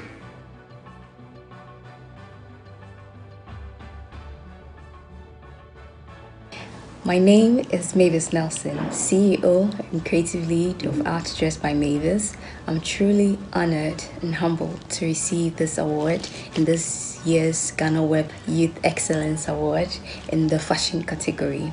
I'm grateful to God for this opportunity, to GhanaWeb for the recognition, to my friends and family for the support, to my colleagues for challenging and inspiring me, and to you for voting for me. Receiving this award is a testament to the hard work and dedication of everyone who has helped me along the way. I believe there are greater days ahead. I look forward to growing and learning more in my career as a self-taught fashion designer. Thank you again to everyone who made this possible. Ladies and gentlemen, welcome back. This is still the GhanaWeb Youth Excellence Award, and we are going to an area of sports. The World Cup just ended, and in fact, actually the perfect time to reward and award individuals who contributing when it comes to the area of sports. Shall we have our nominees for sports?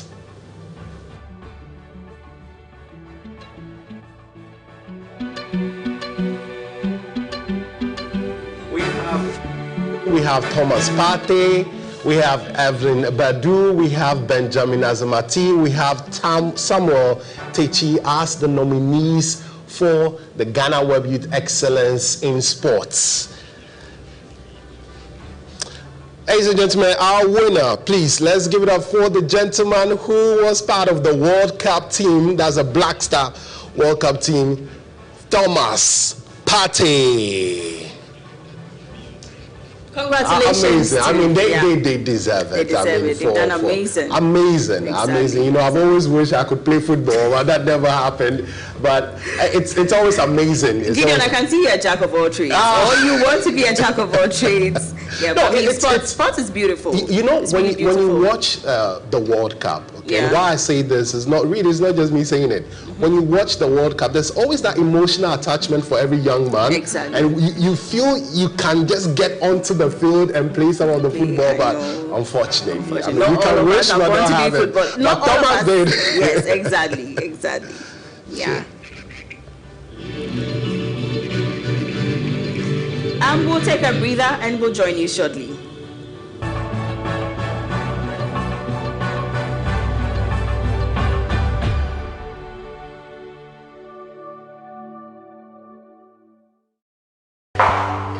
Are you still searching for the right platform to share your voice, thoughts, and feelings?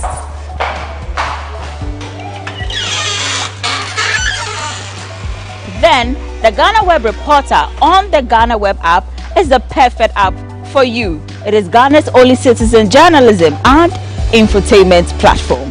Wherever you are, whatever you are doing, GhanaWeb Reporter links you up to the world. The reporter also gives you the opportunity to blog or become a citizen journalist, so you share stories with the rest of the world about cities, music genres, pop culture, tech, politics, etc. Download the GhanaWeb app from the Google Play Store or App Store on your smartphone and open it. Tap on the member button at the bottom of your screen and follow the easy steps to register with your phone number or email, and you are ready to become a reporter. GhanaWeb Reporter, democratizing journalism and empowering content creators.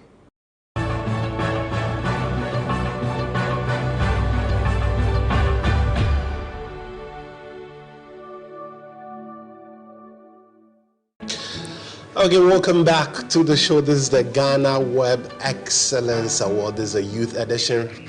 Remember, this is brought to you by Kanketsi Chulium Industry Company. They're the producers of Venom Natural Mineral Water and Rush Energy Drink. And of course, CJ Multimedia. We're right here in the CJ Studios. And of course, with CJ, you can rent any kind of equipment you need, both big, small, and of course, if it's a show that you have, you get all those equipment from them, or you can also use the studio for your production. Also want to say a big thank you to Sigma Health and Beauty Ghana. They've also been amazing in sponsoring this event, and Ghana Commercial Bank Limited. They are our sponsors in making this show a success. So yeah, thank you very much to our sponsors once again. We are moving on to the second round of awards, and we have GhanaWeb Youth Excellence in Music, Drama and Dance. Here are the nominees for this category.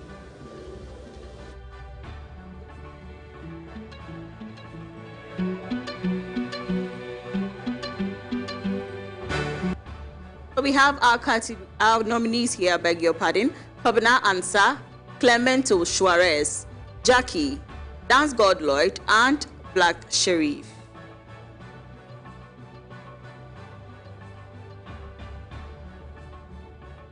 So the winner of this category is a young man who has brought laughter to a lot of homes, in the cinemas, wherever, and his name is Clemento Suarez. Winner. Congratulations. You know, he's Clemento. a product of my school. Oh, really? Which school? My secondary school. Oh, so that's nice. It's a win for Temasco.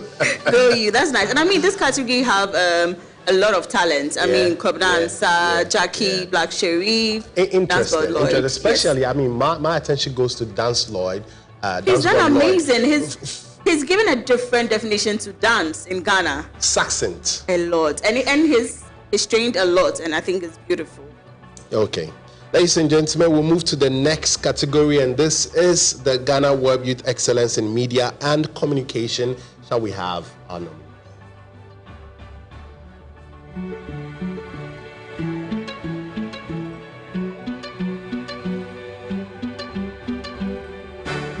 Forward, we have Kojo Sheldon, Anita Kufo, Tracy Mensah, and Michael Ejapa. Ladies and gentlemen, the winner for the GhanaWeb Youth Excellence in Media Communication, the award goes to Michael Ejapa.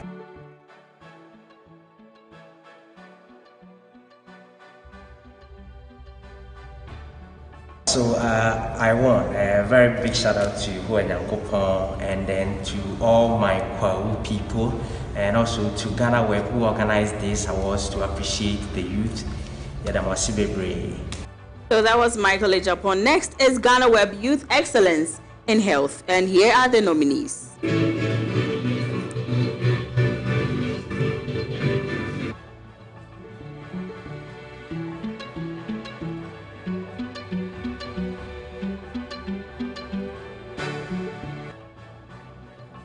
Era Ajwa Nunu, Annalisa Tete, Benson Owusu, Dr. Grace Bachman, and David Tete.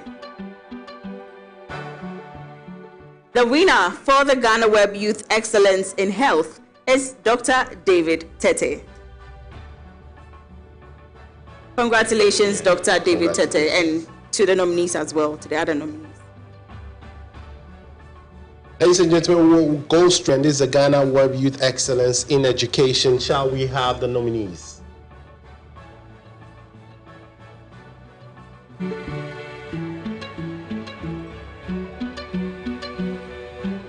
So our nominees are Josephine Mary Goodwill, Divan Kpe, Dr. Ama Opoku Ajiman, and Daniel Doche. And our winner for that category, ladies and gentlemen, is Dr. Ama Opoku Ajiman. Amazing job. Great job, contribution to the educational sector. Exactly. We need that. Up next is GhanaWeb Youth Excellence in Leadership. Our nominees are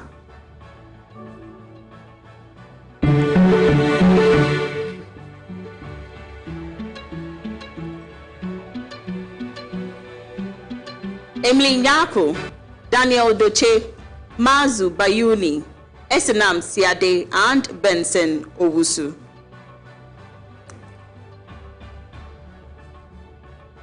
The winner of the GhanaWeb Youth Excellence in Leadership is Emily Jemima Nyako. Hello Ghana, Merry Christmas to you all. My name is Emily Jemima Nyako, President of Ghana Union of Professional Students and a youth activist. I would like to thank the organizers of the event, GhanaWeb Excellence Awards, for their initiative to recognize and award the country's most outstanding leaders. Also, I would like to dedicate these awards to my godfather, Honorable Dr. Michael Poku Prempe, and my union's patron, Dr. Benjamin K.D. Asante. These great leaders are the reason why I am here today.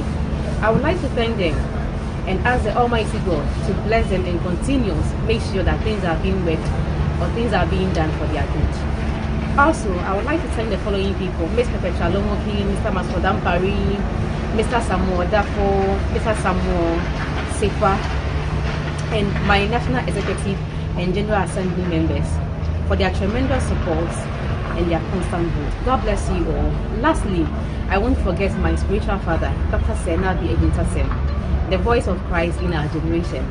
Daddy, may God bless you. I remember when I was nominated, informing him that Daddy, I've been nominated for GhanaWeb Excellence Awards and I want to win.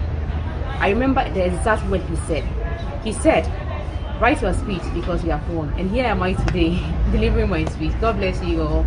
Thank you so much, GhanaWeb Excellence And a big Awards. congratulations to Jemima for Yes. winning that category. Exactly. Ladies and gentlemen, we'll take a commercial break and we come back, we continue with the awards.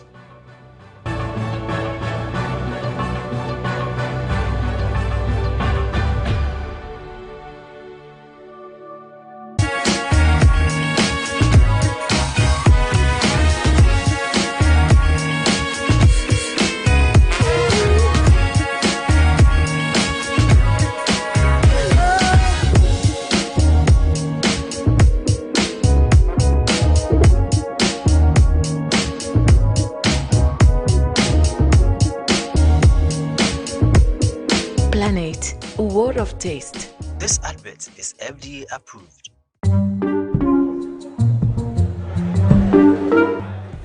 Na wo mi na wo ba so lo nya sa se Obek Kanukre. Now, Susu Sang Pine, Pia want to Nambia, a man in quite bebre. Mommy, you fish can see about Kotoso. No, Mammy, I cook on Sam. Pepoga, send me sicker from Lemonade Finance and let me £10. Lemonade Finance. Say they're sending money back home from UK, Canada, and now US. I accepted. Instant charges. Exchange waiting in Sudia. Unbeatable. Resume promo code no. Dr. Likey. Nenya £10, $10, and now 10 Canadian dollars. What first transaction? What is Sandy Scar coffee?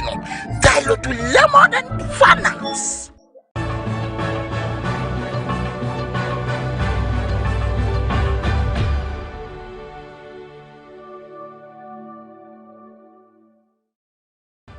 Okay, welcome back from that commercial break. We're moving straight to the next batch of awards. But before you get into that, I like that. I love the categories that we have right now. I see entrepreneurship over there. I see science and engineering, and I'm tempted not to say I wish I was doing that, because then you talk about jack of all trade. There's visual arts.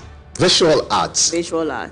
It's my weakness. You know, it's interesting how you have people not appreciating art, and when I'm talking about art, I'm talking about drawings, you know, being able to put those artistic impressions on paper. Yeah, but I think it's changed. It's changed for some time now. Well, I have noticed that it's changed. That's a good thing then. We are accepting art. Because, you know, back in senior high school, you're told, oh, the students that study visual art are not serious. You know, there existed that perception, yes, and I agree. I'm happy that is changing. And you can also say the same for home economics too as well, because the catering space all of a sudden has just transformed. This year alone, like different kind of catering services. Yeah, we also have those in diaspora. I mean, the year of return is here with us. You know, we're expecting a lot of them. We also see peace and diplomacy and innovation too as well. But we'll get to see who wins. Yes.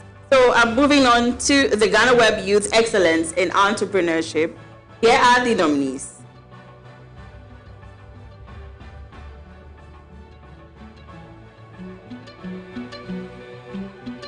Our nominees are Gregory Roxon, Anthony Jamefe, Aloysius Atta, Selina Bibaku Mensa, and George Appiah.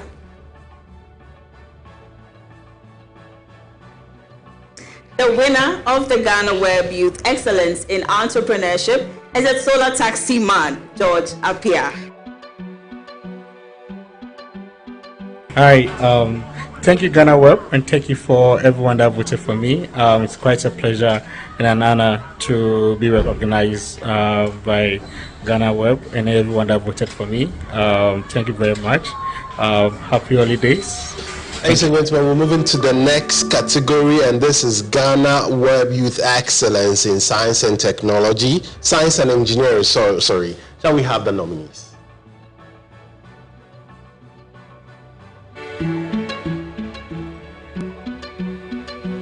We have Lois Damte, we also have Joshua Opoku Ajimai, we also have Angela Tabiri, and finally Charles Ofori and Tepem.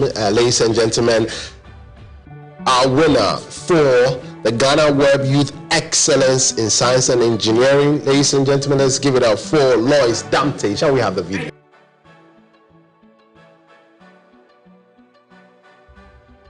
I don't think 30 seconds is enough to exhaust this list, but I want to thank all partners, volunteers and team members at Sankofa Mentorship Hub, Eric, Nana Duma, Elizabeth, Rebecca, Goka, who delivered a 2-year project in Shidim in the Hafu region of Ghana, where they engaged the students, about 1,000 of them, in practical STEM education.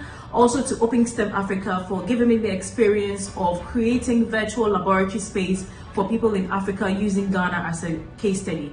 And to all the women in engineering who, despite all the barriers, continue to blaze the trail. This is a big win for all of us. The next category for the GhanaWeb Youth Excellence in Visual Arts.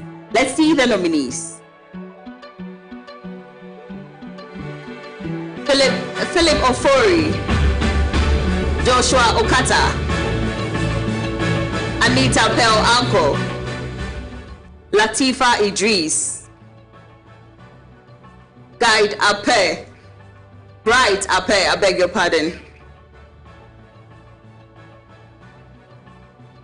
The GhanaWeb Youth Excellence in Visual Arts, and the winner is Philip David Ofori.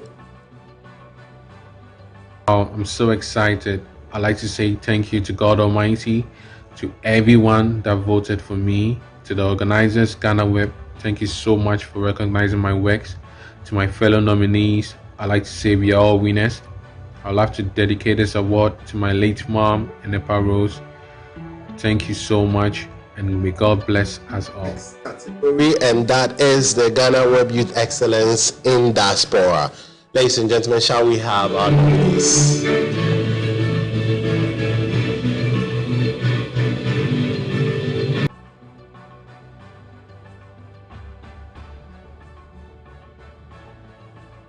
So we have Einstein Bar and Tim, Heather Efiye, Mami Ideher. We also have Ivy Bali and Arnold Safo Kantanka.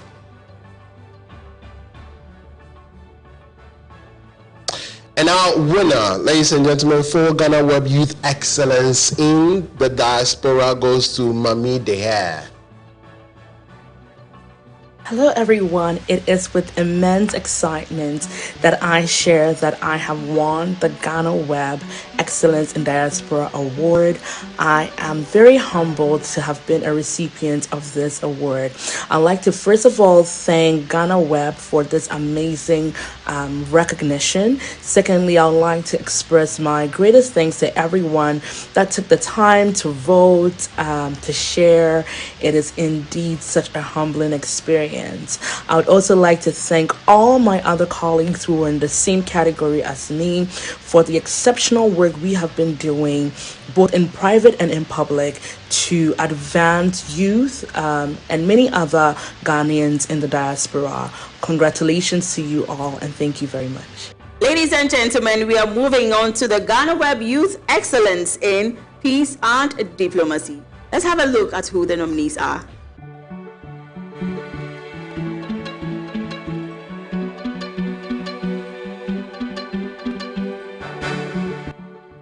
The nominees are Frank Tebi, Enoch Kweku Bach, Gideon Agbagba, Richard Esuman, and Philip Jamfi. The winner of the GhanaWeb Youth Excellence in Peace and Diplomacy is Richard Esuma. Greetings, my name is Richard Esuma Kwekutete, and I'm most grateful to have been nominated and subsequently been voted for this position of the GhanaWeb Excellence Awards in Peace and Diplomacy, that is the Youth Edition. I thank each and everybody that voted for me throughout the nomination period, through the open voting systems, all those that voted for me, that spent their bundles and everything to vote for me. I'm most grateful, and I thank the GhanaWeb Excellence Awards team for their hard work, their dedication, their support throughout this process. I thank you for recognizing my effort, and I'm most grateful. Thank you very much. Great job. And that's a great job from Richard Esuma. Ladies and gentlemen, we take you to the very final category for the third round of awards, and this is the GhanaWeb Youth Excellence in Innovation. We zoom straight to our nominees.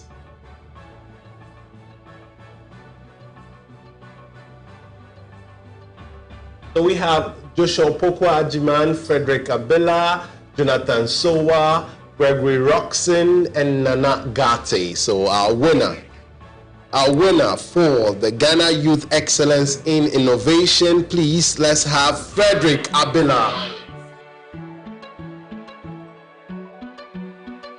I can say this award is a life-changing scheme since it helps to praise your expertise and knowledge based in your category.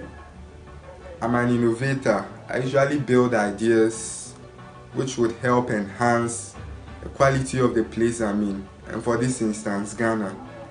I built a social media application which would help other countries to detect that we also have skills based as Ghanaians.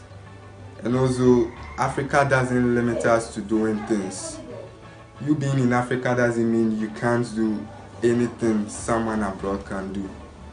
I'm so thankful to everyone who voted and everyone who supported me in this quest.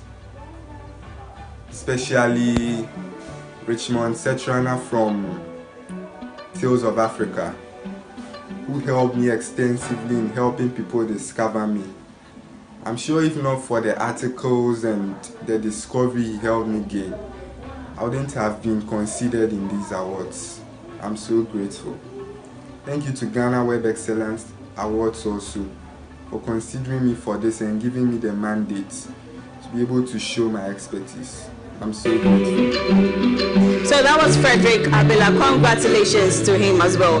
Gideon, I noticed something. I noticed familiar faces in various categories, and I think people are really watching. People are really watching what our Ghanaian youth are doing. Definitely. That's good. I mean, I know you don't like jack of all trades, but maybe you might like jack of many trades. At this time, I don't mind. No, but it's a good job. I see a lot of people trying to invent, push beyond their limits, and I believe that's what is required of the youth of today. You know, we've become a global village. You're competing the individual in the next country, in Europe and all other continents, as you may describe or discuss. So you can only put in your very best. And you know the beautiful thing, we are gradually pushing aside white-collar jobs. Yeah. We are taking the bull by the horns, Definitely. actually. Yeah.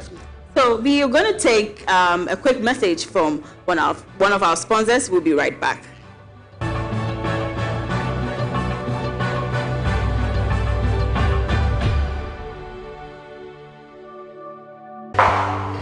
Are you still searching for the right platform to share your voice, thoughts, and feelings?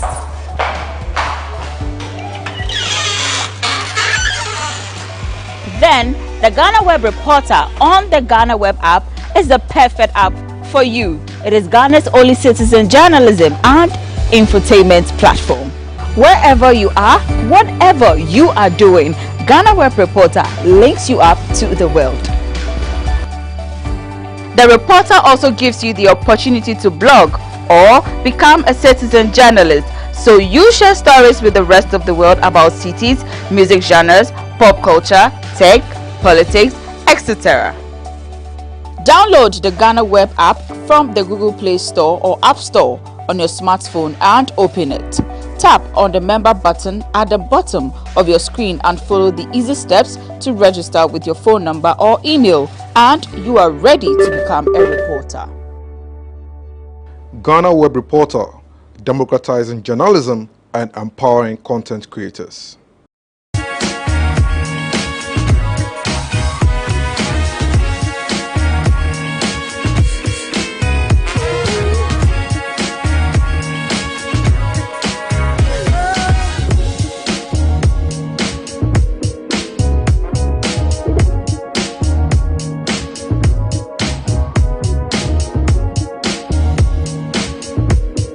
Planet, a world of taste. This advert is FDA approved.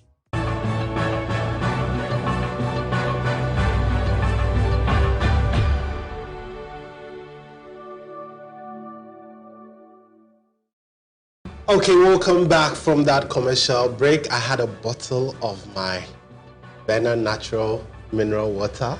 You also did same too as well.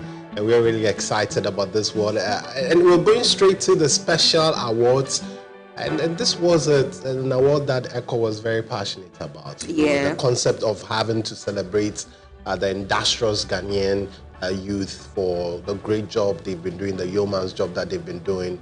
It's what we are living today, and we've seen the videos. People are really excited about the awards as well. It's great that we honor him. His legacy lives on, and that is why we are both here today to give that special award. And we'll go into the very first special award, which is the GhanaWeb Youth Excellence Award for an organization that has contributed as a youthful organization to the growth of the individual Ghanaian youth. Ladies and gentlemen, shall we announce that? And I'm really excited to tell you that Prime Time is the winner for that category. Congratulations. Congratulations, to Prime Time. Congratulations.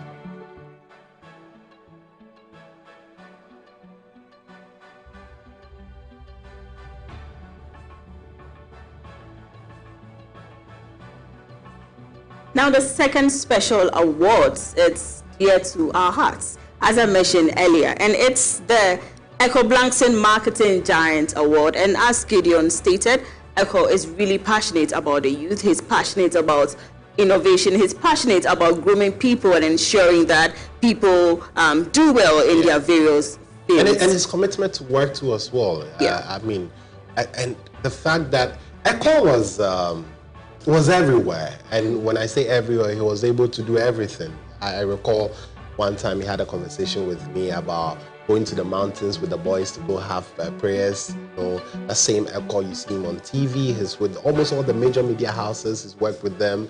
Comes to GhanaWeb, contributed his quota. He's part of the reason why we have the GhanaWeb Excellence Award. So, I mean, we can only celebrate him.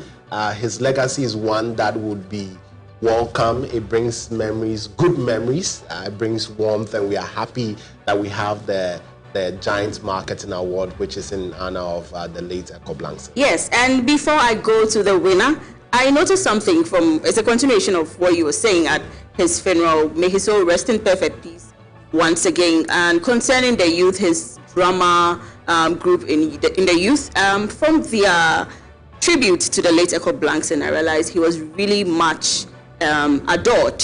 I mean, he impacted in their lives, and I think that was something beautiful to see. And I believe they're going to do well and take that along with them. Person. Yeah, he is. He's a people person. He is. So I'm honored to announce that Cynthia Ofori Jumfo is the winner of the Echo Blankson Marketing Giant Award.